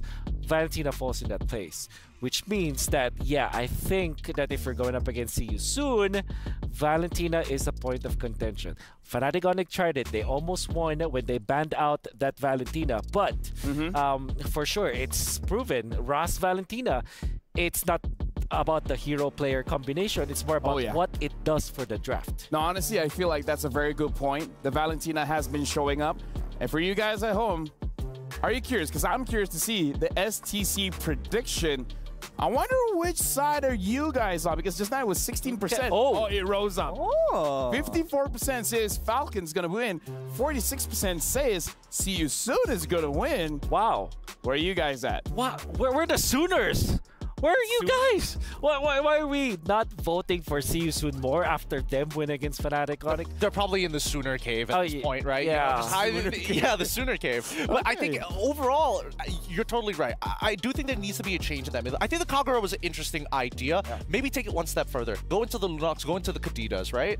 Yeah. Here's the thing. For you guys, if you're a Sooner and you want to vote for See You Soon, go to play.gg right now and actually put in your predictions before the game is over. Because again, let's remind ourselves, if See You Soon wins 2-0, and then SRG just wins one against Fnatic Onyx at our ALJ match of the day, See You Soon is going to the knockout stage. Unbelievable. So crazy. And what an amazing day. You know what? If they do win against Falcons, they will at least buy another best of one, no matter what happens. Yes. Because that will be a three-way tie, right? That's exactly true. So it's either three-way on the upper side or the bottom side. Yeah.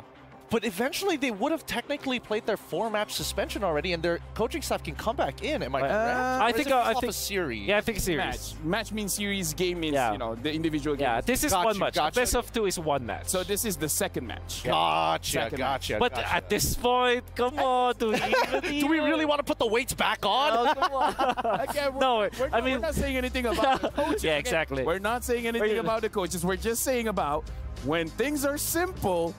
It's easier for your mind to be set free. Exactly. And by the way, we're not even saying that having coaches is actually like a deterrent for them winning. They actually won one game versus SRG, like legitimately, like they played it out and almost won another one. So I think that we have just all been sleeping when See You Soon are just awake because you've been a coach, Wolf. I've been a coach, and we both have been.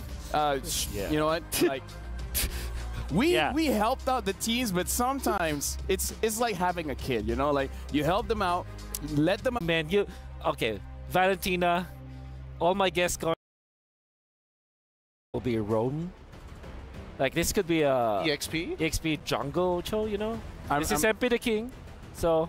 Gotta be always careful about that. See You Soon, pick up Bane, and then Falcon pick up like a Julian or something. Yes, that's right.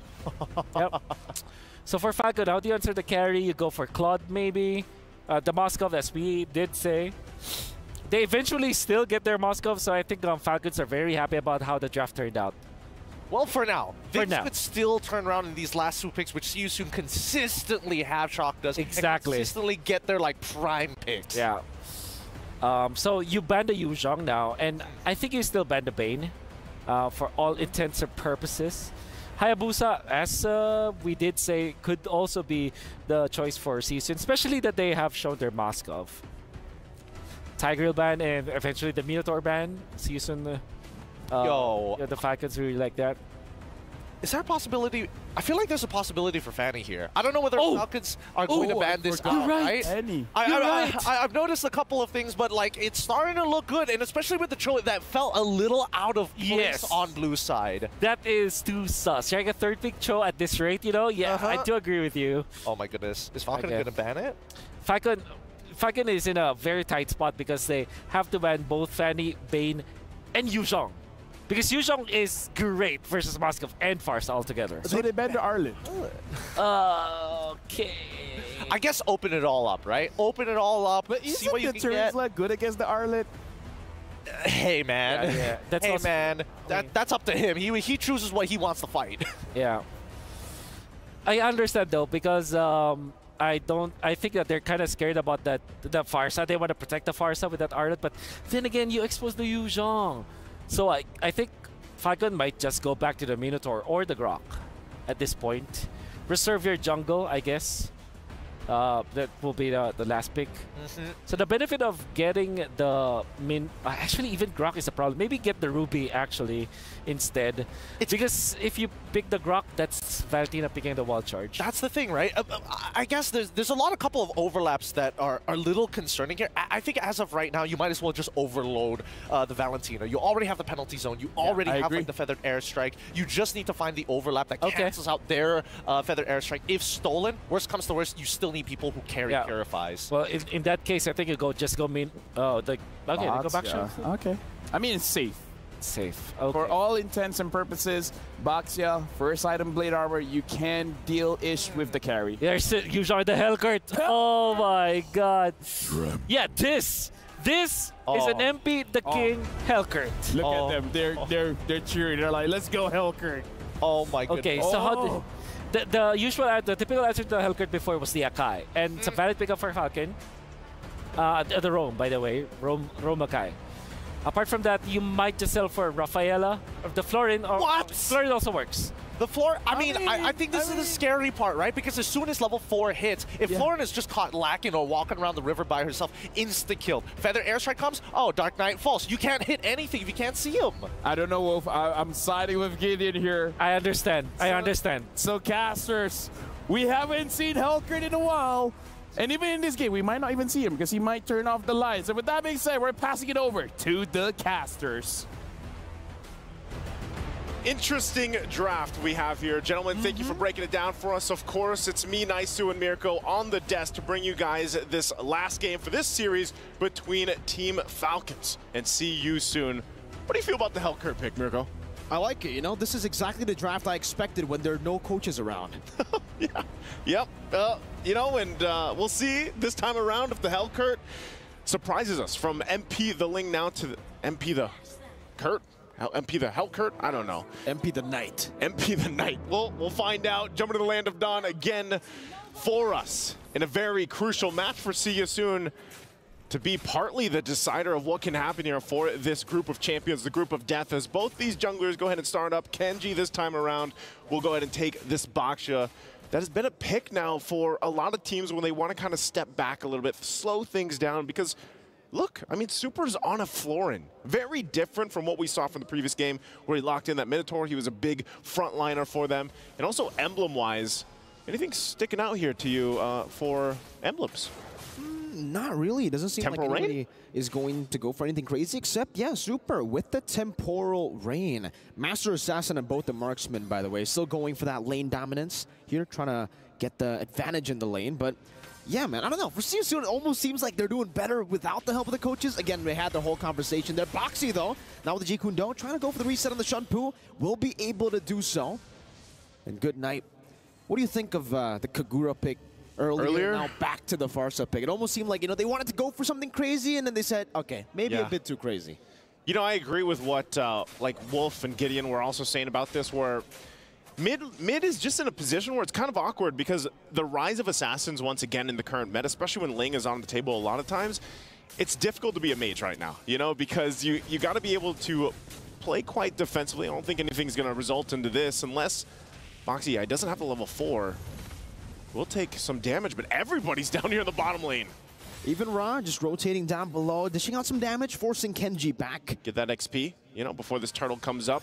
A couple seconds away. But yeah, I think the Kagura, it was great to see, but it just didn't end up having enough damage, especially in the late game where they got to. So turtle's up here. MP the game gonna try to push him back. Oh, good night. Boxy in a 2v1, still able to escape, goes back in. Good night, might actually be taken down, has a Purify down. He flickers forward, Boxy, but it's first blood over to Good Night. MP the King securing it now with Deadly Stinger. Soul might get another solo kill up top, and Lark will be able to escape for now. Soul's looking for it. Feather Airstrike again onto Ra in the mid lane. Good Night. 2 early kills for the Farsa. Hey, that's great for Good Night. You know, 2 early kills on this mage that's already, you know, provides so much burst damage available this early on. You get 2 early kills, then you're online way quicker than you originally would be. So that's crucial for Good Night and just for the whole team of Team Falcons to be able to contest of what Seosun can bring to the table here. I think part of this too is as long as you can survive when MP the King initiates. But look at this once again, right on the shot there. Feathered Airstrike set up from Good Night, and look at that smile. He's feeling good about it, man. He's really feeling good about that. Oh. Here, MP the King trying to go for an invade again. Boxy going to be stopped down by the Poisons and stunned down by Super. Even with Ra with the Feather Airstrike, Boxy able to escape. One last hit should do it. Now the Deadly Stingers down on Kenji. It was all a bait. Now Good Night. That smile might be going away as MP jumps with a Deadly Stinger. Feather Airstrike, not enough to take MP down. Now with the stun down as well. One last hit from Super. Oh, penalty zone from Ding, rotating all the way from the XP lane to get rid of MP the Kurt. They have to get him, man. They can't let MP the King do what he did in the previous game, and it looked like it was going to happen unless Ding rotated there. Now here on the top side of the map, Boxy goes in with a dragon. I don't think he's just going to be shoved out. Nothing that can happen there, so great usage of that Purify.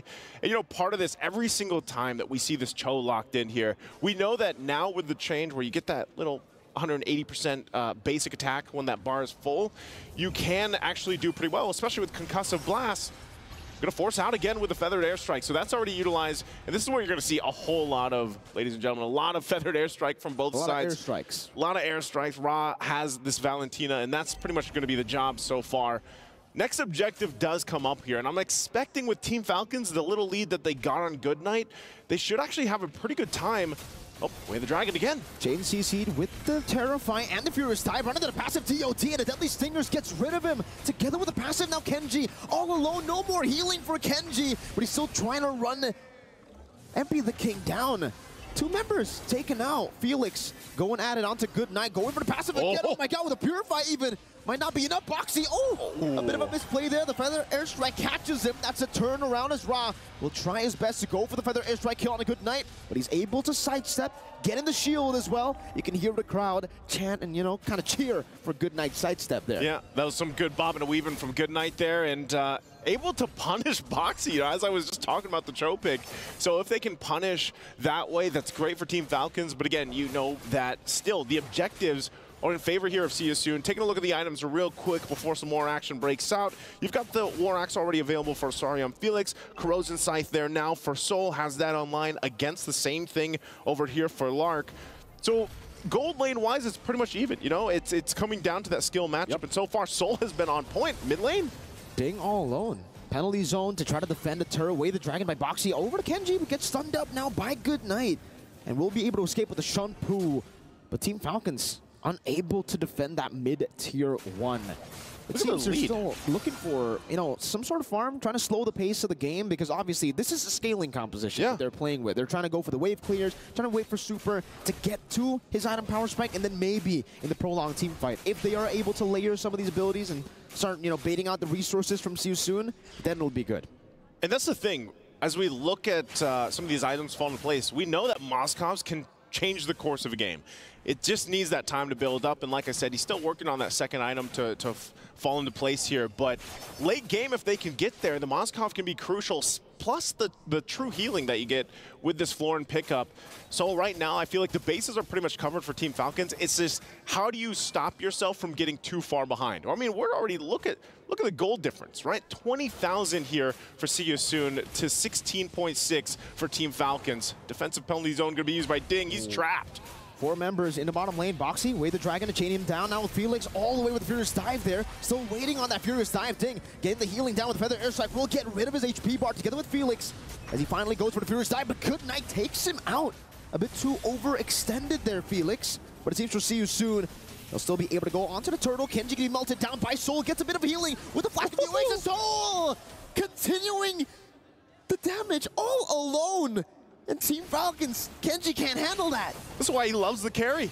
You know, he's been picking this hero up for time after time, and he's just able to go ahead and shred through, and that's when you're wondering, you know, Super picked up this Florin pick. You're almost thinking, how much value can you get currently from this Florin pick with the Temporal Rain in comparison to, let's just say, what we saw from previous, where the Minotaur was really able to set things up or even peel for the team here. This time around, you're relying on the Baksha and Ding on the Trizla to be that front to back if you need it and just sustain through it. So again, it goes back to Lark, needs the time to farm up, has to catch up here. But looking at the items already, I mean, for MP the King, he's just stacked this early on.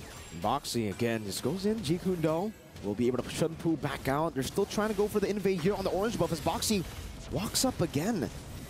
Penalty zone locking him down. Boxy will be taken out. Felix should disengage here. Kenji is still there using a poison. Now the airstrike actually threatens Felix's life. Dark Knight falls into the back line. He goes, but the healing, it's getting to a point where Team Falcons, they don't care about that damage anymore. It's no longer a one-shot threat from the Hellkurt. Yeah, I think a big part of that was the Flask of the Oasis that was picked up for Super. So, you know, as we get further into the game, you don't see Florence too much. I know the guys mentioned the Rafaela possibly could have been picked up here too, but we'll have to see. MP the King, okay, he's not going to enter that point. They could look, Team Falcons could look to just take this tier 1. Looks like their eyes are set on it. They're going to put the pressure there, forcing MP the King to go back. And at that point, again, late game potential from Team Falcons could be great. As long as they keep things from getting too out of hand. Spirit of Destruction going to be used, but they will lose that tier 2 turret. He doesn't. No, don't. Don't take it. Don't take it.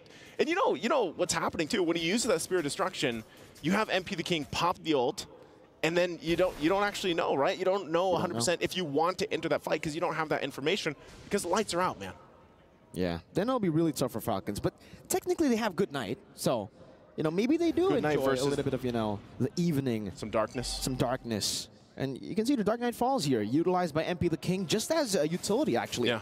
Trying to get some more pressure on the map. Lark, Abyss Walker forward, clearing up the wave up top. And it does seem like for See You Soon, they're going to have so much more prio on the map to play around this Lord. Already starting it out in the 9th minute of the game here with Soul. Boxy. Boxy goes. Great way the Dragon to punch him down. Now the penalty zone locking him down as well. Kenji gets the healing with the Tortoise Poisson. Trying to escape from the Feathered Airstrike. But look at the chase now. Black Dragon form by Felix, slowing him down slowly but surely. Soul gets rid of him. Kenji, 4th death in this game. Good Night trying to go for a little bit more damage to try to force See You Soon out of this Lord.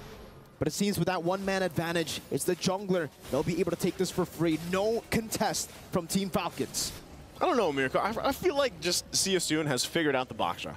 We saw this with their game against Fnatic Onic, and you know, Soul does get that Lord there. But the thing about this is, when you have the Baksha locked in, you're trying to rotate quickly. You're trying to be that frontline tank. You know, you have the ultimate makes you even more tanky, but they're getting shredded. I mean, even with that, he is taking the damage. But because of the fact that you have Soul here with the carry who handles tanks so well, it almost seems negligible.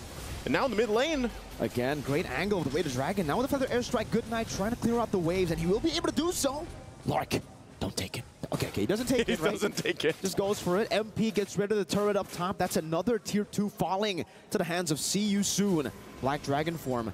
Gonna be used up as Rod dodges away. Oh, taking a whole lot of damage. Even with the steal on the Bloom, they're not able to get back to full HP. Mid lane, the cannon minion should be able to take their turret down, but they actually CC it, and they keep it alive. Okay, they keep it alive. Fleeting time also picked up here by Super. And this is where you start to wonder, all right, now that we get to that, you know, mid-game to late-game transition, eventually in a couple minutes here, how well will the healing from Super do in comparison to Set Potential? Because if you can land the penalty zone, great, sets things up for you. And not only that, but Lark, you know, he's missed it. Oh, hold on. Boxy? He's forced out. They're going to lose that mid-turret finally. You know, Siosun knew that Joe was just one hit away. They finally get it down, but going back to it, Goodnight's been doing a great job. Actually, Goodnight and Super, they haven't gone down at all. Holding on to the Purifies, getting a lot of value out of that. And Lark, you saw it earlier. If he just, we've seen this throughout even the wild card stage and to this point, man. If you don't land that Spear of Destruction where you need to, you're left running to the team fight. So Lark, gets a little more difficult as we approach these objective fights. Slowly but surely, Team Falcons trying to scale up, but it seems like for right now, they're still really struggling to get to that comfort point. Goodnight trying to read out some of the positions of Siosun, but the Conceal gets used up. Goodnight, he notices something fishy is going on. Yeah, he knows. Man. He knows something is going on. Ra walks up, and the Wings by Wings will be popped in by Goodnight to escape. Ra does get the Feathered Airstrike, though, so that's going to be a big ultimate coming into the next few team fights. And it just feels like for Falcons, even if they scale, Siosun's composition is built to go up against this front to back. They have so many ways to enter the team fight, so many ways to actually find new and creative angles to attack this very, I would say, like, just a coordinated, reliant draft. Again, that's what Boxy does. Goes in way the dragon into the Furious Dive. That was coordinated. That was coordinated, but it wasn't from Falcons. It was from Siosun, who has so much more control on the map. Yeah. And, you know, anytime this Cho's locked in, that's what you're going to have to expect. And I'm surprised that, you know, Team Falcon's still really struggling. And this is around the resources, just the buffs, you know, at this point. So with that, Siosun, just a single pick off on Kenji is going to allow them to just go ahead and take this Lord. Team Falcon's not in a position really to do much unless, you know, Goodnight just provides information, but he could get sandwiched in. Look at the placements already from Boxy, sitting there patiently. So Team Falcons will go ahead and grab that very easily. They'll have to defend against Siosun's Lord push. And now with that, Siosun, they've been in control of the majority of this game. Team Falcons showed some signs of hope fighting back. I mean, we're going to take a quick look at the items. At least Lark has the Wind of Nature, gets some of that defense here available to him, but only Dominance Ice and Athena Shield, the Immortality for Ding. BOD. A lot of the times, yeah. And there's the BOD locked in now for MP the King. So we could possibly see this game ending on this push. Lord's going to go down on the bottom side, so Team Falcons centering around this mid lane. Keep an eye on Boxy. He has Flicker available with the Way of the Dragon. He could actually start the fight. Looks like Darkness is going to fall here. Dark Knight falls now. MP just shredding through that base turret up top. We'll be able to find it now, as that's another in the bottom lane without the charge of the Enhanced Lord. The Lord still at full HP. Now Falcons decide to go on it. No more mini waves to utilize for Siosun. A good Feather Airstrike by Goodnight. Try to zone them away, and they will be able to get rid of that Enhanced Lord in the bottom lane, but they have lost 2 base turrets. Boxy the King again with the Conceal trying to go for a play right now. The Black Dragon form is there as well. The Jeet Kune Do knocks thing up. First soul to melt him down. Immortality is still there to help him up. Felix goes in for the Furious Dive, but gets punished by Lark. Spirit of Destruction as Lark joins in the team fight again. MP the King, and he fought it, but he finds the Singers. Still not enough as Lark gets the Wind of Nature, gets the healing, and the Flask of the Oasis to survive. All right, Team Falcons, they hold on to that mid turret. But man, I almost thought they were actually just gonna full send it in the mid lane to fight back after they got started on Felix. Even with the heal that they had, they still had to be checked. They were checked by Ra's damage. You saw that alone. This is why so many teams prioritize the Valentina pick once it's available throughout the entirety of the game. Even doesn't matter which ultimate is taken here. The raw damage and the skill set from the Valentina, you can see the amount of damage that is dealt already. And a lot of times this is just taking the Feathered Airstrike themselves for Siosun. So once again, Team Falcons, they... Oh, Ding. Might be solo kill. Dark Knight falls. Ding gets the healing. The Spirit of Destruction doesn't connect. And now MP might be caught. Kenji finds it. What happened to Lark in the other side of the map? Now in the mid lane, Soul gonna go for the base turret as MP the King gets taken out. With the Feather Airstrike will be there to go and clear out the waves. One last shot as Boxy clears, or cancels it out rather. One cannon minion up top. But for Siosun, I think they're happy with that trade. They got a base turret for MP the King. Up top, it's gonna be Ding versus... Sorry, I'm Felix. Felix taking him on into 1v1, winning it out. Boxy walking up again. The Feather Airstrike stolen away by Ra as Super tries to get rid of Soul, but look at him. He doesn't care the damage. Super melted down. See you soon. Now onto Kenji. It's a double kill for Soul, and it's a 2-0 clean sweep for See You Soon. The Cambodian Owls will fly onward again, 2-0 against their opponents here, Team Falcons. Man, oh man, this is... See you soon came to play today. I know we've all been saying it. I know everybody woke up today thinking differently about this team, especially what's happened to them in the previous days. But man, are they just playing nearly perfect right now, I'd say. You know, and across the lanes, the lineups that they bring to the table too are very interesting. Again, fist bumps across both teams here. And this is going to make the ALJ match of the day very interesting, Mirko, ahead of us. That's the decider now for if we get a three-way tie, because See You Soon bumped their stat line now onto 2 points. SRG still sitting with 4 points, and Fnatic Onic with 0. So again, if Fnatic Onic get that 2-0, it'll be 2-2-2. The battle for knockout stage continues. Oh man, again, it just, I love this. I love it when group stages are this intense, you know, because you have something in mind, and yep, group of death, group of champions here. Wouldn't have it any other way. And as you know, we have to wait for that matchup later, of course, for the ALG matchup of the day, SRG and Fnatic. But man, again, that's going to be closing it out for us here for this match, at least on the desk. It's Mirko over here with me, Naisu. Can't wait to hear what we have to listen to from See You Soon over on stage. Let's go ahead and throw it over to our host to hear from them.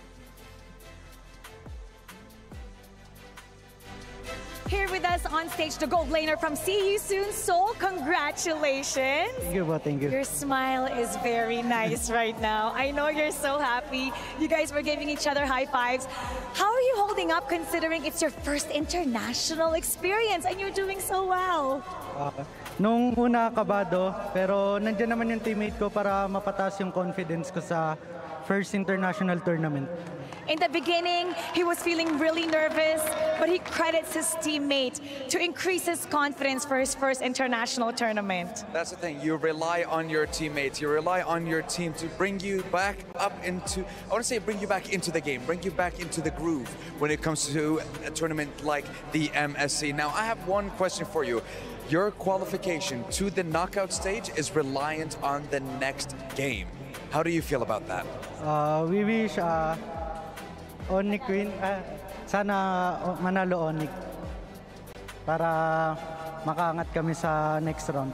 They want Onic to win so they can go up the next round. Okay, I mean, here's the thing. When it comes to Fnatic, Onic, and I want to say the Selangor Red Giants, if Fnatic win one game, or rather lose one game, that's it. They're done. They're out.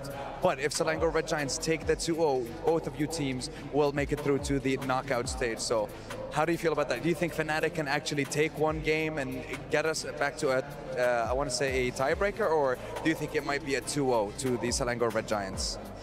Siguro kahit sino nang manalo sa kanila. Oh, he's saying it doesn't matter who wins. It doesn't matter? Are you sure? Yeah. Are you sure about that? I think the analyst desk might beg to differ when it comes to that, but you know what? I'll let you guys break it down for us, because sometimes it can be a little bit confusing for us here on the stage. So break it down. Let us know. How is it going to work out when it comes to the next game? What do we need to happen to see two more, or I want to say a couple more tiebreakers, or what do we need to see to wrap up the day with the next game? Boys, take it away. We'll be answering the question. Now, I understand everything. Number one, just saying, Selangor Giants wins one game, there's no tiebreaker, See You Soon moves to the knockout stage. But I understand what Soul is thinking about.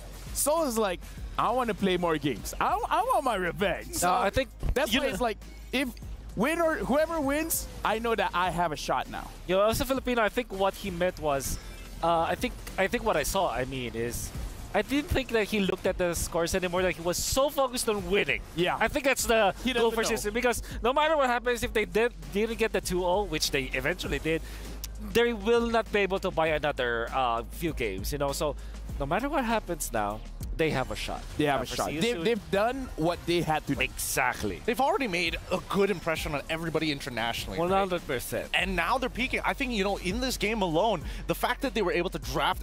I wouldn't even say this is unorthodox. This is definitely something that they have tried out before, but you can also see how creative that they can get when they hit multiple brick walls. Yeah.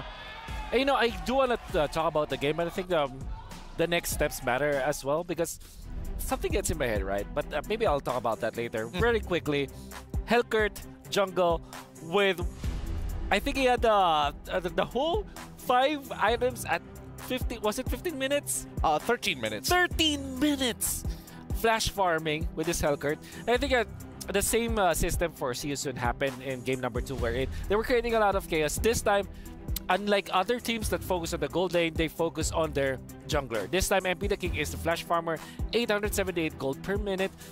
They were creating chaos outside of the match. There was even an attempt that they were trying to invade while the Helkert was just farming and also getting the turtle. They went out of their way to make the space for MP the King this time. Absolutely, because you in Boxia's position, it's more so like, how do I go into your jungle? How do I start stealing away your camps anymore? But now, I mean, even in this game, you can see that the laners definitely played a big part, because they were struggling to actually create that space and then have that extra man to walk in the jungle with him. Okay. I'm looking at my script here, and yeah, I'm confirming if Fnatic Onyx wins 2-0, 3-way tiebreaker. 3-way tie. And here's the thing. Anything else, See You Soon makes it true. Yeah, exactly.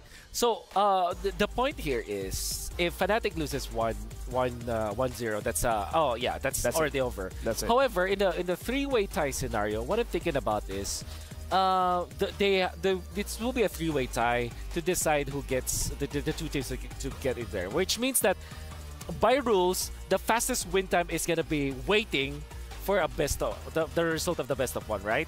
That's the thing. So technically speaking, the team with the fastest win is already in the knockout stages. Yeah.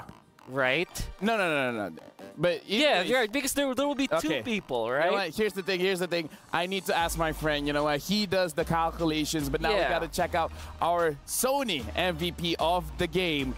And again, the MVP here is going to be Soul. Oh, I got to interview, he did a lot in this game. Oh, yeah. I mean, previously we were thinking about like Rob being the anchor for the team, but at this point they were sending members out so very often that honestly Soul had more than enough space. Nobody really wants to attack the backline. Maybe for Ding, but he knew, Soul knew for a fact that he could 1v1 Ding no problem whatsoever. So the real question was, how exactly do they start opening up the map and finding these angles? And honestly, this pick here, man, Kenji just got bored. Yep, Kenji just got bored. MP the King eventually will be taken out.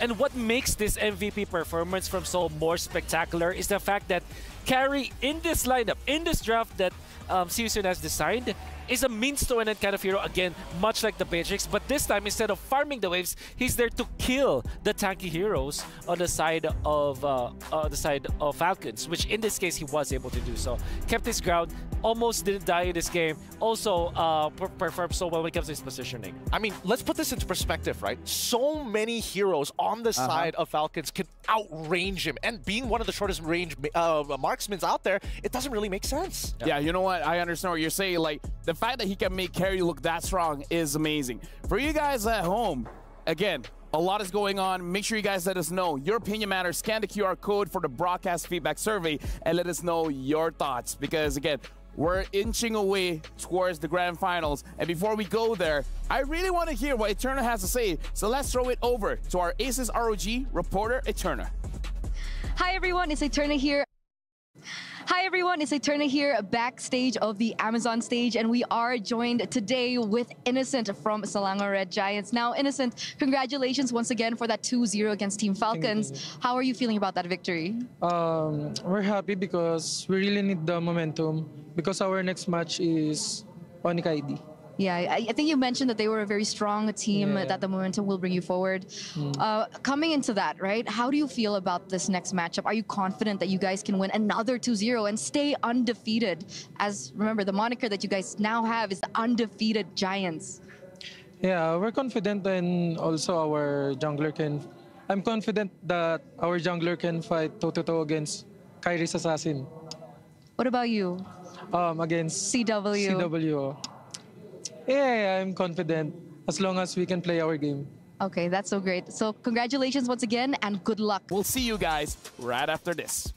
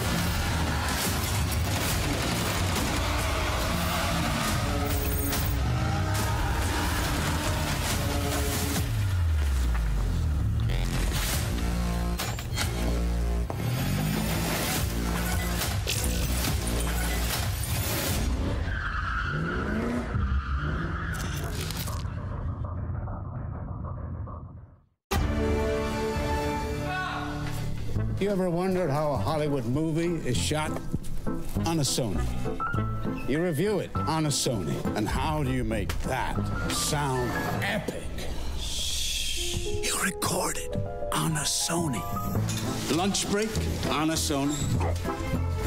So why wouldn't you watch it on a Bravia by Sony? Have you got what it takes to get to the top? It doesn't matter how high you climb. To reach the top, even the biggest champ needs a break. So you can recharge, dive back in, and dominate.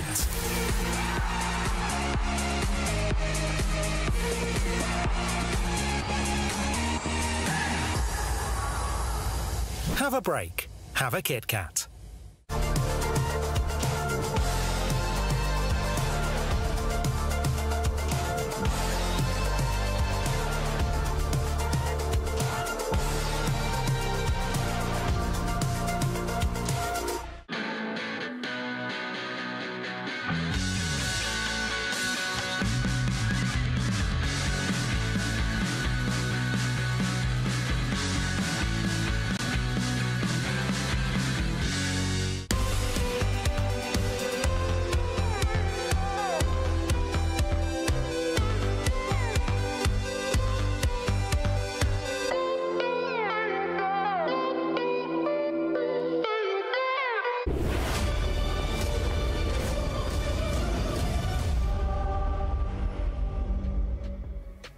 Welcome back to the Mid-Season Cup 2024. And as you guys can see, I'm LaFell, but alongside of me is Gideon Wolf and Ripo. Ripo, how are you feeling? Yeah, I'm doing good right now.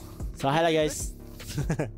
He's doing good, and the thing is, we're all doing good because we're about to catch the ALJ match of the day, where this match will determine who will actually go towards the knockout stage. Because Selangor Red Giants, they need one win.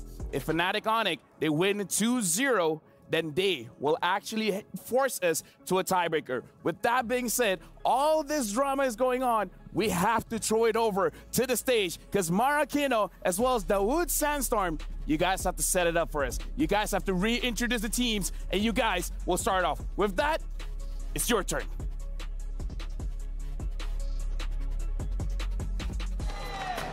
The ALJ match of the day is about to kick off live here in the Amazon Arena. And still, the undefeated Giants from Malaysia are about to take on the shaken but not broken Sky Kings from Indonesia. Towering the group of death, let's welcome back Selangor Red Giants.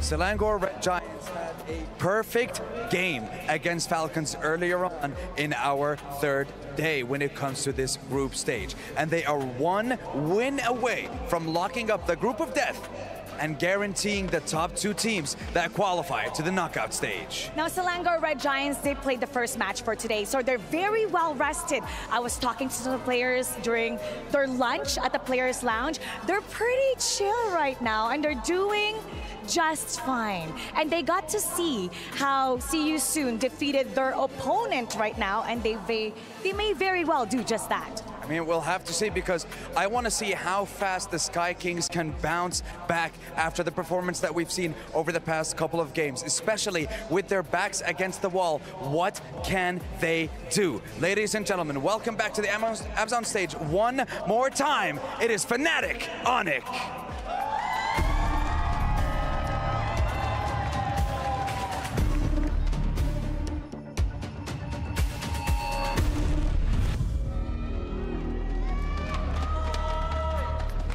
A lot is at stake in this match. Will we see tiebreakers? Will Selangor Red Giants continue to reign? Who will dominate in this match? Well, to answer all these questions, we're going to head on over to the studio and see exactly what's going to happen with our possible last series of the day. Boys, take it away. Thank you very much. And again, we're here with Ripo, so I'm immediately going to ask him, Rippo, do you think Selangor Giants can win 2-0 against Fnatic Onyx? You did hurt SRG undefeated team, so I would say 2-0 easy win. It's not just 2-0. It's easy win. What do you think about that, Wolf? You know, I think that they have proven that they are worth it. I think that they only need one game right now so that we escape the decider.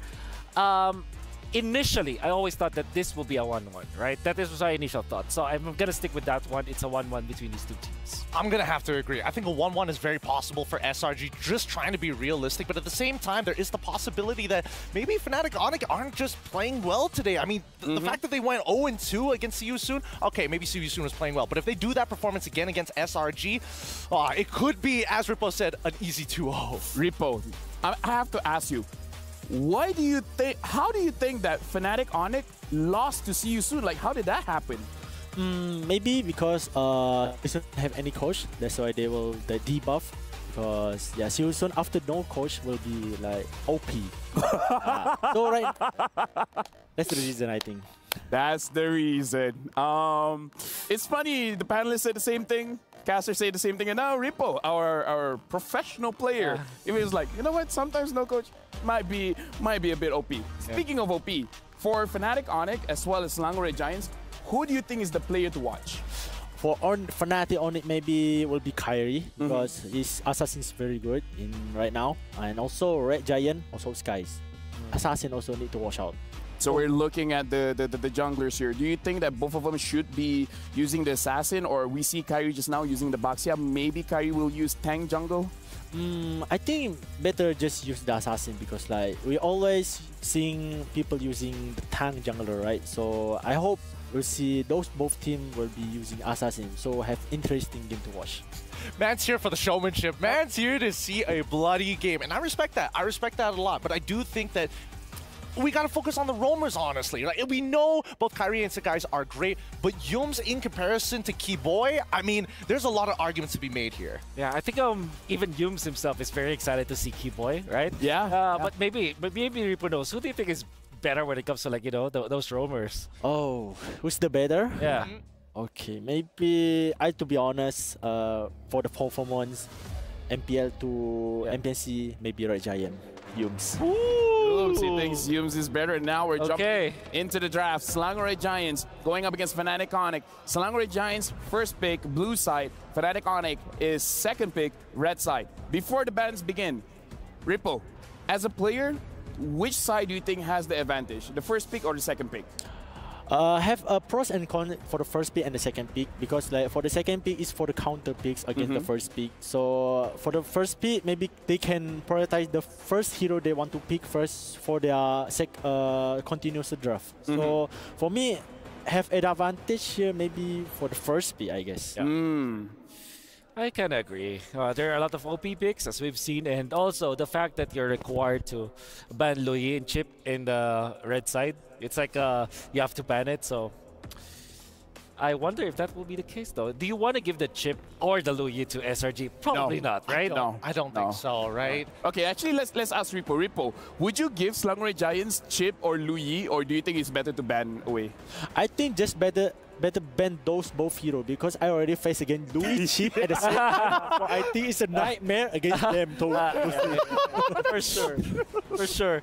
But this time it's going to be Roger as the ban from Fnatic Onyx. Obviously, can still ban the Chip last. SRG they might not even be forced to ban the Chip anyway, so they just could ban out Valentina, perhaps. Just leave it all open, right? Yeah. I think at this point they've already gotten the big hitters here, and obviously with so much priority on getting rid of Ling, Roger, on top of the Fanny as well, like, junglers are a very big part of these bans. That's right. Okay. So right now we're looking at Louis getting banned here. So we have to figure out, Selangor Giants, what is going to be their first pick? Because you have to assume the Chip is going to get banned. Yeah. So what is going to be the first pick for Selangor Giants? I don't want to see any Angela because I don't think it's a Stormy hero. Yeah. I also don't think it's a Yums hero. Harith, maybe?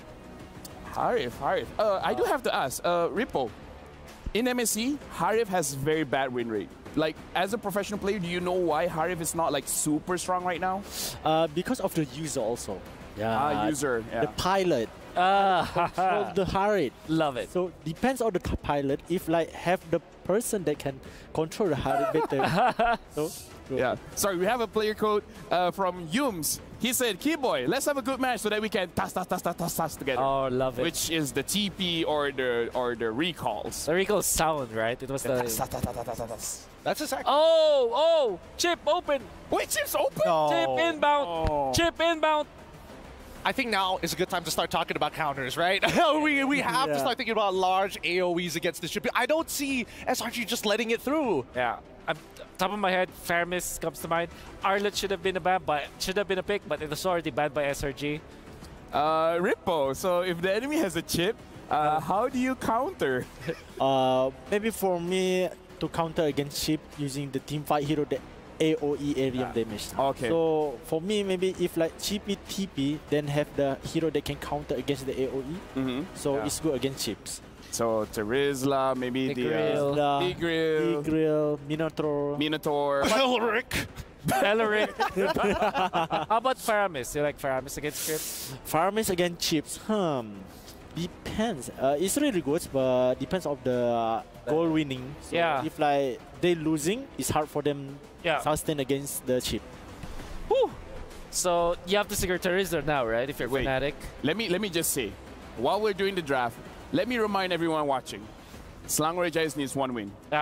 If they win this one, the next one doesn't matter anymore. They just need one win. That's right.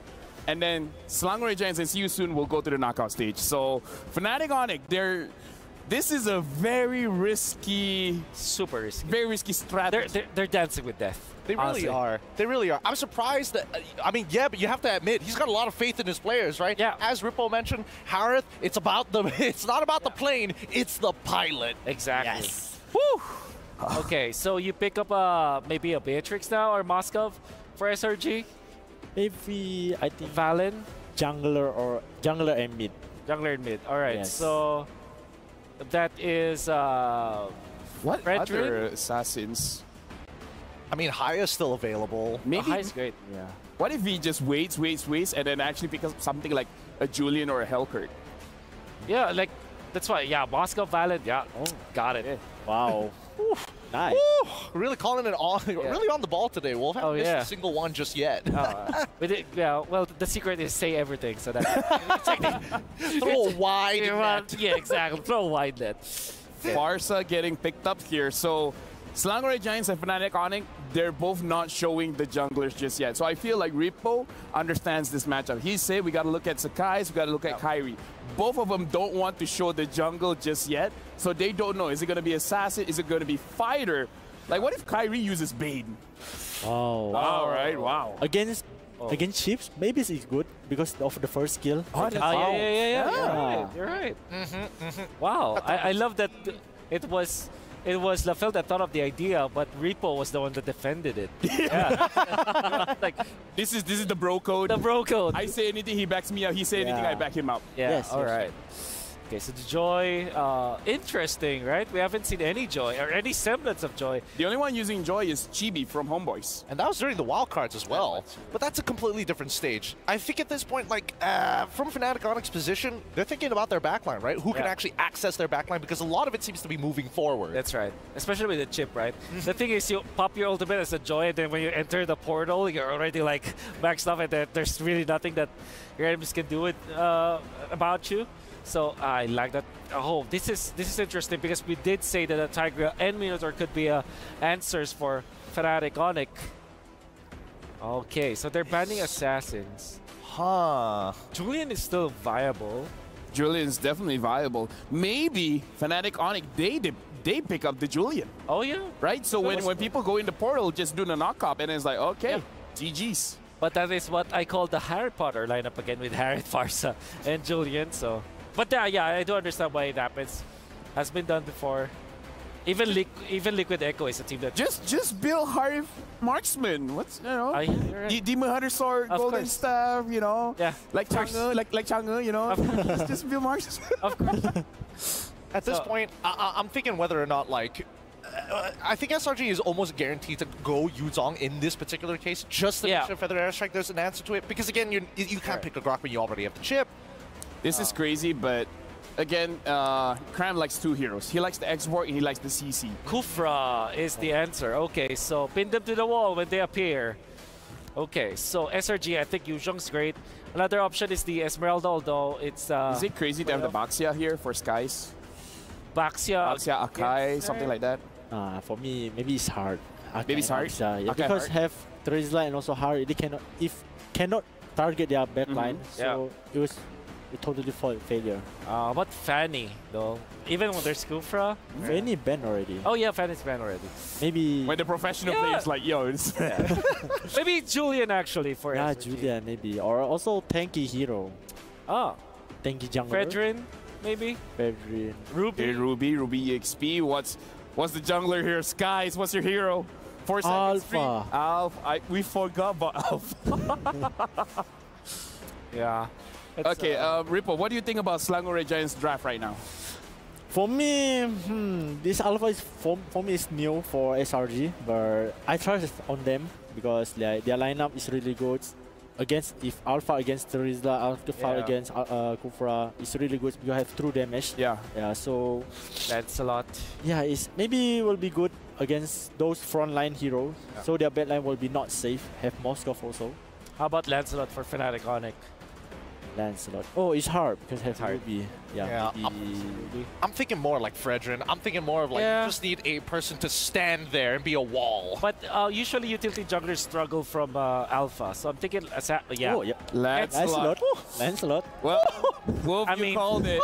But Repo said it's hard, and I'm actually gonna back up Repo here. I think the Lancelot is gonna be difficult, so I don't know how to move forward. There are 3 Malaysians here, so yeah. You're between 3 Malaysians, and with that, we're passing it over to our casters. It's do or die. Casters, it's your turn. Thank you very much, panelists, and of course to our guest, Repo. It's me again, Nice alongside Mirko, here to bring you the action. And it could come down to this game number 1 here in this best of 2. It's now or never. Now or never. It really is. For Fnatic Onyx, 1 game win for SRG, and Fnatic Onyx will not be able to defend their throne in the knockout stages. Oof, it is intense.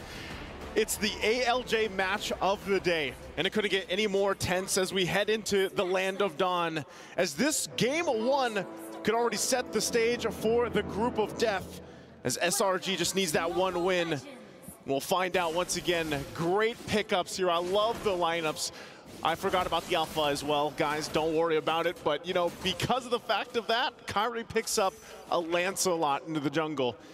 And paired up with this, I mean, paired up with Keyboy on this Kufra, should give him enough coverage and set up potential. We'll see if this time, mid lane. Great knockup onto Stormy. Deals some damage back, but Yums is able to get the crash course. But yeah, as we were talking about it, right? I mean, with the Harith, with the Farsight, they needed something physical. What did Wolf call it? The Harry Potter? Harry Potter? Harry Potter? Is that the combination, Harry Farsight combination? Harry a lot of magic? But yeah, I mean, with Kyrie on this pick, it is a signature pick. This was the Kyrie pick, you know, back in MSC 2023. It was the iconic one, as well as the Kufra for Keyboy. So they're trying to recapture, you know, what made them so special last year. I think they'll be able to, as long as the early game goes okay for them. But again, you have to consider the fact that SRG has not lost. You know, I mean, for the most part, they're just continuing on with their undefeated streak. And that's something to take note of, because how are they able to do this? You know, what allows them to do this? And I think also, it's a great point that Gideon pointed out, the roamers, man. We have to pay attention to the roamers for both these teams. And the fact that Yums got his hands on the chip, and we saw what happened yesterday when Liquid Echo brought that to the table in hands of JP. So Yums, if he's able to even replicate that or put his own spin on this chip pick, it could be devastating for Fnatic Onyx as they get into these objective fights. But you're already seeing this little tension in the XP lane. Bit of a battle as Stormy rotates down below as well. Tries to go for the clear for the level 4 advantage, and both of them will be able to get level 4. Looking a bit delayed for that level 4. Keyboy as well. You can see now as Sans stays in the mid lane. Yums crash course over to Sans. You can see the poke damage already towards Sans, but Sans is doing some damage back to Yums. Now penalty zone. Lock and Sky is up. It's going to be Kyrie walking forward against CC to the back line. Still with the Dornrosa, able to survive for a bit, but will be taken down. Skies able to survive as Keyboy flickers forward with a bouncing ball. Now with Cram doing the same thing with the Dome Round Wolf King. Pure destruction from Innocent all the way from the gold lane towards the turtle. Lupi still swinging the hammer down to the Stormy. One last hit should do it now with a few more hammer swings. He gets it done. It's 3-1, but the turtle goes to SRG. Okay. Wait. 2? No, he's not. He gets pulled into the turret. Okay, he's out. I'm offended again. Cram trying to go for the sustain. He does get it, but now up top it's going to be teleport to bring them all up to get CW. Oh man, already this game, a lot of action happening on across the map even. You know, we got to take a look. Lutby able to stay alive through that, especially with the Brave Smite emblem that he rocked with for this game. And, you know, he lacked the entry points that they had for that first turtle. It's just SRG handled Kyrie so well. The timing with what they could provide with CC really played its part. Taking a look here, items fall into place. No first items locked in just yet. Still the Corrosive Scythe being worked on, of course, for Innocent. Once he does get that, that'll help slow down. But again, a part of this is just looking at the chip, the value that this shortcut brings to the table. Enchanted Talisman will be locked in by Stormy as well. And we heard it during the roundtable. SRG couldn't wait for this matchup against Fnatic Onic. On top side, a lot of attention here. Some extra gold going to the pockets of Innocent. But ultimately, nothing can be found on the top side, you know, for SRG here. Pace-wise, Mirko, they're setting the pace here. Just trying to make it as fast as possible. With the chip, that's what they need to do. Especially considering, you know, the alpha. We've seen this a couple of times. I think our friend has a bit of PTSD when it comes to this alpha pick when it goes to the late game. So I think that's the opposite where Fnatic Onic want to play with, right? The mid-game power spike is definitely something that Fnatic Onic have in the bag. But if SRG can continue to pull off these neutral objective takes, it's going to be very, very scary for Fnatic Onic in the early game. Yoms again, that base damage on the chip. It's quite ridiculous. It is, and there's a reason why the chip and the Louise are usually banned out, right? Doesn't change too much. Turtle is for the taking. It's half health. It's going to go for a reset. Cram is not going to find the I'm Offended he was looking for with that ultimate from the Ruby. Keyboy going to jump in? No, he doesn't. And that's already another turtle in the hands of SRG.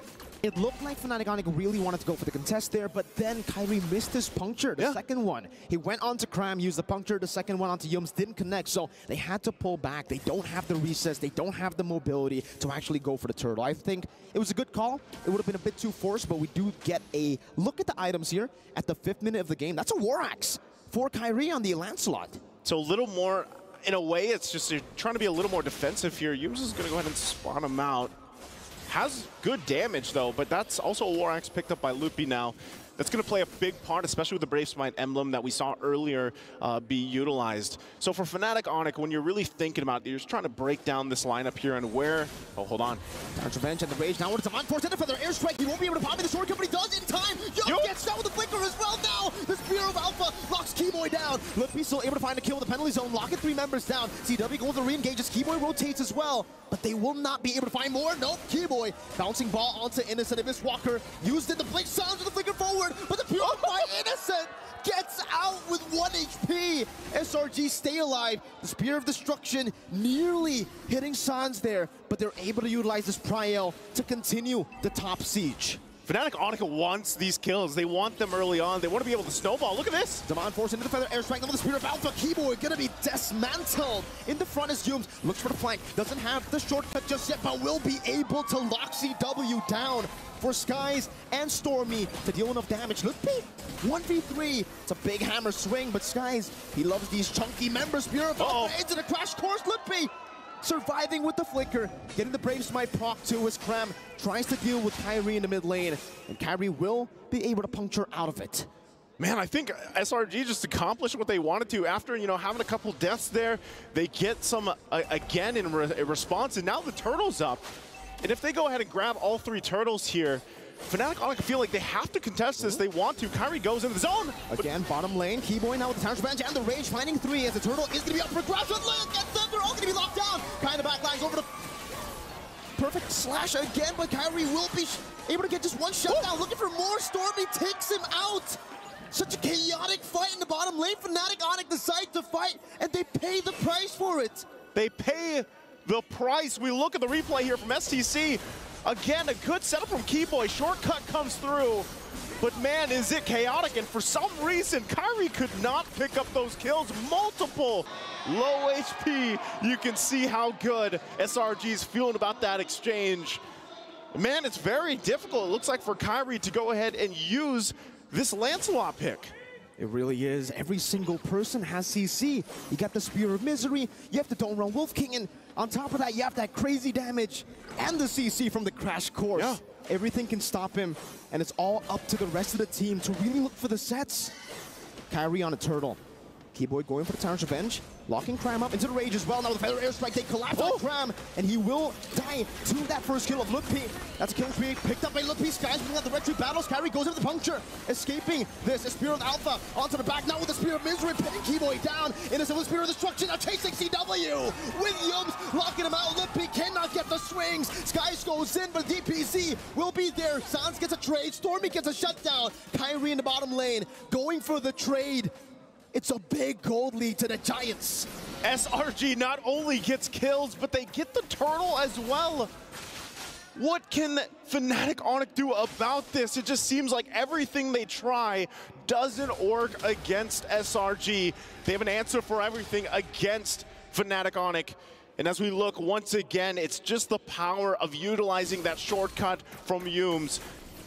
Fighting into these small crevices around the map, utilizing Innocent on the Moskov pick. I mean, look at the items already. He's got the Corrosive Ice, he's got the Golden Staff, working next, possibly for that DHS. And, you know, Yums, he's got a dominant ice. That's it. He's that tanky already. This is why the chip is talked about so much. There's the DHS locked in now for Innocent. And this makes it much more difficult now to utilize Keyboy here on this Kufra. You might get that setup, but then your health bars are going to be gone in an instant, just like this turret in the tier 2 bottom side. Innocent is doing so well right now with the farm. The damaged health is actually on Terizla. It's Lutpi just utilizing that base damage with the War Axe. And then we have 3 SRG members.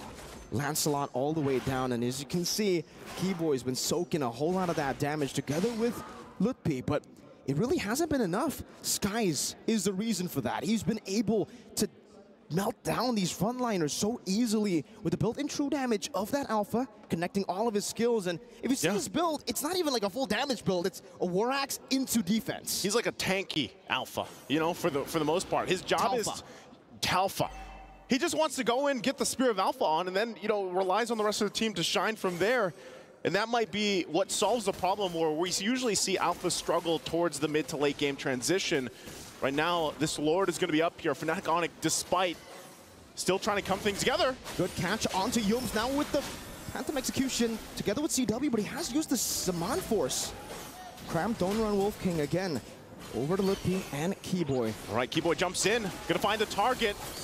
Again, that's gonna be I'm offended, locking him down. Now with the penalty zone as well, it's gonna be Cram locked down and taken now. 2 members taken down by FNOC. They find some stability here around the Lord Pit. Sky still looking for an engage. Innocent jumps over there. Miss Walker and Kyrie gets one of them in the back with the Phantom Execution. Lutpi falls. That's a trade down. Now Stormy with the flicker forward. It's very, very low. Sky's trying to go for the opening. Spear of Alpha. Skies again finding the play, but will not be able to get the Lord. It was Sans that secured it for Fnatic Onyx. And despite that, at least for Fnatic Onyx, they finally find the hope in this game. Yums is going to drop down the shortcut, and Sans is taken out in an instant. There's nothing you could do about that. But they at least have the objective. They have the Lord marching on the top side. Next for Fnatic Onyx is to play into this. What can they grab across the map? They need to get space to work around with. They only have 2 turrets down. And with this Lord, they could possibly start to get some of that movement in their favor, start to get some of the space to work around with. But look at this, Innocent will just hold the Lord here and deal with it for now. The rest of SRG here to help him out. It looks like the Fnatic Onyx didn't get much out of this Lord. No, they really didn't, right? I mean, they couldn't. The fact that SRG forced the team fight on them when they went for the Lord. And, I mean, taking a look at the itemization from Kyrie, it's that utility build, technically. Yeah. It's kind of a mix. It's a semi-tank build with a War Axe into the Thunder build, into the Endless Battle. So he's really going to be relying on those basic attack procs right as he uses the skills, and not so much of an assassin. He can't really one-shot people, but we did see almost a one-shot happen to Innocent, or actually to Yomes earlier, with the Phantom Execution. I think part of that, again, is you have to be able to go in and out of these fights. Yes, they're still assassins, but if you're gone in an instance, you know, what good are you? Especially when we're talking about the Lord fights later on, because the Lord dances have changed. You know, they're not exactly these long, drawn-out fights anymore. Much more calculated, I'd say, from what we're seeing, and you got to kind of match what Sakai's has. You see him, he just picks up the Athena shield. He's got some now defensive ability to work against the burst that can actually come out from Sands as well. So that's part of the play here. Immortality as well from Cram so far in this Ruby pick has done a lot of work already. Just being a nuisance to deal if you're Fnatic Onic, and also there it is already. They try, this is the thing, Fnatic Onic, like I said, with the Lord they had earlier, they had to get some of these turrets down. You're only seeing the tier 1s top and bottom down. That mid lane turret that stands for SRG is actually paying huge value to their control as they wait for that Lord to go up in 40 seconds here. So for Fnatic Onic, it's just, let's farm what we can, but we have to stay together. Oh! I'm offended into the Spear of Misery. Kyrie gonna be caught by SRG! The Giants find Kyrie. The timing, it's right for the Lord. 30 seconds and 20 seconds respectively for Kyrie and the Lord. We get to see the replay here. Kyrie jumped with the puncture and he was not aware. He did not know that they were there. Cram, oh man, Cram knew, and you know, Kyrie obviously gets caught there. And that's tough because, like you said, his timer, his death timer, it's still there. They might actually try to rush this unless Loopy can stall them out enough. Fnatic Onic might do that in time for Kyrie to make it here. But it's already going to be started up. Look how fast it's going down. And look at Yomes into the backline. He goes with the Crash Course. Now Keyboard trying to go for the Tyrant's Revenge to Yomes, but he just keeps on juking, distracting the backline as SRG get the Lord. An enhanced Lord now for Selangor Red Giants on the conquest to take Fnatic Onic out of MSC. They're on their way. Things, again, fall into place here. SRG teams have struggled to find a way to find the weak point of Selangor Red Giants, and so far, even Fnatic Onic is struggling to deal with that, as now they have to deal with a push by the Lord on the bottom side.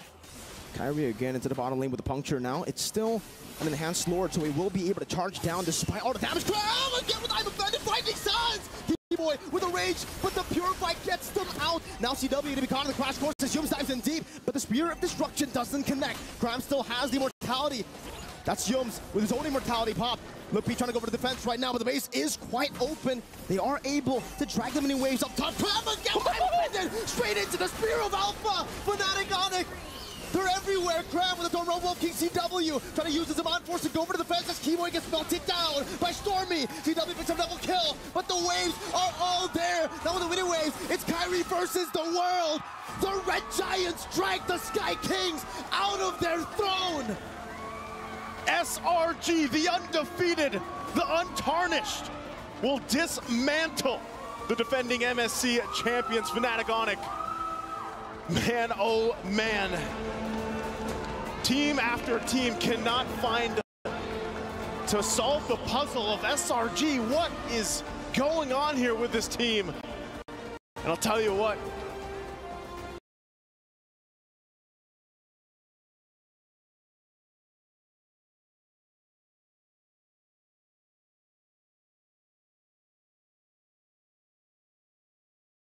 Lots of people around the world right now are just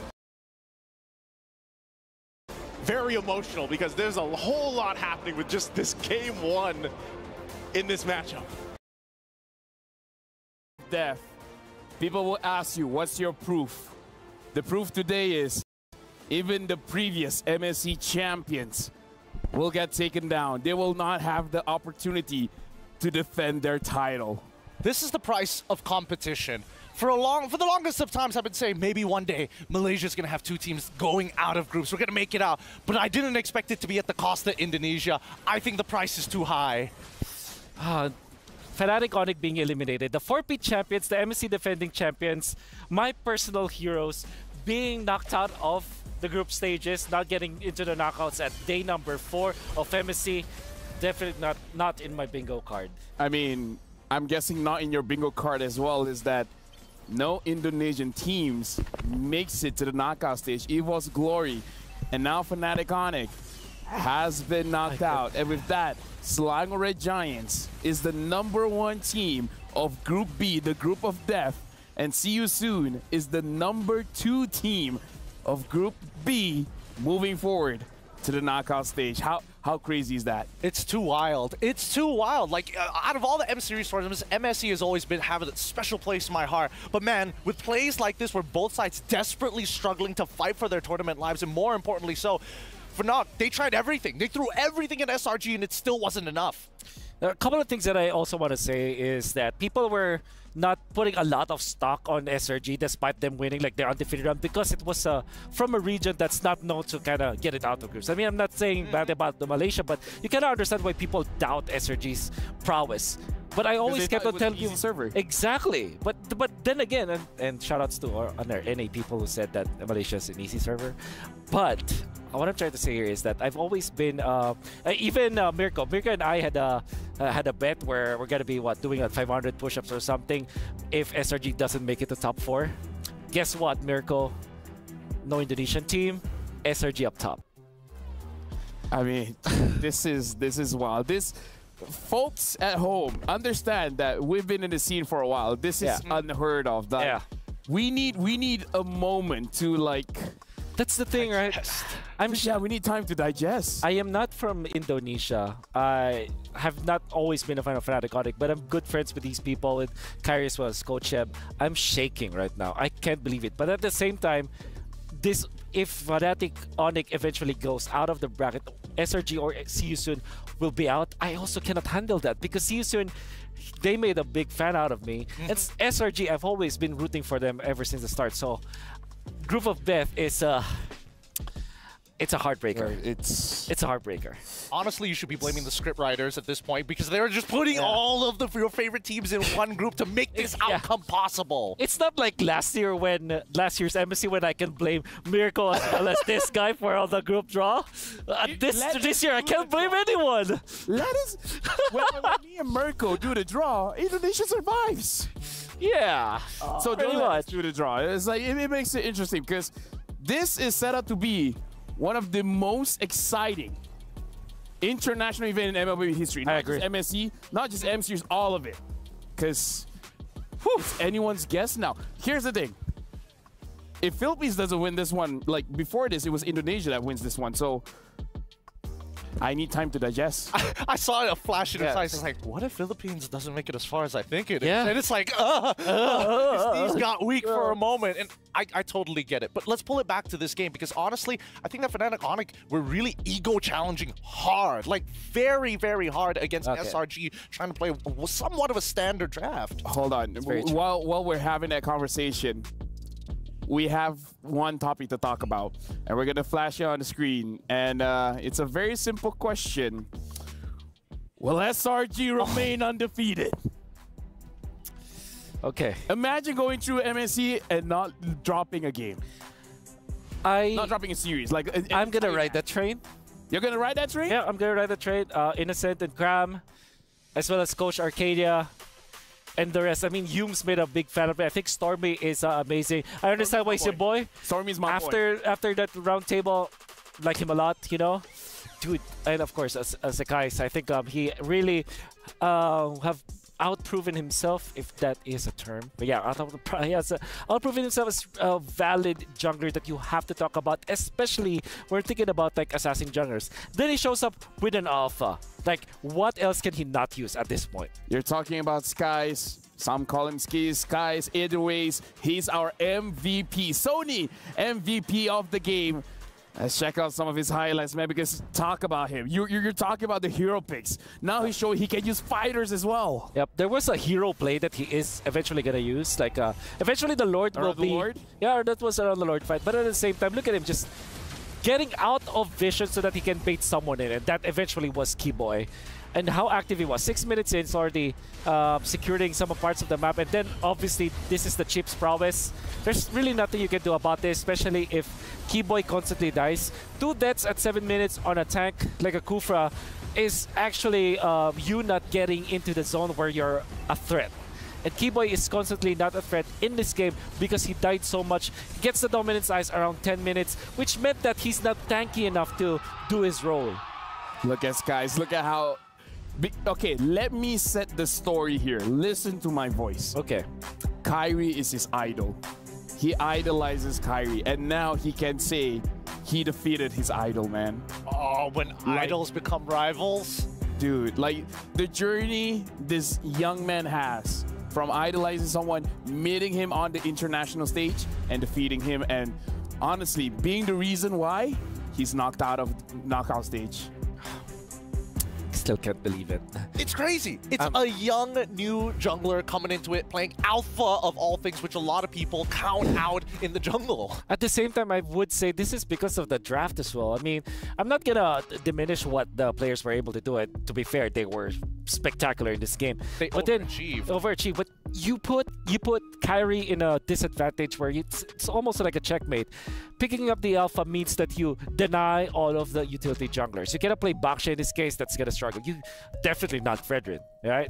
Maybe Barrett's, but then there is Moskov as well that can deal, you know, if it gets a DHS, you're quite in a lot of trouble, and it's very awkward to play the Barrett's in against the Chip. It's, yeah, Kyrie was put in a checkmate. I mean, I did predict the Lancelot, but doesn't mean that it's like the best pick at all. I'm just like, I just thought that it was an ego pick, like you said, and it was duly punished by Sekai's playstyle on the alpha.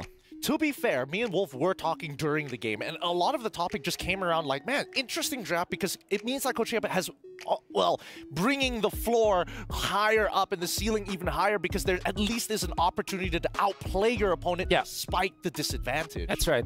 It's like if you play the utility junglers, you will not essentially lose, but you don't have a chance to win.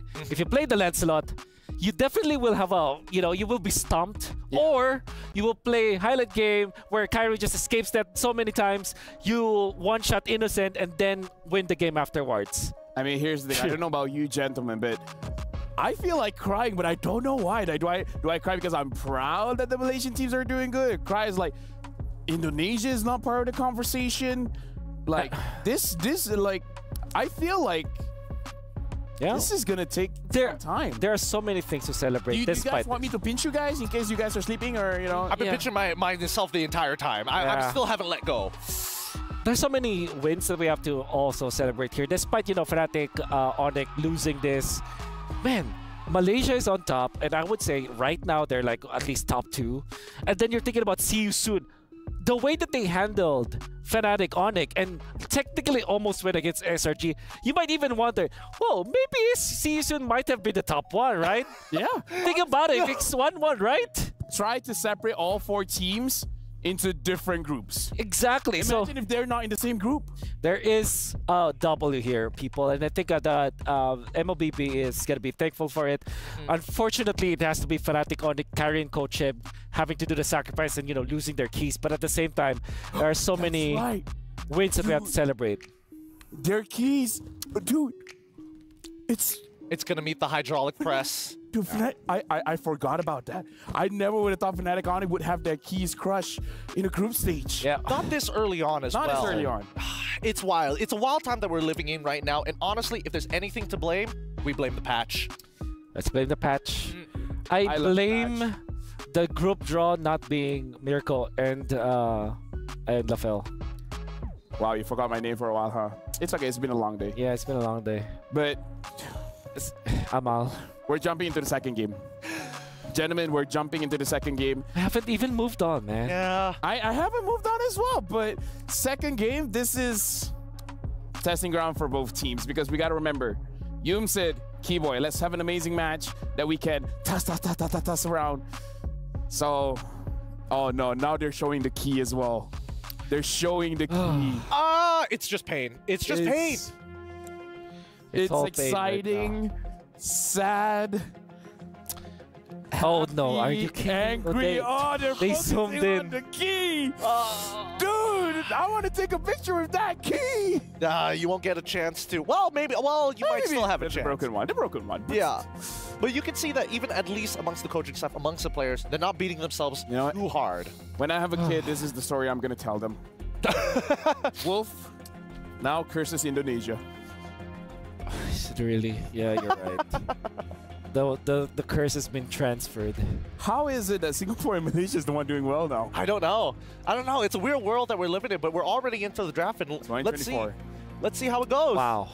We'll remember the year. It's 2024. Oh my God. Jumping into the draft. Fnatic Onic, Selangor Giants. Are you kidding me? Yeah, I did. This is the final game of the day. I 100% did. Right? Yeah. Even if you look at Evo's Glory, everybody was, apart from us, Lafel. Yeah. Evo's Glory were easily the top one of most teams in that bracket. Definitely. Yeah. And Fnatic Onic is top one overall, you know? Yeah, definitely. What is happening? What is wrong with me? Maybe I should stop being a talent anymore, you know? Is that a way to go? Hey man, you can start coaching Malaysian teams if you want. Hey. Well, they don't. First of all, they don't need me. Second of all, I think they don't need coaches anymore. Well, coaching's overrated. Yeah, drafters overrated. Let's just draft ourselves, you know. Here's the thing: we're in the draft right now. Fnatic Onic. Like if I'm Skies, I'll be smiling ear to ear. All my heroes are getting banned. I mean, to be fair, like Roger, you can put it on innocent, but you know, it's like basically 3 junglers: the Nolan, the Fanny, the Roger. I mean, again, you're facing against your idol, and even your idol is not arguing with the coach. Like, yeah, just ban those heroes. It's worth getting rid of. And now the Harith is the final. Let's see what the first Louis open. I mean, at this point, I feel like Sans getting the Farsa later down the line. Yes, the artillery is a pretty good idea, but against the chip, it can be a little tough. But now we're seeing the rest of the heroes start to come in for these players. Maybe they can utilize it better. Yeah. This also means that okay, it's Moskov. Yeah, Moskov first pick. Okay, so yeah, CW wants to pay back, but that means Louis is gonna be the pick here for SRG, right? Wait, hold on. Is that Gojas playing instead of Cram?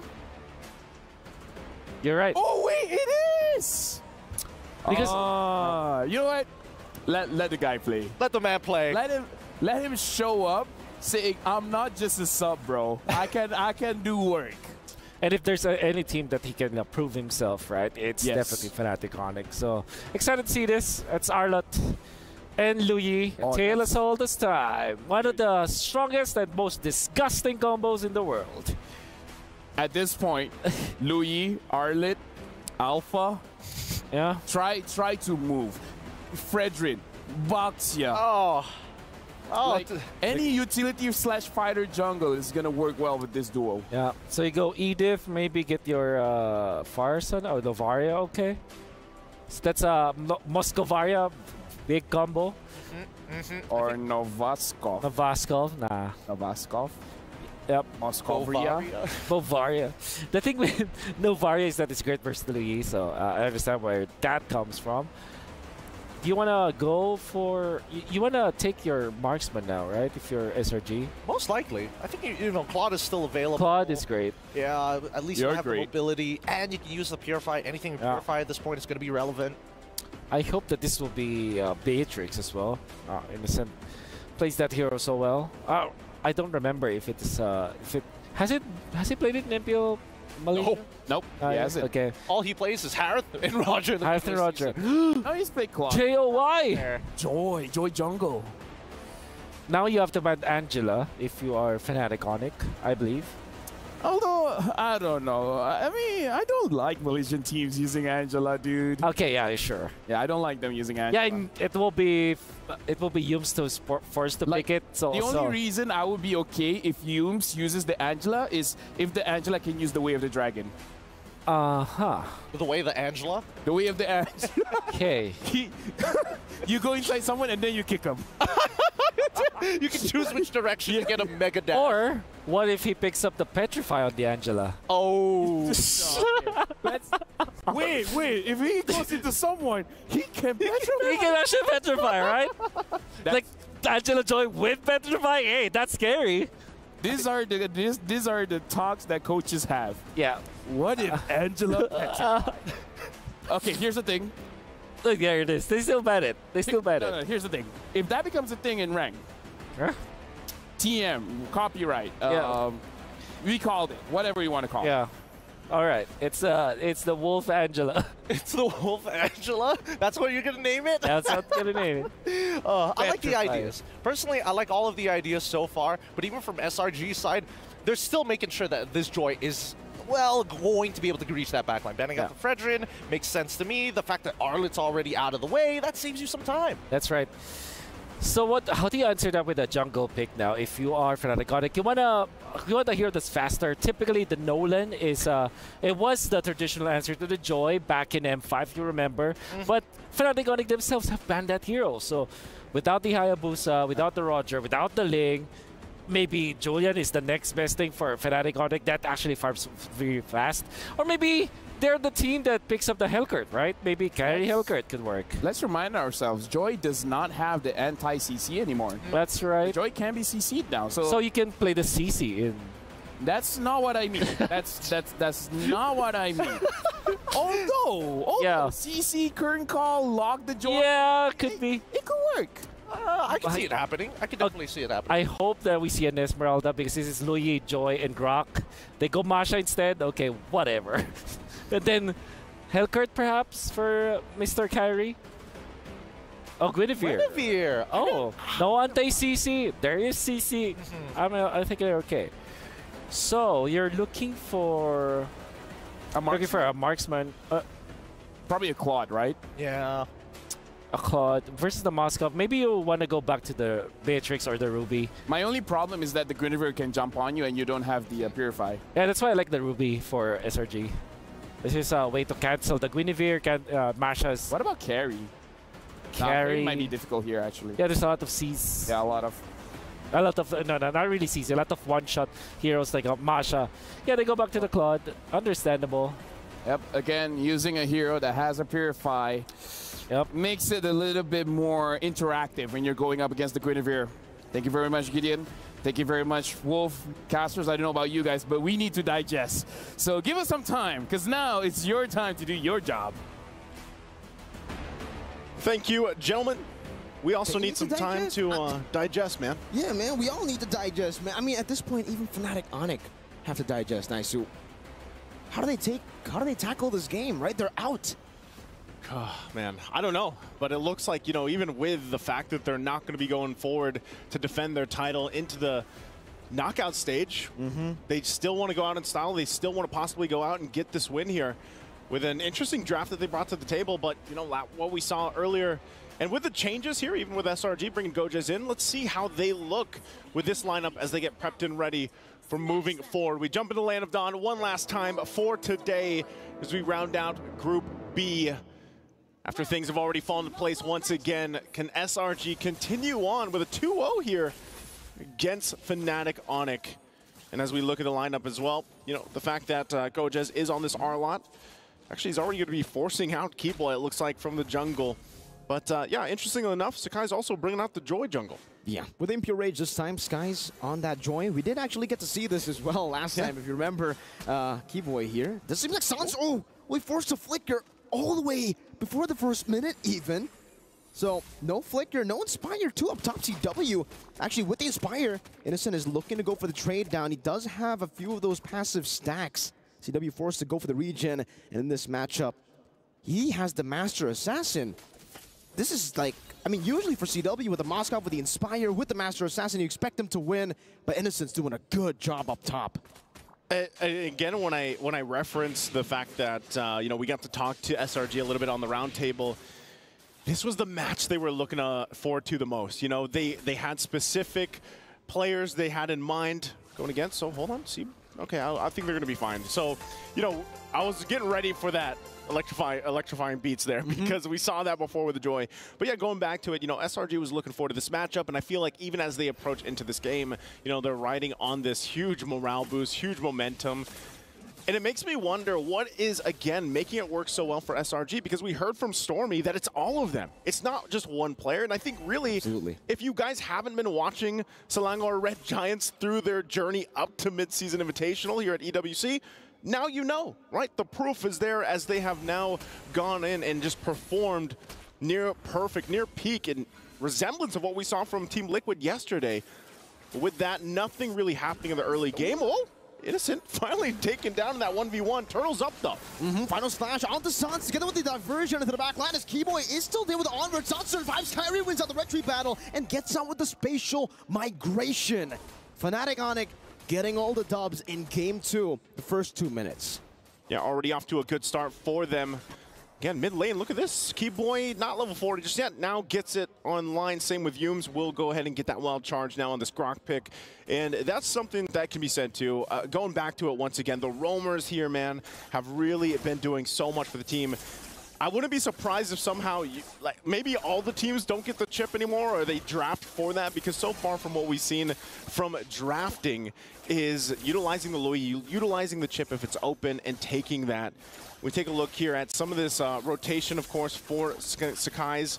To build up on this Joy, I think one of the main things is utilizing it with the fact that you have a huge burst potential in comparison with the Louis Yi. Like, that's enough magic damage in the early game to set you up. Good Violet Requiem with the spatial migration straight into the Spear of CW. Innocent, no Purify to use to escape from that situation.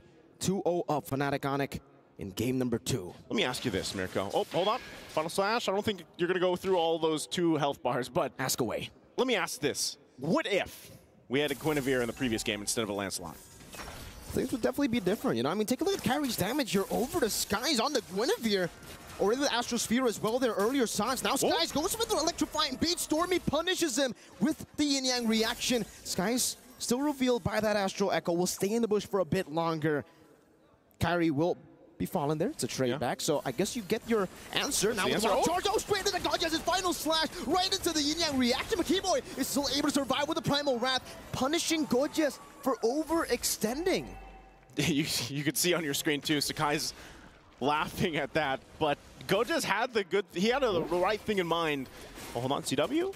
Now with the Inspire as well, trying to go for it. Keyboy jumps in with the Earth Shatter and the R-Word, locking Stormy down, but Stormy's able to flicker around. Now with the Yang reaction, getting the shielding down as Keyboy will be forced back. Innocent gunning him down, the Earth Shatter connecting, and one last shot from Innocent. Now it's Kyrie looking for the cleanup. Now as Yums is very low inside of the bush, Kyrie decides to go for Innocent, but he jumps back in onto the Battle Mirror image with the Violet Requiem. He doesn't need the spatial migration, 2 Thunderclaps to take Yums out. Now Skies on the electrifying beat, has another Thunderclap reset for Look P, goes into the Skies, flickers out to safety, and Sans is there to provide some backup. Yep, good fighting once again from both teams here, but SRG also to respond. You know, they fall back, they fall behind just a little bit. We're going to take a look at the replay brought to us by STC. Great initiations on the top side. Keyboy was there, gets the Earth Shatter. You know, Stormy 1 hit away, but eventually Lutfi also joins the fight, comes in with the Thunderclap. And, you know, I'm actually really interested on what build path we're going to see here because, you know, before, Gojes, they're having fun. They're having fun. They should. You know, bringing in Gojes here, of course, for this. And, not going to land that final slash. Might get whittled down here. Unless they just disengage. Looks like they're going to go ahead and disengage. But SRG, at the most part, is just trying to keep things from slipping too far in favor of Fnatic Onyx. Slowly but surely, Spear of Misery down below. Innocent doing some damage back on the CW. Damn, that's a lot of damage. That's which is weird. He's 1 in 3, right? He's 1 in 3 on the Claude, and we know that that's Claude, why I was surprised. Yeah, he takes time to build up, man. But look at this, like Innocent is still going to play that style of his in the gold lane, even if he's down. I mean, even looking at the gold difference here, you can see it, right? He is behind what 700 gold or so. Nothing too crazy. Diversion going to be used here. Where do they end up landing?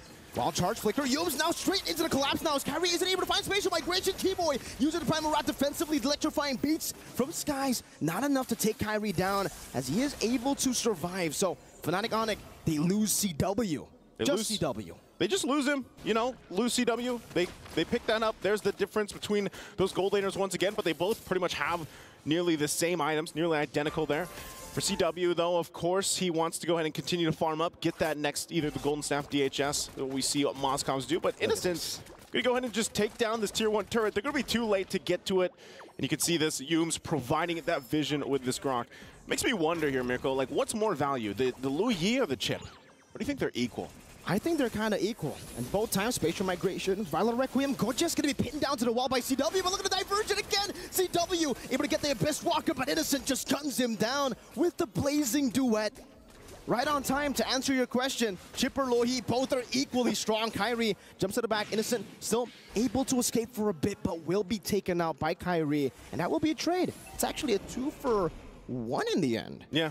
Turtle's up, though. So with that, you're going to see Fnatic Onic go ahead and just try to get in this zone, in this area. But Yums is going to spot a lot of this out. With this Grok, he's going to get flipped over. Spatial Migration locking him down into that Violet Requiem. The combo together with the Astro Meteor placed down. That's a kill over to Sans as Skies now goes with Electrifying Beast. Not enough damage onto Keyboy or onto Kyrie. The Primal Wrath gets used up. The final slash on a 2 as Kyrie jumps to the back, but Skies is able to escape. Gorgeous flickers out, gets caught in the Spatial Migration, the Spear, and the Astral Sphere. Everything and the kitchen sink thrown at him. They will be able to secure turtle number 3. Skies tries to go for a little cheeky steal there at CW, who claims it. Kyrie unable to go for that Retribution. Skies wants this 1v1.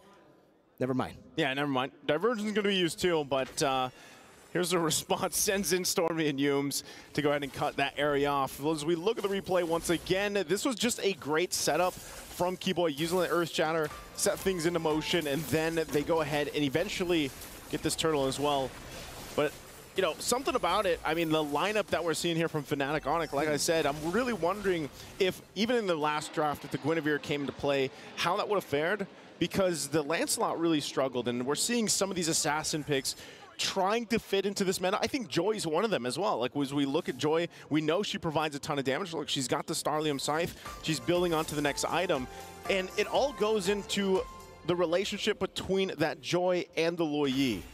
Oh, diversion, bottom side. Again, wild charge on the CW, Yums!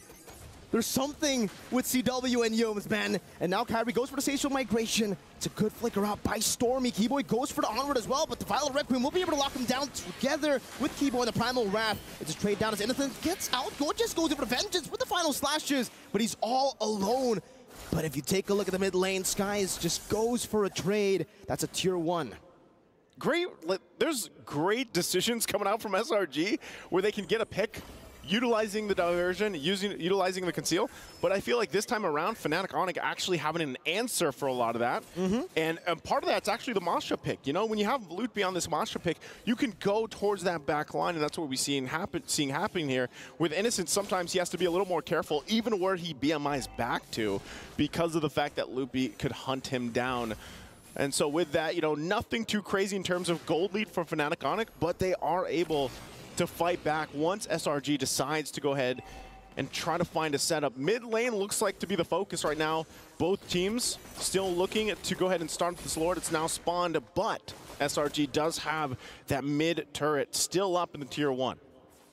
Again, for SRG, it's all about that slow build-up because, again, they have Innocent on the Claude, and for some reason, he was picked off twice, by the way, in the early game. So the fact that he was still able to somewhat stay equal in farm with CW is already very impressive. And on top of that, we got Yums having personal beef with CW for sure, right? He's just been targeting him down again. CW in the back this time, not onto CW. It's Kyrie who gets out, but Sans gets caught all alone into the electrifying beats. The beats of victory for SRG. You know, I think I just got the answer to my own question earlier. Hold on. Keyboy should be okay. Looks like they're just going to get this Lord here. It looks like Fnatic might want to push them off and even fight for it. Getting in the zone, Kyrie there on the backside. Loopy also swinging around here. Gorgeous again with final slash, finds Kyrie, displaces him as the Lord gets taken down by Skies. Now Kyrie getting ran down by the electrifying beats. Lippy has a thunderclap, but can only go on an instant right now as he finds the kill back. Now it's Stormy with a diversion onto Kyrie. The Spatial Migration together with Violet Requiem will be able to lock him down, but there's not enough damage. Skies gets out, the clone is right there. Yums gets shot down by Sans, Spear of Destruction, not connecting. SRG running away, Gorgeous still able to pace out. Let's take a look at Sans with the snipe, taking Yums out up top. But still, the Lord is still in favor of SRG. Nowhere safe. Not even when you're trying to hide in the bushes to recall. Good pick up there once again from Fnatic Onic. Just real quick to go back to it. I think Lu Yi's more value, man. The fact that you can place the diversion, Chip, you know, Chip, you have to, you're shown, you're on the map, you know where the shortcut's gonna go. CW goes down. Okay, mid lane, Lord's gonna be worked on too. It's taken out of the picture. They get a flicker out.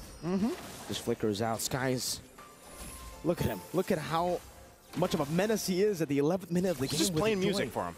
This is a nerf Joy, by the way. Yeah, it is, actually. This is a nerf Joy. Like, I thought this nerf was going to really take her out of the game. It was the first time we saw the Joy. It was during the wild card, I think. Exactly. Right? And it did really well, too. I think it was Chibi, right? Yeah, and, you know, I think even if you look at this replay here, this was interesting. Yums, I'm not sure if this is the final shot, but Fnatic Onyx knew what they wanted to do with the lineup they had. We're going to get slow-mo looked at it. There's Sands, lines it up. Gojo is not even, actually Gojo's like, yeah, nah. Yeah, I'm not going to block that for you. We've had that. Wait, is this the same clip, or has he just been laughing the same way 3 times? I feel like that's just him right now. That's just him? That's just him. Synchronized laughing. Synchronized laughing. Always laughing, but... yeah, Fnatic Onyx, it's pretty much dead even, man. Look at this. Look at the gold department. You know, for the most part, there's nothing really giving any team a drastic favor other than the fact that, you know, there's way more turrets, at least for SRG, to play around with. They've got 5 down of Fnatic Onyx. And so you're going to have to kind of see them play around the diversion. Items also, they've got the Winter's Crown for Stormy available there. The Starlium Scythe, Holy Crystal also locked in now for Sakai's, and that's where you're going to see that damage. Oh, and then the Divine Glaive as well, as I was just going into that. So he picks up Divine Glaive, Divine Version. Again with the wild charge, now with the Sans again. This time he won't be able to flicker out of it. And Sans gets assassinated by Stormy together with Yums. Divine Version, that's what I just called it. Divine Version? Yeah. Wild Diversion. Wild Diversion, both work. And so going back to it, SRG now still going for the pickoff. Keyboy. Primal Rat trying to survive. Innocent takes him out away in the purple buff. And with Gorgeous, just with the final slash, he's able to displace him enough for the rest of the team to deal with him. 13-11, but the gold lead is still in favor of SRG. Yep, just a bit by a couple hundred gold. Nothing too crazy. Like I said, Fnatic Onyx, it looks like they should be able to actually contest this and get into the zone, but they don't want to just deal with it, you know, given the fact that they do have pretty good clear. They could find themselves just defending. Diversion going to be used right there on the side of the jungle. No wild charge coming through that one. They're not going to pull the trigger just yet. But like I was saying, the clear speed from Fnatic Onyx lineup should be pretty good. They could actually still extend this game. It is almost that 15-minute mark. Malefic Roar now being picked up by CW. So we'll see once again as this Lord will eventually spawn up and push in. For SRG, though, as they approach the base here, it's really like they have so many tools they can use. Coaches, he's been doing it all game. You know, he might not have landed all of them, but he is trying to use that final slash to swoop in the members of Fnatic Onyx to force that fight. I think Wolf already said it, right? The fact that, you know, this Arlet and Loyi, it's a deadly combination, and it was first picked. Fnatic Onyx went for the Moskov, and so far, this Moskov first pick, though it was great in the early game, you know, he was able to get a solo kill on Innocent and then a few more with the help of the team. Not the snowball you would expect. It's actually still Innocent who's ahead of CW, despite the inspired choice, despite the early aggression, and now Innocent has a win in nature. Yeah, Innocent does a great job, usually in any of his matchups in the gold lane, where he does play aggressive, but most of the time he ends up winning the matchup. So even against someone like CW, Wild Diversion again, but this time Yums, okay, a bit too aggressive. You know, if we get a replay again, maybe we get to see Gorgeous' laugh again, right? Spirit Destruction on the Stormy, this time with the Winter Crown there. Kyrie gonna go for the backup as Flippy jumps in on the Gorgeous with the Thunderclap. It's Stormy getting caught. 3 members going a bit too aggressive earlier. Fnatic Onyx punished them. Yeah, I don't know. The timing was off on that from SRG. Sending Yums in, and then, you know, that pretty much just negates the Lord that they had to work around with. So they'll go ahead and just kind of be on the defensive themselves this time. And then also gives Fnatic Onyx now the chance to push in a little bit as they get this tier 2 in the mid lane down. So what more do they take? Also, that tier 1 bottom side will go. Oh, Kyrie jumps in. Spatial migration into Violet Requiem. Gorgeous losing immortality. Innocent now with the laser do ends in the backline, but CW is going to be melted down. Innocent going back to the battle mirror image, dealing enough damage in the process of that Skies. Now with Electrifying Beach, trying to get them down. Kyrie will jump in with a spatial migration. Yums forced to flicker out. Skies, no immortality. Right as he gets it, Skies is still able to escape. Well played. What an escape as Innocent again baits out the onward, goes back to the BMI. SRG are having fun. Everyone is everywhere. That last team fight, literally everyone was everywhere, and even for Innocent. I'm surprised. We're going to take a look at the replay here from STC. Okay, this is... we're going to get the laugh. We got this one where they tried to go into the base, and they punished using that diversion. But, yeah, even the last fight, man, you know, okay, here we go. We get to see it. That was Sakai's escape. Laugh. Innocent comes in. There's no Goja's laugh. No Goja's He's not laugh. laughing anymore, man. Hey. Maybe next time we get a Yums laugh, you know? Yeah, we should. Next time they send him with the diversion. Maybe they should just get a LaFell laugh. We could get that on track, maybe. Lord's up. Diversion used. Yum's going to go ahead and spot a lot of this out, but Fnatic Onic, based on how everything has gone the past couple minutes, they're actually good to fight this. They're still going to keep Sands down there clearing that lane. He's probably going to go ahead, rotate now to this Lord. And it looks like they don't want to pull the trigger on it yet. They don't want to be the ones to actually pull this entirely out because of the fact that the wild charge is still a big threat for them. So SRG taking their time as well. It's funny when you look at it too, because there's one hit on that bottom turret of the base turret for Fnatic Onic. So even if SRG wanted to push it in, diversion going to be used this time to displace themselves on this side of the map behind enemy lines as they wait patiently.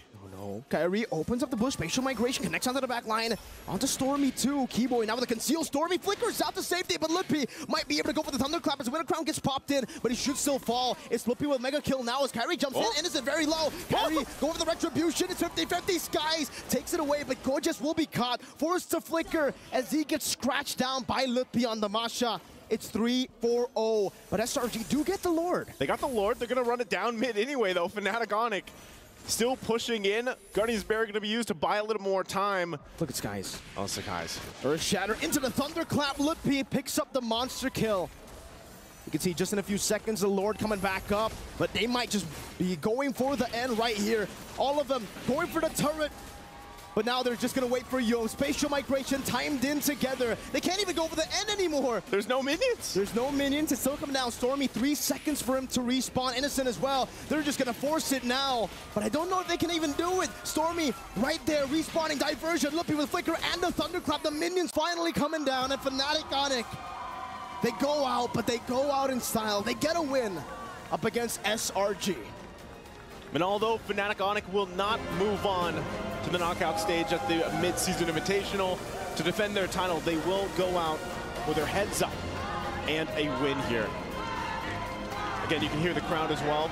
They still have the crowd support for them to watch them battling out through this very competitive group of champions, Group B, the group of death here for the mid-season invitational 2024 at EWC in the Amazon Arena. Super sad to see the thrill and the agony here for Fnatic Onic and SRG. But for SRG, it's all smiles definitely for the Malaysian fans who've all been hyping this team up, who've all been talking about them. Yeah. It almost feels like they're a mythical creature. Everybody's been talking about their scrim results. Everybody's been talking about how strong they are. Some people have said they're playing on an easy server. Yeah, that's true. We've seen a lot of that. And I guess you got to say, too, you know, for a lot of people, it was, even myself, Mirko, I was the one saying, like, I heard what they accomplished throughout their regional, you know, through the MPL, getting to this point, hearing that they were undefeated, how good they looked, the synergy. But I was like, well, yeah, let's see what happens when they get to the international stage. Look what happened. Look what they've accomplished. Undefeated, technically. Even now, 1-1. That's a draw. That's not a loss. That's not a loss. Undefeated and untarnished. Selangor Red Giants. It's just shocking the entire MLBB esports world here, of course, with a great performance. And that's closing out Group B for us again. It's me, Naisu, and Mirko bringing you the action on the desk here. We're going to go ahead and throw it over on stage with Mara and Dawood Sandstorm. Let's hear what they have to say. From Selangor Red Giants here with us, Innocent. Congratulations, big statement. You took down the defending MSC champs, and still, you guys are undefeated. And it is while we're looking at the Sony match MVP, and it's gonna be Kyrie. Oh, I'm not gonna say that a lot. This is the last. This is the last time we're gonna say that a Sony MVP is going over to Kyrie. And here's the thing, Wolf. It's not that we're not happy. We're just more confused than I happy. see. It's I like, understand. It's like, you know, there's a lot of examples that I can't say on camera. That I can live with. Yeah, I guess the emotion. If this was like Inside Out 2, the new emotion that we have mastered, that when someone is confused, right? Yeah. I was thinking way, but all right, that works too. Guys. The environment and the weather. And my feeling is very happy lah. Very happy. Yeah. I'm sure. Here's the thing. Like, I have a few more questions, but the question I think everyone wants to know, what do you think went wrong with Fnatic Onyx? Like, they lost to See You Soon, and technically they lost to you guys. What do you think went wrong with Fnatic Onyx?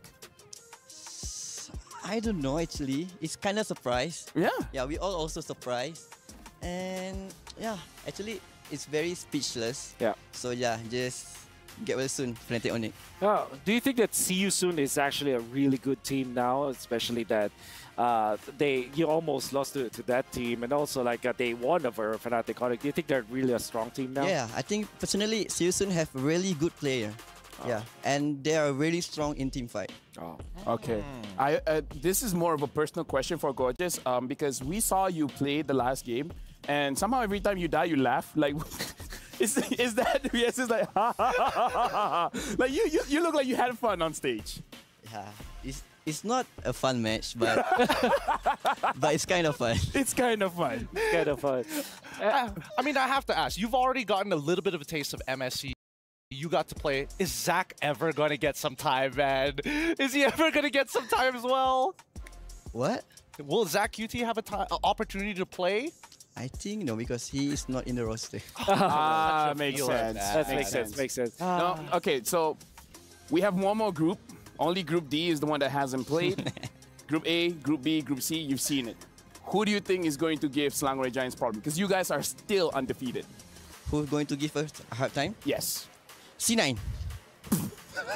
Because you guys are easy silver, right? You're from the easy silver. Yeah. I mean, hey, we are the free and easy server. Everybody's so relaxed every time we play, right? Yeah, if C9 gets to top 2 of their group, yeah, they will face SRG. On Vessel of the Seed and Hanabi, Vessel of Rage, are slated for a stunning reveal. So make sure you guys log in tomorrow, and once the skins are out, buy them. And the next one for you guys as well, Jutsin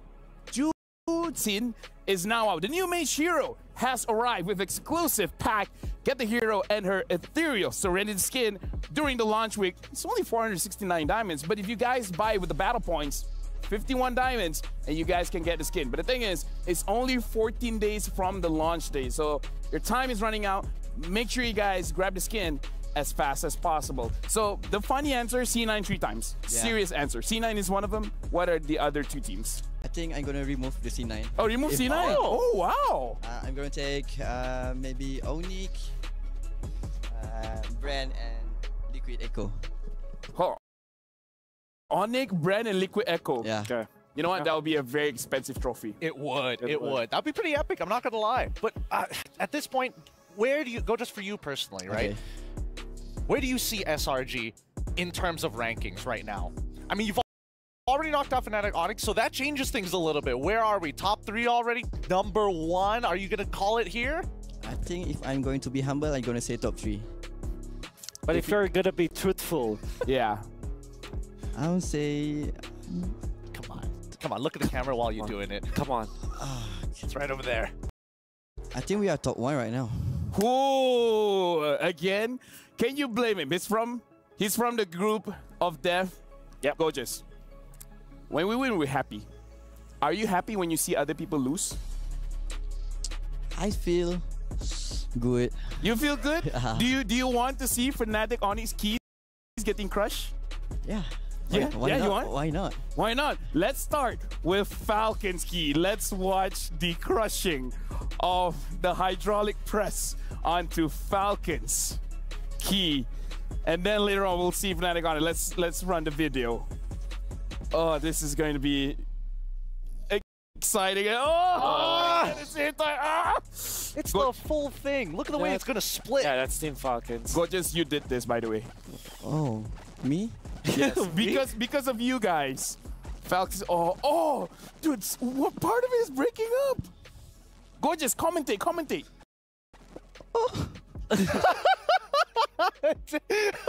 I wasn't expecting that. I wasn't expecting that. It's so horrible. It's so horrible. Yeah. Oh, that's Fnatic Onyx. Now it's Fnatic Onyx. So gorgeous. Talk us about how you feel watching their keys getting crushed. Actually, I feel bad, honestly, yeah. You feel bad? Yeah, because they're like Indonesia hope, right? Yeah. Yeah, actually I feel bad. Now Udil is Indonesia's hope. Yeah. Yeah. Now, like, did you thought that Onyx key would get crushed? Yeah. Right? No, right? Yeah, too soon. Too soon. See you soon. Soon. Well played. This guy. I like this guy. I like this guy. Oh, trust me. Give me one.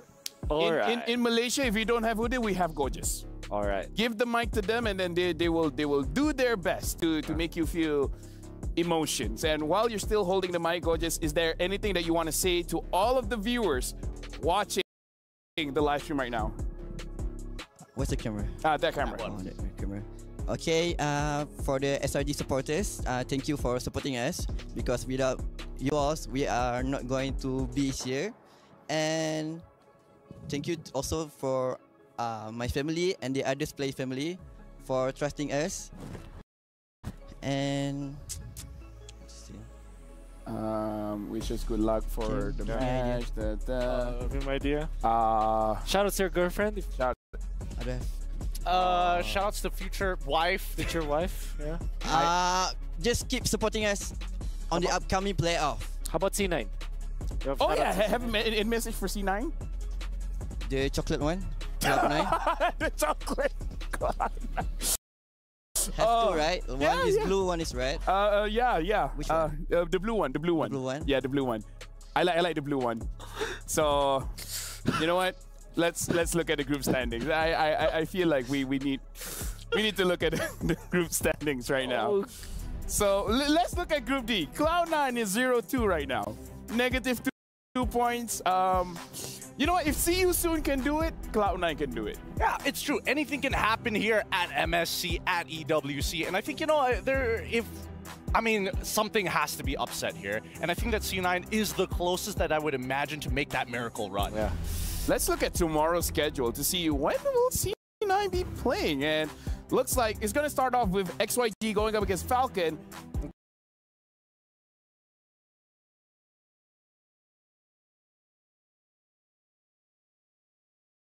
Okay.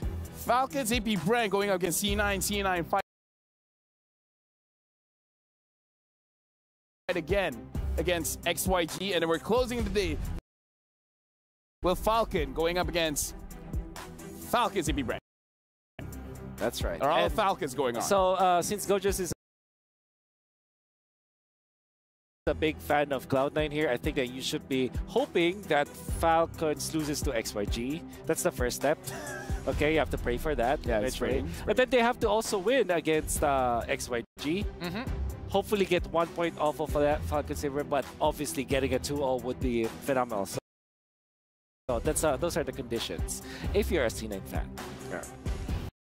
He's clearly a C9 fan. And if you guys are a fan of the show, make sure you guys scan the QR code. Let us know what you guys think, because this is the broadcast survey. Let us know how, in your eyes, that we can improve, because trust me when I say we want to ramp it up all the way to the grand finals. By grand finals, this is going to be absolutely amazing. And with that being said, I want to say thank you very much to Gorgeous.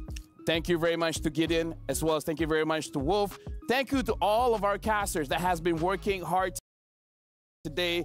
That's it for the 4th day of MSC 2024 group stage. Once again, my name is Afel, and from all of us, we'd like to say thank you very much. Join us again for tomorrow as we see the world. Now, let's look at the Kadia play of the day.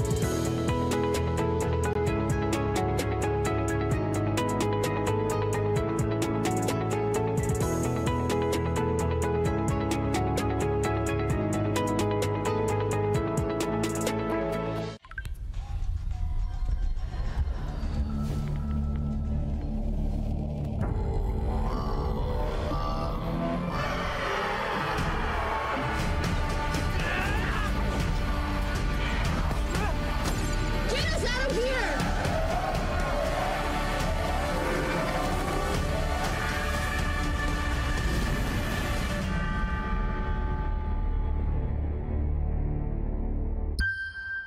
New adventures bring new challenges. Even as the heat rises, dandruff and grease won't stand a chance. With new Clear Men, powered by triple formula technology.